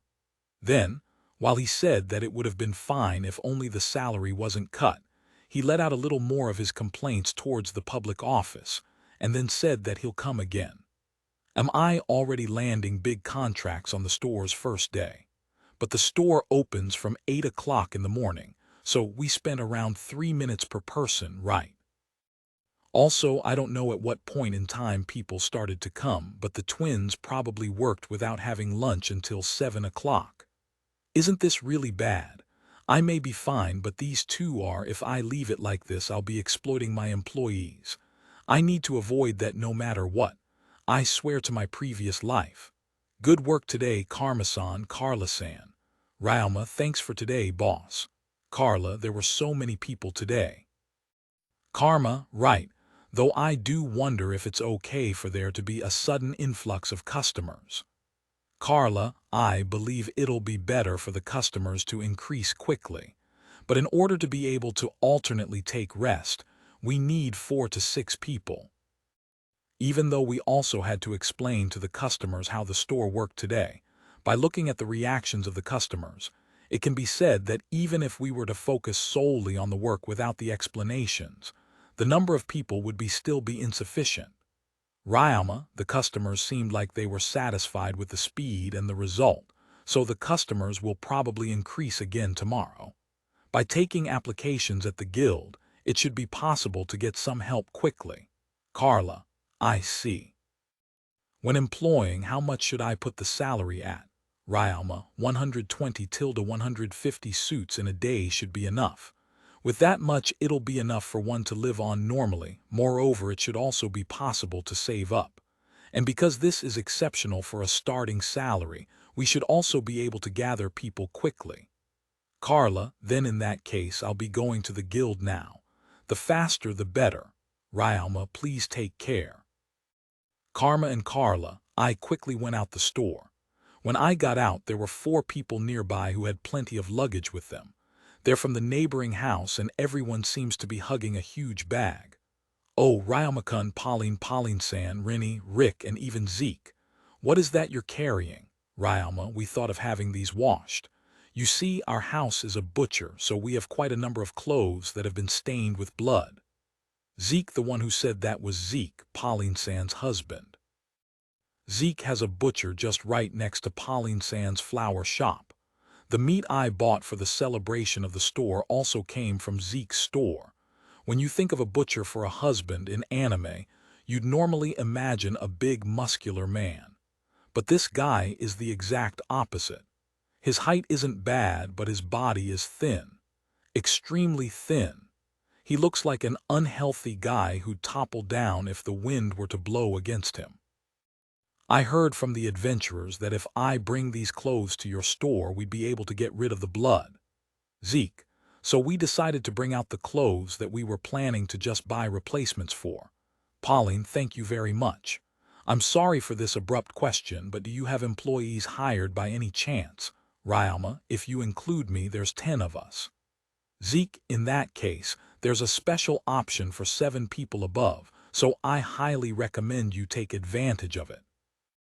A bag for 14 people's worth of clothes will cost you only 1 medium copper coin and 8 small copper coins, much cheaper than the individual bags. Really? That's a pretty good deal. Pauline, then in that case we'll take that. Zeke, while I was doing some sales talk, Rick talked to me. Hey Ryoma, what are you doing, skipping on work? Rick, ha ha ha, I guess it can't be helped if it looks like that, but I'm not. I'm heading to the Merchant Guild. Ryoma, really? Rennie, the one who asked that was Rennie. The store became a lot more popular than I'd expected, and so if we were to continue like this, we wouldn't have enough people. Ryoma, no way. It's the first day, you know. Rennie, well, I did do some advertising, but I honestly still didn't expect this much to come. So I'm going to the guild now to get some extra helping hands quick. Ryoma, I'm shocked. That many people actually came. Pauline, yes. In fact, the 2 people I've hired have been working the entire day for 7 hours without rest. Ryoma, after I talked with those 4, I left them and went to visit the Merchant Guild. When I got there, I was brought to the reception room again and the guild master came to meet me. Today's the store's opening, but is there some sort of problem? Grisla, yes, it was a lot more popular than expected. Thanks to that, I need to hire some more people. Ryoma, on the first day. Well, I'm beat. Even I couldn't have anticipated this. So you came here to get some helping hands, huh? In that case, I'll go gather some guys who can immediately work starting tomorrow. Once I do, you choose who you want. Grisla, after that, until the people have been gathered in the guild's meeting room, I was told to wait at the reception room. When the people have finally been gathered, they contacted me, and I went to the meeting room. When I got there, there were 30 people. Some were old, some female, and some male. There were all sorts. They looked at me and appraised me as an employer. Then after a while, they made a face as if they had seemingly lost interest and turned their gaze away from me. Well, it can't be helped because I'm in an 11-year-old kid's body after all. There are definitely people who wouldn't want to work under me, right? Well, there's nothing that I don't understand here. Everyone here can do basic calculation.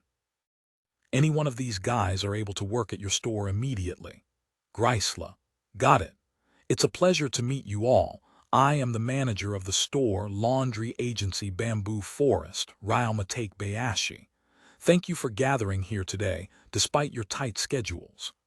Ryoma, when I said that, the people around made a commotion. After listening to their whispering voices, it would appear that they didn't think I would be their employer and had just assumed I was a lapdog or something.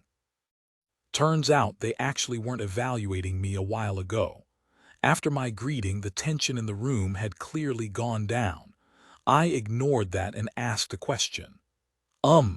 Then I'd like to ask a question first. Amongst the people in this room, is there anyone who has something against working at my store? Ryoma, at that question, several objections were raised. They were mainly the younger ones, though. Even though I'm short-handed, I have no interest in picking up people who don't want an 11-year-old kid as their boss, or people who will work unwillingly. Because of this, it's better for me to talk about the salary last. I'd be troubled if people just crowded over me just because the salary was high. There's also a lot of them, so I guess I might as well reduce them. The people who weren't satisfied left. I told those kind of people that I won't pressure them if they don't want to work, and then had them leave the room. 24 out of the 30 people here ended up leaving the room. The remaining ones were just 6. Well, it's not like I don't understand why those guys left. In any case, I first give my thanks to the people who have decided to stay here. Then, to the 6 remaining here, I'll have you talk as someone who is interested in working at my store. But before that, for telling me that you don't mind working even for a child like me, I give you all my sincerest thanks. Ryoma, as I said that, I bowed my head once. Then I began to talk, going to the main point. My store, Bamboo Forest, is currently hiring people who can serve customers and carry some things. But even though I say carry, it really only involves just clothes, so even girls can do it. However, there is one point that you need to take note of. I am not only a shopkeeper but also a slave magic user. Because of that, there are slimes in my shop, which I am using as helping hands. Ryalma at those words, the remaining six were surprised. Hearing about being a slave magic user seemed to be normal to them, but it would appear that hadn't thought of slimes being used to help out. As such, people who are afraid of slimes or people who do not like slimes will find it difficult to work in my store. Hence, I would like to know if there is any among you who would find this to be a problem. Ryalma, when I said that, one girl raised her hand up. What is it? Ryalma, are you using that slime because you lack people?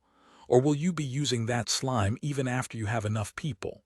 Girl, I will still use it, even with sufficient hands.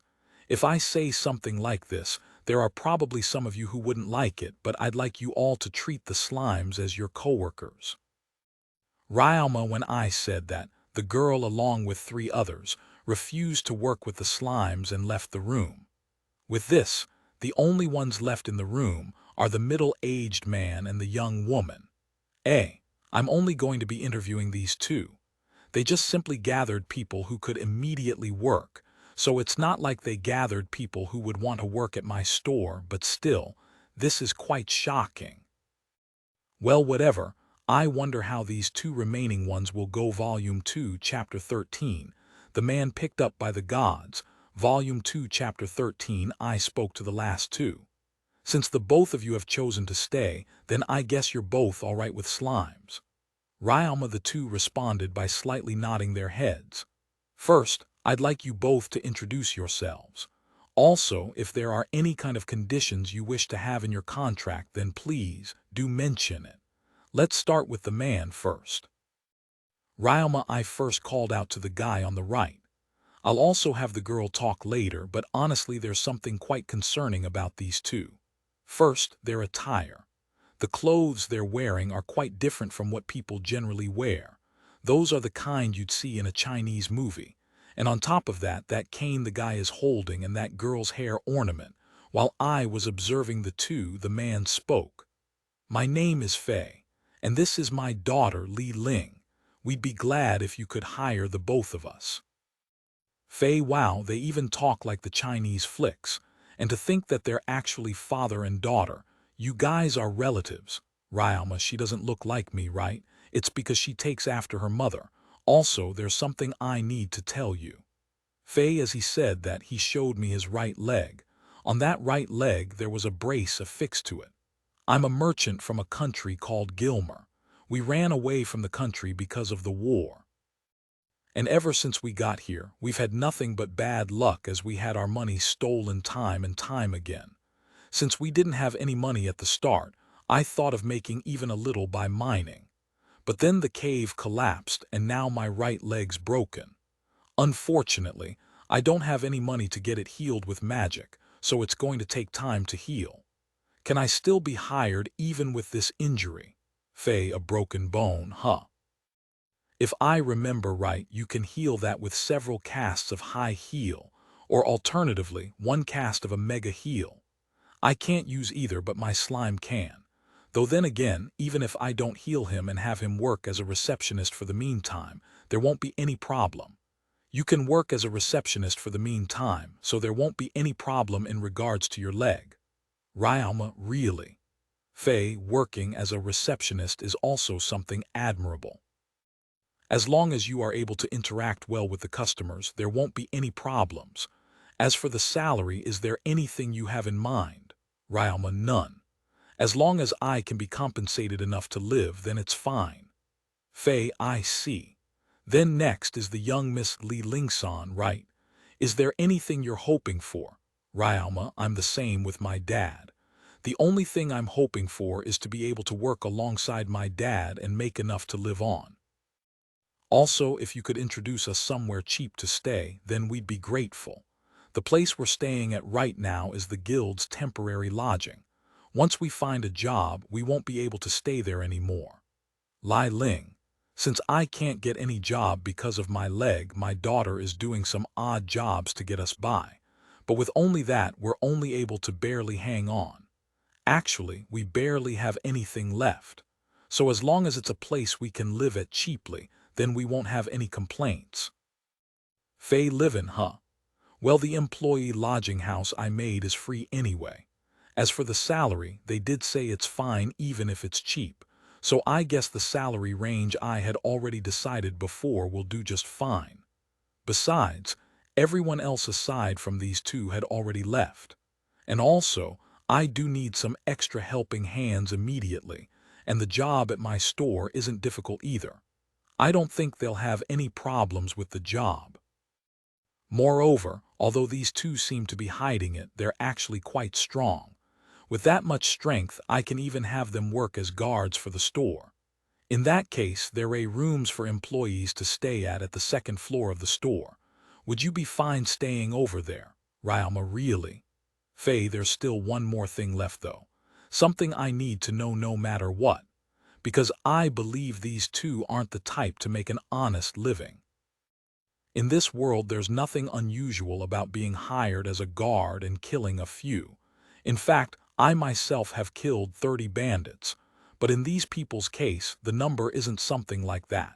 It's my first time feeling something like this. Is this what they mean when they say something reeks of blood? Forget Japan. Ever since coming into this world, I've never felt anything like this. In the unlikely case where we end up fighting, if it's just me, I might still be fine. But if I have to protect the guild master while fighting, then things might get a bit rough. There's one last thing I want to know, but before that, guild master. Ryama, what? Grisla, my deepest apologies, but may I ask the guild master to leave the room for a moment? There's something I need to discuss regarding the store. Ryama, I said it lightly, but honestly speaking, I want her to leave. I think I was able to get the message across, but why are you chasing me out? If there's something up, then just say it. Grisla looks like she ended up doing the opposite and asked me about my motive instead. It concerns the store's secret. Ryama, while not arousing suspicion from Fei and Li Ling, I try to get the guild master out. But when I tried to do that, I noticed Fei-san move. I guess he noticed. I'm bad at talking secretly, so it would have been great if it worked. But it's not like I expected anything anyway. I guess it can't be helped. The tension in the room got worse. Guild master, it's fine. It would appear the shopkeepers already noticed. Fei, when he said that, I felt that something was off. What's going on? Shopkeeper, exactly who are you? We may be former killers, but we have no ill will against you or the guild master. Fei, it's true that I didn't feel any intent to fight, but did the guild master know about them? Guild master, you knew. Ryama, when I said that, the guild master breathed out a sigh, then said this. Of course I knew. I don't know about others, but before I introduce someone to a job, especially those from other countries, I make sure to properly check them. After all, it'd be bad if I introduced a spy, right? Don't worry, these two really did desperately run away from their country. Still though, you did pretty well figuring them out. Grisla, we even went so far as to disguise ourselves as normal people. Li Ling. The only ones who have managed to figure us out until now are you two. Since you were able to figure us out, you're definitely not normal. It's quite curious. Fei, I don't have the same insight the guild master possesses, but I've been studying martial arts for a long time. Because of that, I can tell whether someone is strong or weak. Also, Ryama, also, Fei, I was quite concerned about the hidden weapons you have with you. Ryama, Fei, Li Ling, you two actually brought something like that. Grisla, Aya, you noticed even that. Li Ling, it's because a long time ago, things regarding hidden weapons were driven into me plenty. In this world, the scariest living things are humans. They use their heads, trick people, and make others let their guard down. And the instrument used to follow that through are hidden weapons. So in order to protect myself, I studied them. Ryama, this is something related to my father. But now that I think about it, it is something nostalgic. I was hit by those plenty. During a disagreement in the house for one, or during my day-to-day life for another. Ryama, exactly how have you been living until now? Grisla, you don't seem to be someone like us though. Your aura is different. Li Ling, you're close, but you're not. Your aura is like that of someone who only learned the techniques without using them. Faye, they can actually understand my aura to that extent. They're amazing, these guys. True, I did learn a lot of techniques meant for actual combat from my master. However, I was only taught how to use it and was forbidden from actually using it. I've only started using my abilities 3 years ago, and my opponents were nothing but bandits. Ryalma, it's the difference in age. We killed bandits who disobeyed the law and traitors back in our country. There was plenty of fighting back in our country and the public order was bad. If we didn't kill, we wouldn't have been able to protect ourselves. What we told you a while ago wasn't a lie. We're your usual hardworking merchants. Faye, the master we were serving lost in the war and our country as well as our work lost its meaning. And then we came to this country. We haven't done any job worth boasting, but even then will you still employ us? Lai Ling, the guild master acknowledges you guys, so it's fine as long as you guys work normally. Ryalma, I won't lose out on anything as long as they work. And besides, I don't have any intention of pursing matters of the past. Really. I didn't think you'd actually hire us even after finding out. Faye, we even prepared to run away. Lai Ling, please don't. If you do, it'll be troublesome. I'm in need of hands right now, and besides, what's important is the now, so I don't have any problem with your past. Please do come and work for me at my store. Also, would it be all right if I also ask you to work as bodyguards when needed?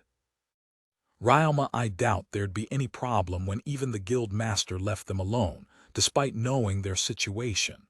After all, the guild master's insight is greater than mine.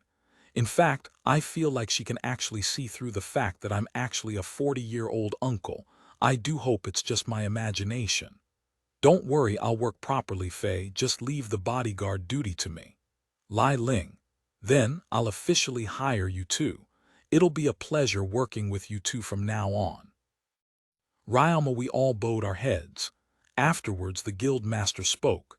You done? If so, then go. I've already had a carriage prepared. Grisla, thank you very much, guild master. Ryalma, it's fine. Don't mind something like this. Faye, Li Ling, do a good job, okay? After all, this kid's store has a bright future ahead of it. And next time, don't bring hidden weapons with you. Grisla, if I don't bring them with me, I won't be able to calm down.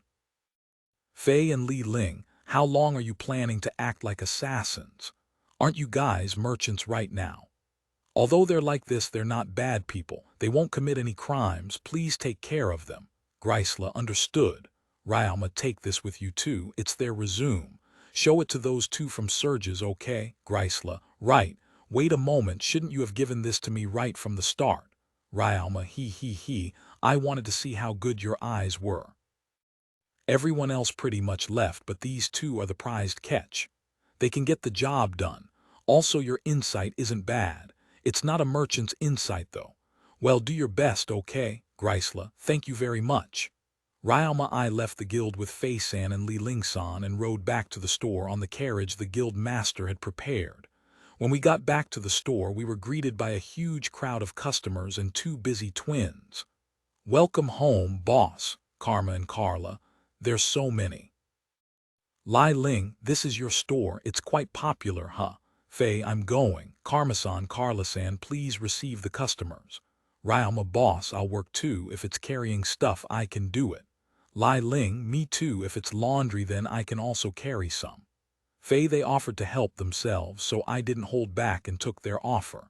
Faye-san appears to specialize at reception, but it seems he can also work to some extent. At any rate like this, we'll be able to get through the evening rush. After a long struggle, we finally managed to reach the store's closing hour.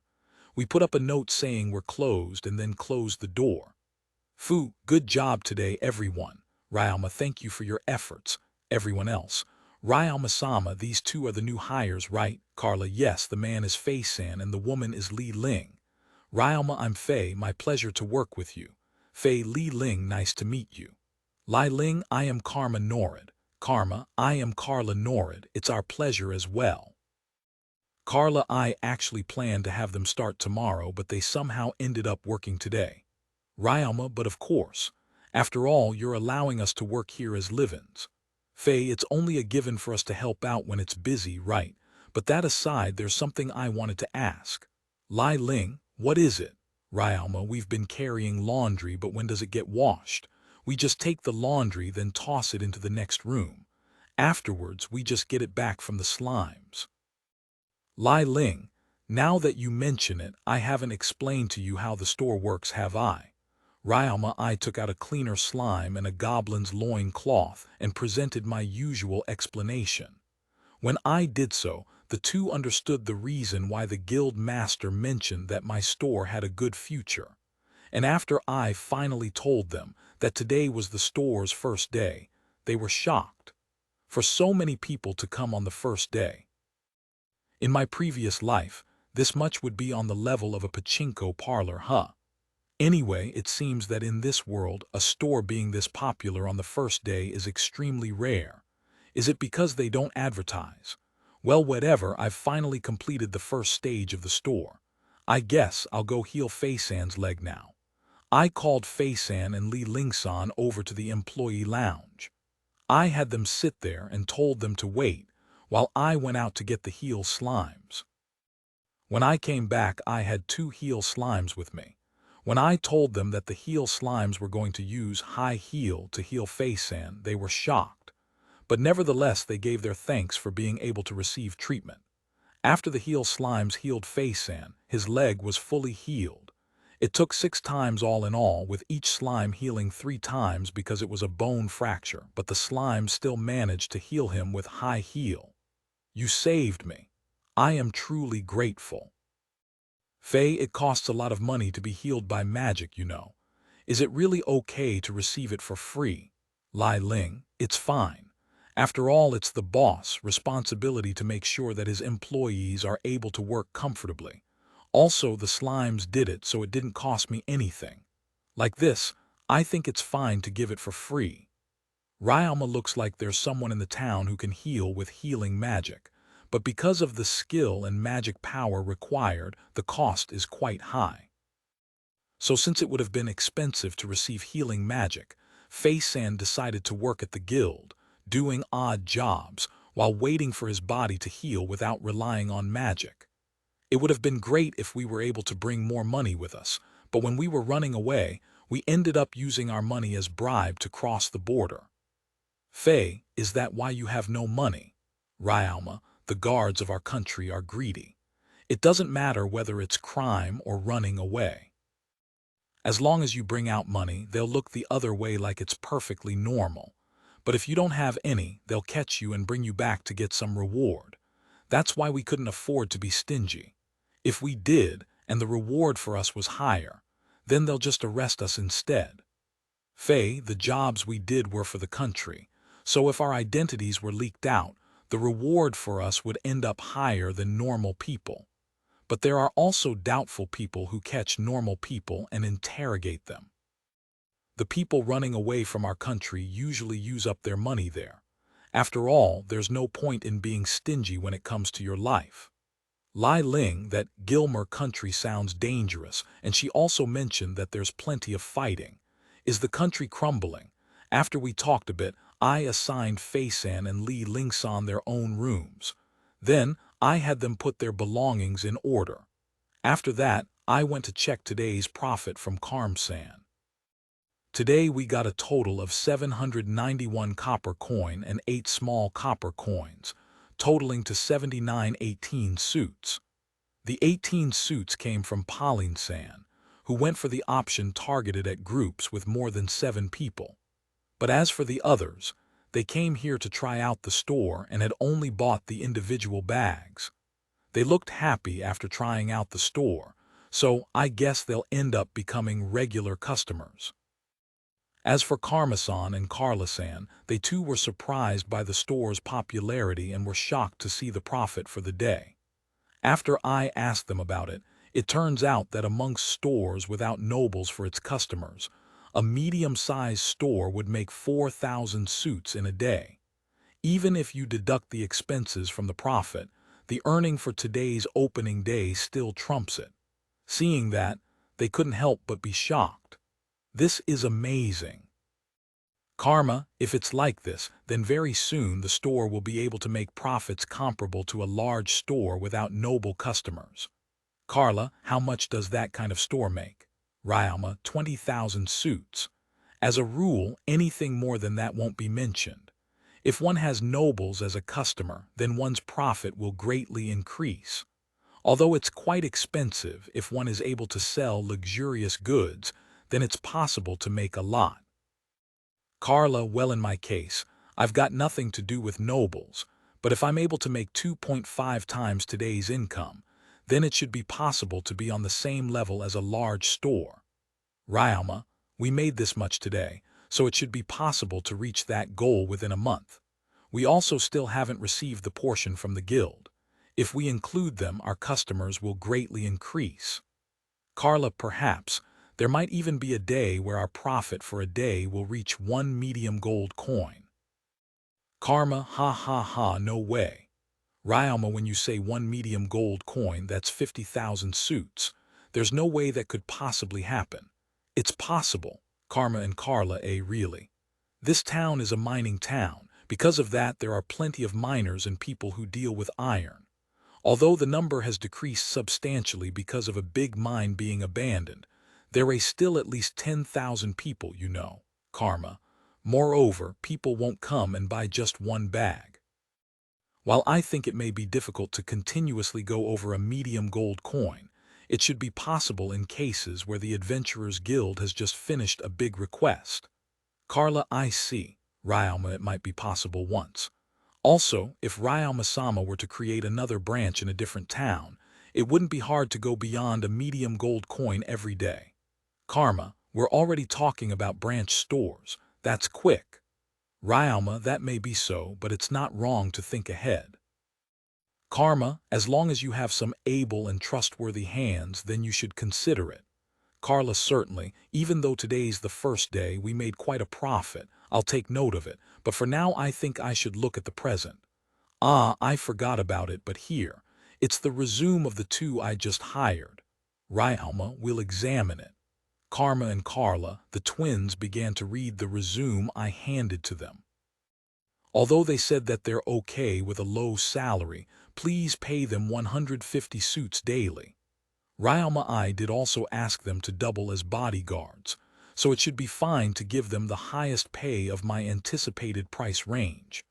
Understood. Karma and Carla, after that, I bid goodbye to the 4 and then went back to the lodging. When I got back, I reported the earnings for the first day to Reinhardt-san and the others. When I did so, they were shocked. Volume 2, Chapter 14, The Man Picked Up by the Gods, Volume 2, Chapter 14 TL Note. Might want to get some snacks before reading. Volume 2, Chapter 14 the next day. I also went to the store today, early in the morning. After preparing the store, I went out to buy some ingredients to welcome the new hires. When I got back to the store, quite a number of people had already started coming. This many already. Ryama, I opened the store at 8 o'clock, after which I went out to buy some ingredients for about an hour. So right now the time is 9 o'clock. It'll probably be a good idea to conduct a study on what the peak time is for the store. While I was thinking about that, I entered the store through the employee entrance. I also took a glance at the store's state, but there didn't seem to be any problems. Carla-san and Fei-san dealt with the reception, while Karma-san and Li-Ling-san carried the laundries. After I confirmed that everything was going fine, I went to the kitchen to prepare. The menu for today is pizza. I need the dough, form it into a disc, and then spread meat sauce over it. By the way, this meat sauce I'm using right now is the leftover meat sauce from the celebration 2 days ago. I had a refrigerator with me, so I was able to preserve it for at least 2 days. But just to be safe, I also checked the sauce with Identify. If Serge-san catches wind of my refrigerator, he'll probably make a fuss again. Or will Pioro-san make an even bigger commotion, I wonder. Well, he did say he dealt with food commodities. I put cheese and onions on top of the meat sauce-covered dough, sprinkle some herbs here and there, and then I put the dough with its toppings into the kiln to bake it. While it was baking, I prepared some fruit juice and water and a bunch of other stuff. When the pizza was done, I took it out from the kiln. I took my portion and ate it while I checked the taste. Yep, it's done. It's almost noon. It's probably better to have them eat early. So with that thought in mind, I leave the kitchen. Carla-san, lunch is ready. I'll help out, so please alternately take your lunch. Ryalma, thank you very much, Karma and Carla. After that, I substituted with Li-Ling-san and Carla-san, and they took their lunch. When they came back, Fei-san and Karma-san went to have their meal. Like this, everyone was somehow able to have their lunch and get some rest. We were able to get through the day, but if this keeps on, then I won't be able to work as an adventurer. Today's workload is better compared to yesterday. But then again, yesterday's workload was at the point where someone could faint from overwork. So even though I say it got better, it really only got to the point where the workers can work normally. And if I left these guys, they'll probably find it difficult. Moreover, these guys don't have the luxury to cook their meal. Good job today. Ryalma, thank you for today. Karma, Carla, Fei, Li Ling. A lot of customer came again today. I wonder how our profits went this time. Ryalma, from my calculations, our earnings for today total to 11,877 suits. Karma, 1.5 times yesterday's. Not bad. Today's profit is quite good. Ryalma, rather than quite, I'd say it's a huge success.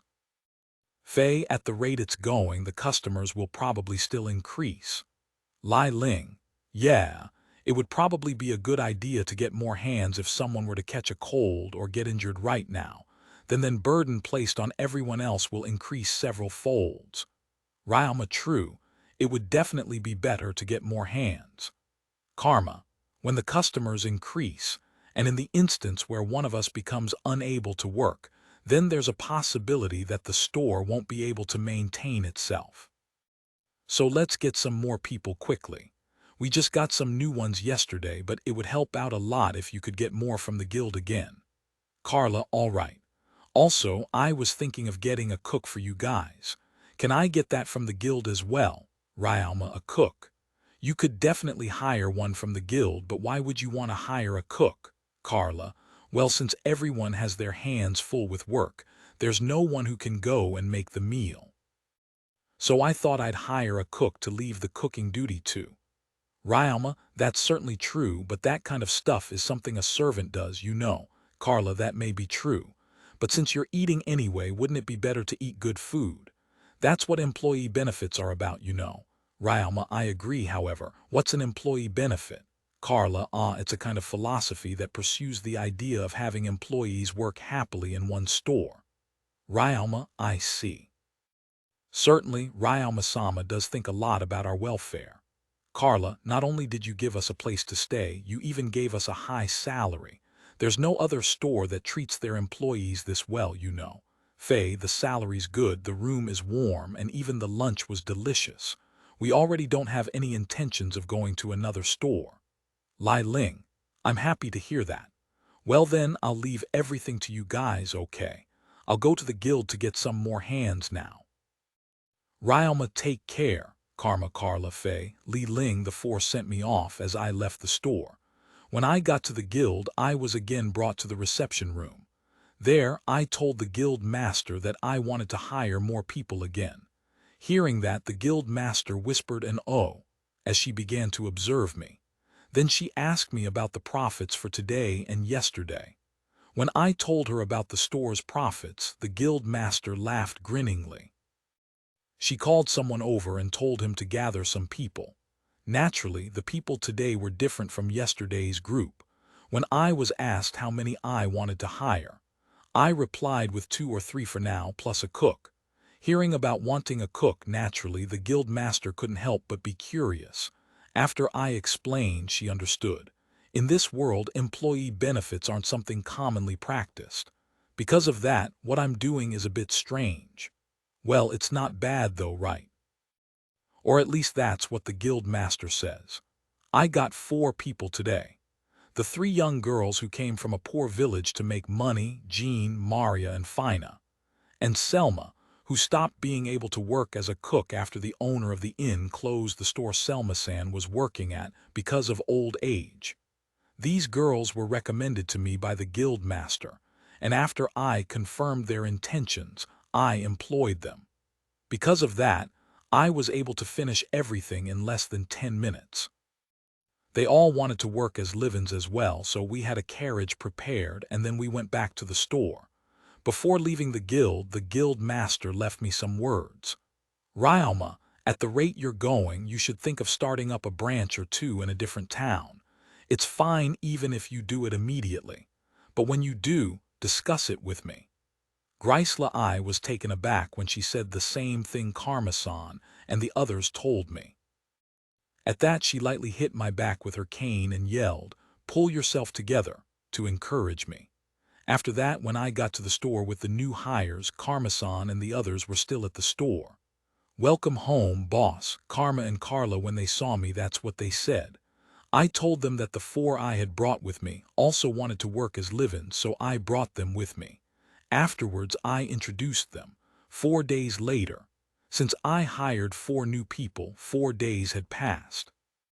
Nowadays, even if I don't work, the shop won't have any problems. The 3 girls worked hard and Selmasan's cooking was good. The day after I hired them, I went to take a look, but everything seemed to be going well. The day before yesterday, I took some time to clean the wall outside and trim the lawn. And yesterday, I did my rounds around the abandoned mine. The store's only been open for around a week, but the days where the store's income go over 10,000 suits continue.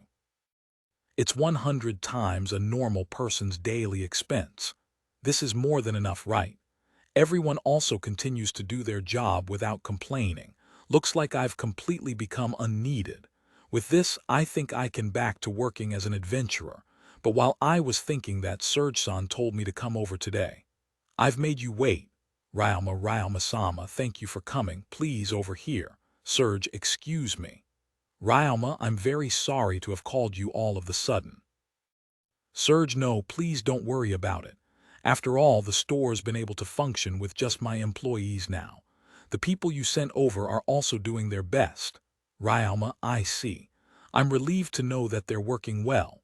Surge, it seems I'm always being taken care of by Surge-san. Ryalma, it's the same for me. Thanks to you buying a lot of bags and daily necessities, I've made quite a profit myself. Surge, I'm also grateful. Thanks to you, I've been able to continuously make over 15,000 suits in these past 3 days. The store's doing quite well now. Ryalma, I'm quite surprised to hear that you're able to make that much of a profit.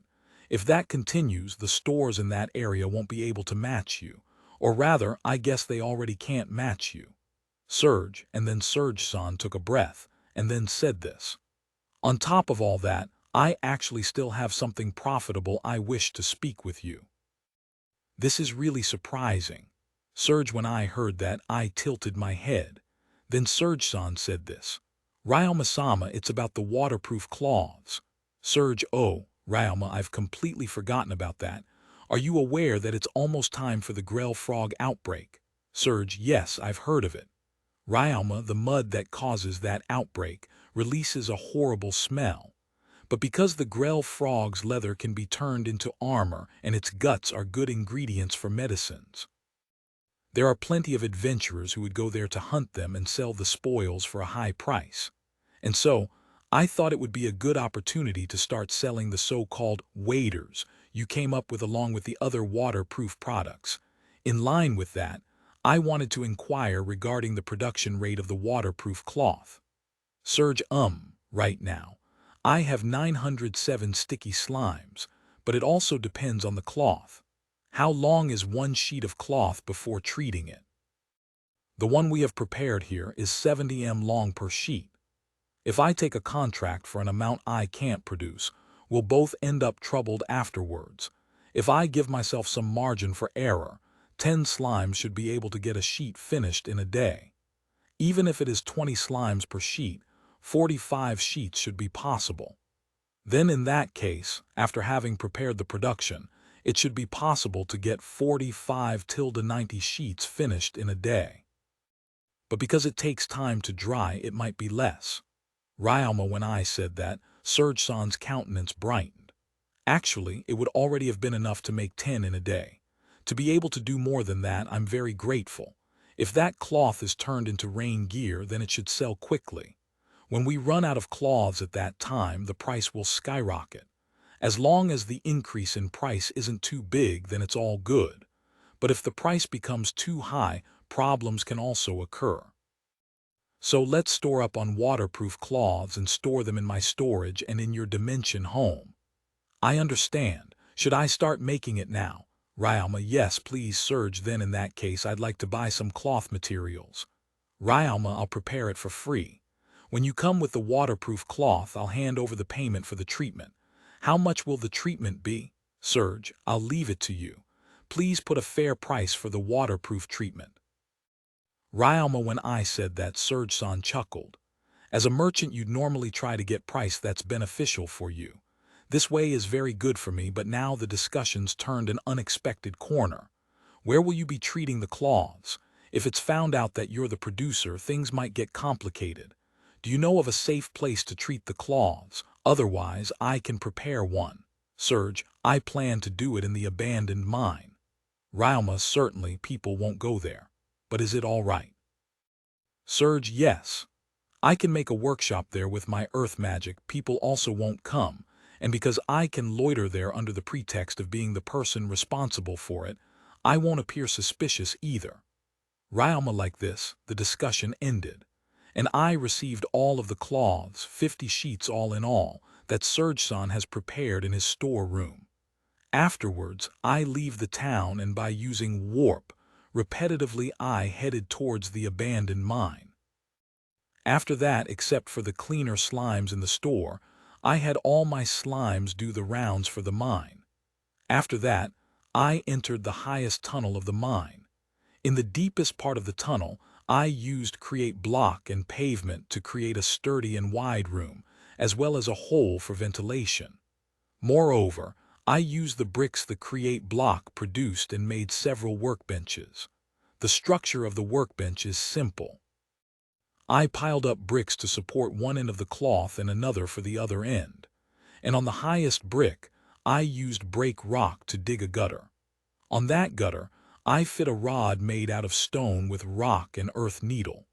And then, after spreading the sticky liquid on the end of that rod, I finished my preparations. Next, I ordered the sticky slimes to cover the affixed cloth with sticky liquid. And just in case a bug or a cave bat were to come, I put up a barrier and told the slimes to be on guard.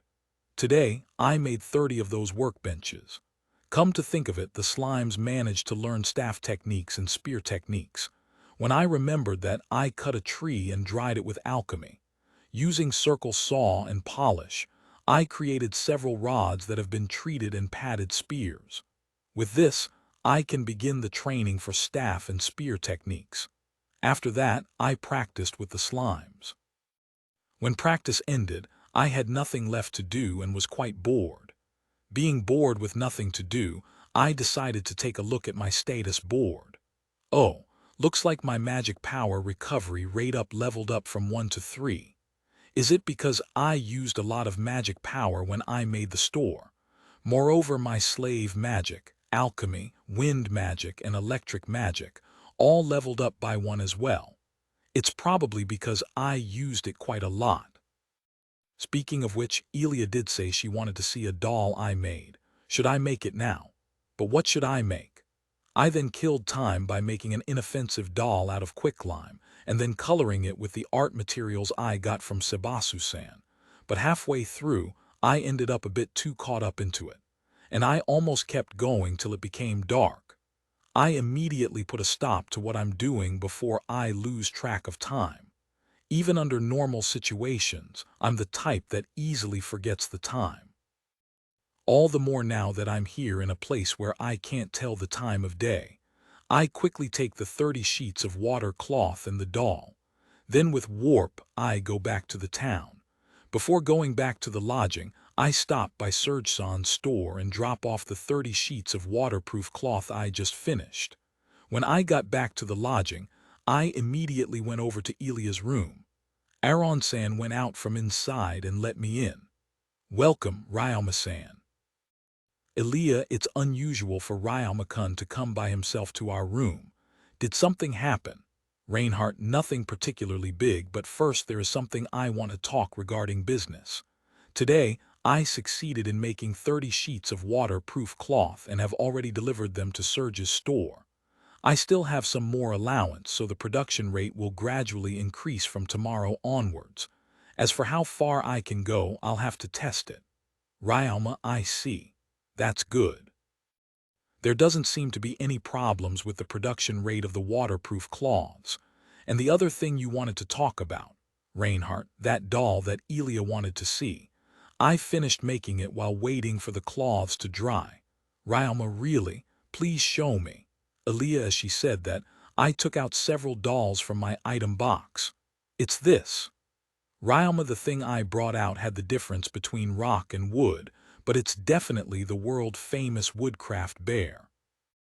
I added my own touch to it, though, and replaced the bear with the black bear from the forest of Ghana in order to pass it off as something of this world. "Oh, it's a black bear ornament. There's this feeling that feels like it's catching fish." Rainbach next, I brought out a few things I made on top of a pedestal I made while imaging the figure of a bottle cap. They were colored figurines of monsters like the cave bat, the cave mantis, and the small rat. Amazing, they're small, but it's as if they're the real thing. Elia, last is this, the best dolls I made. Ryoma, what I brought out next were several normal human figurines. Only the model of these figurines are the 4 members of the Duke's household, Sebasu-san and the 2 maids. "This is me, right, Reinhardt, and this is me." "Madam, I also have one." "Elia, there's also one for me, Sebasu, Aaron, and Lillian." "Rainbach, these are some truly elaborate dolls." I knew about Ryoma-sama's skill from seeing the god statues, but as expected, Ryoma-sama's skill is truly amazing. "Sebasu, I made them without having any models, so if you find them to your liking, then it's my honor." Ryoma-san, can I take this?" "Elia, of course. If you're pleased with them, then please." "Ryoma, thank you." "Elia, if she's this happy, then I guess it was worth it to make them. I wonder what I should make next. If there's another opportunity, I'll make you another one." "Ryoma, thank you, Ryoma-san." Elia, after that, I chatted a bit with Reinhardt-san, then I went back to my room. When I got back, Sebasu-san said he'd pay me 10 medium gold coins as compensation for the dolls, but because it was too much, I refused him once. To begin with, I used them to pass the time. Plus the materials were cheap. And more than anything, I can't accept 10 medium gold coins for something like this. In the end, it was decided that I'll take 2 medium gold coins, but is that really okay? As I was thinking that, Sebasu-san said this. "There are plenty of nobles who want to have their own statue made and placed in the town or in their residence. Compared to when those people give out a request to make a statue, this amount of money can be considered loose change. If it's someone with Ryoma-sama's skill, then the client would naturally have no complaints." Sebasu, seriously.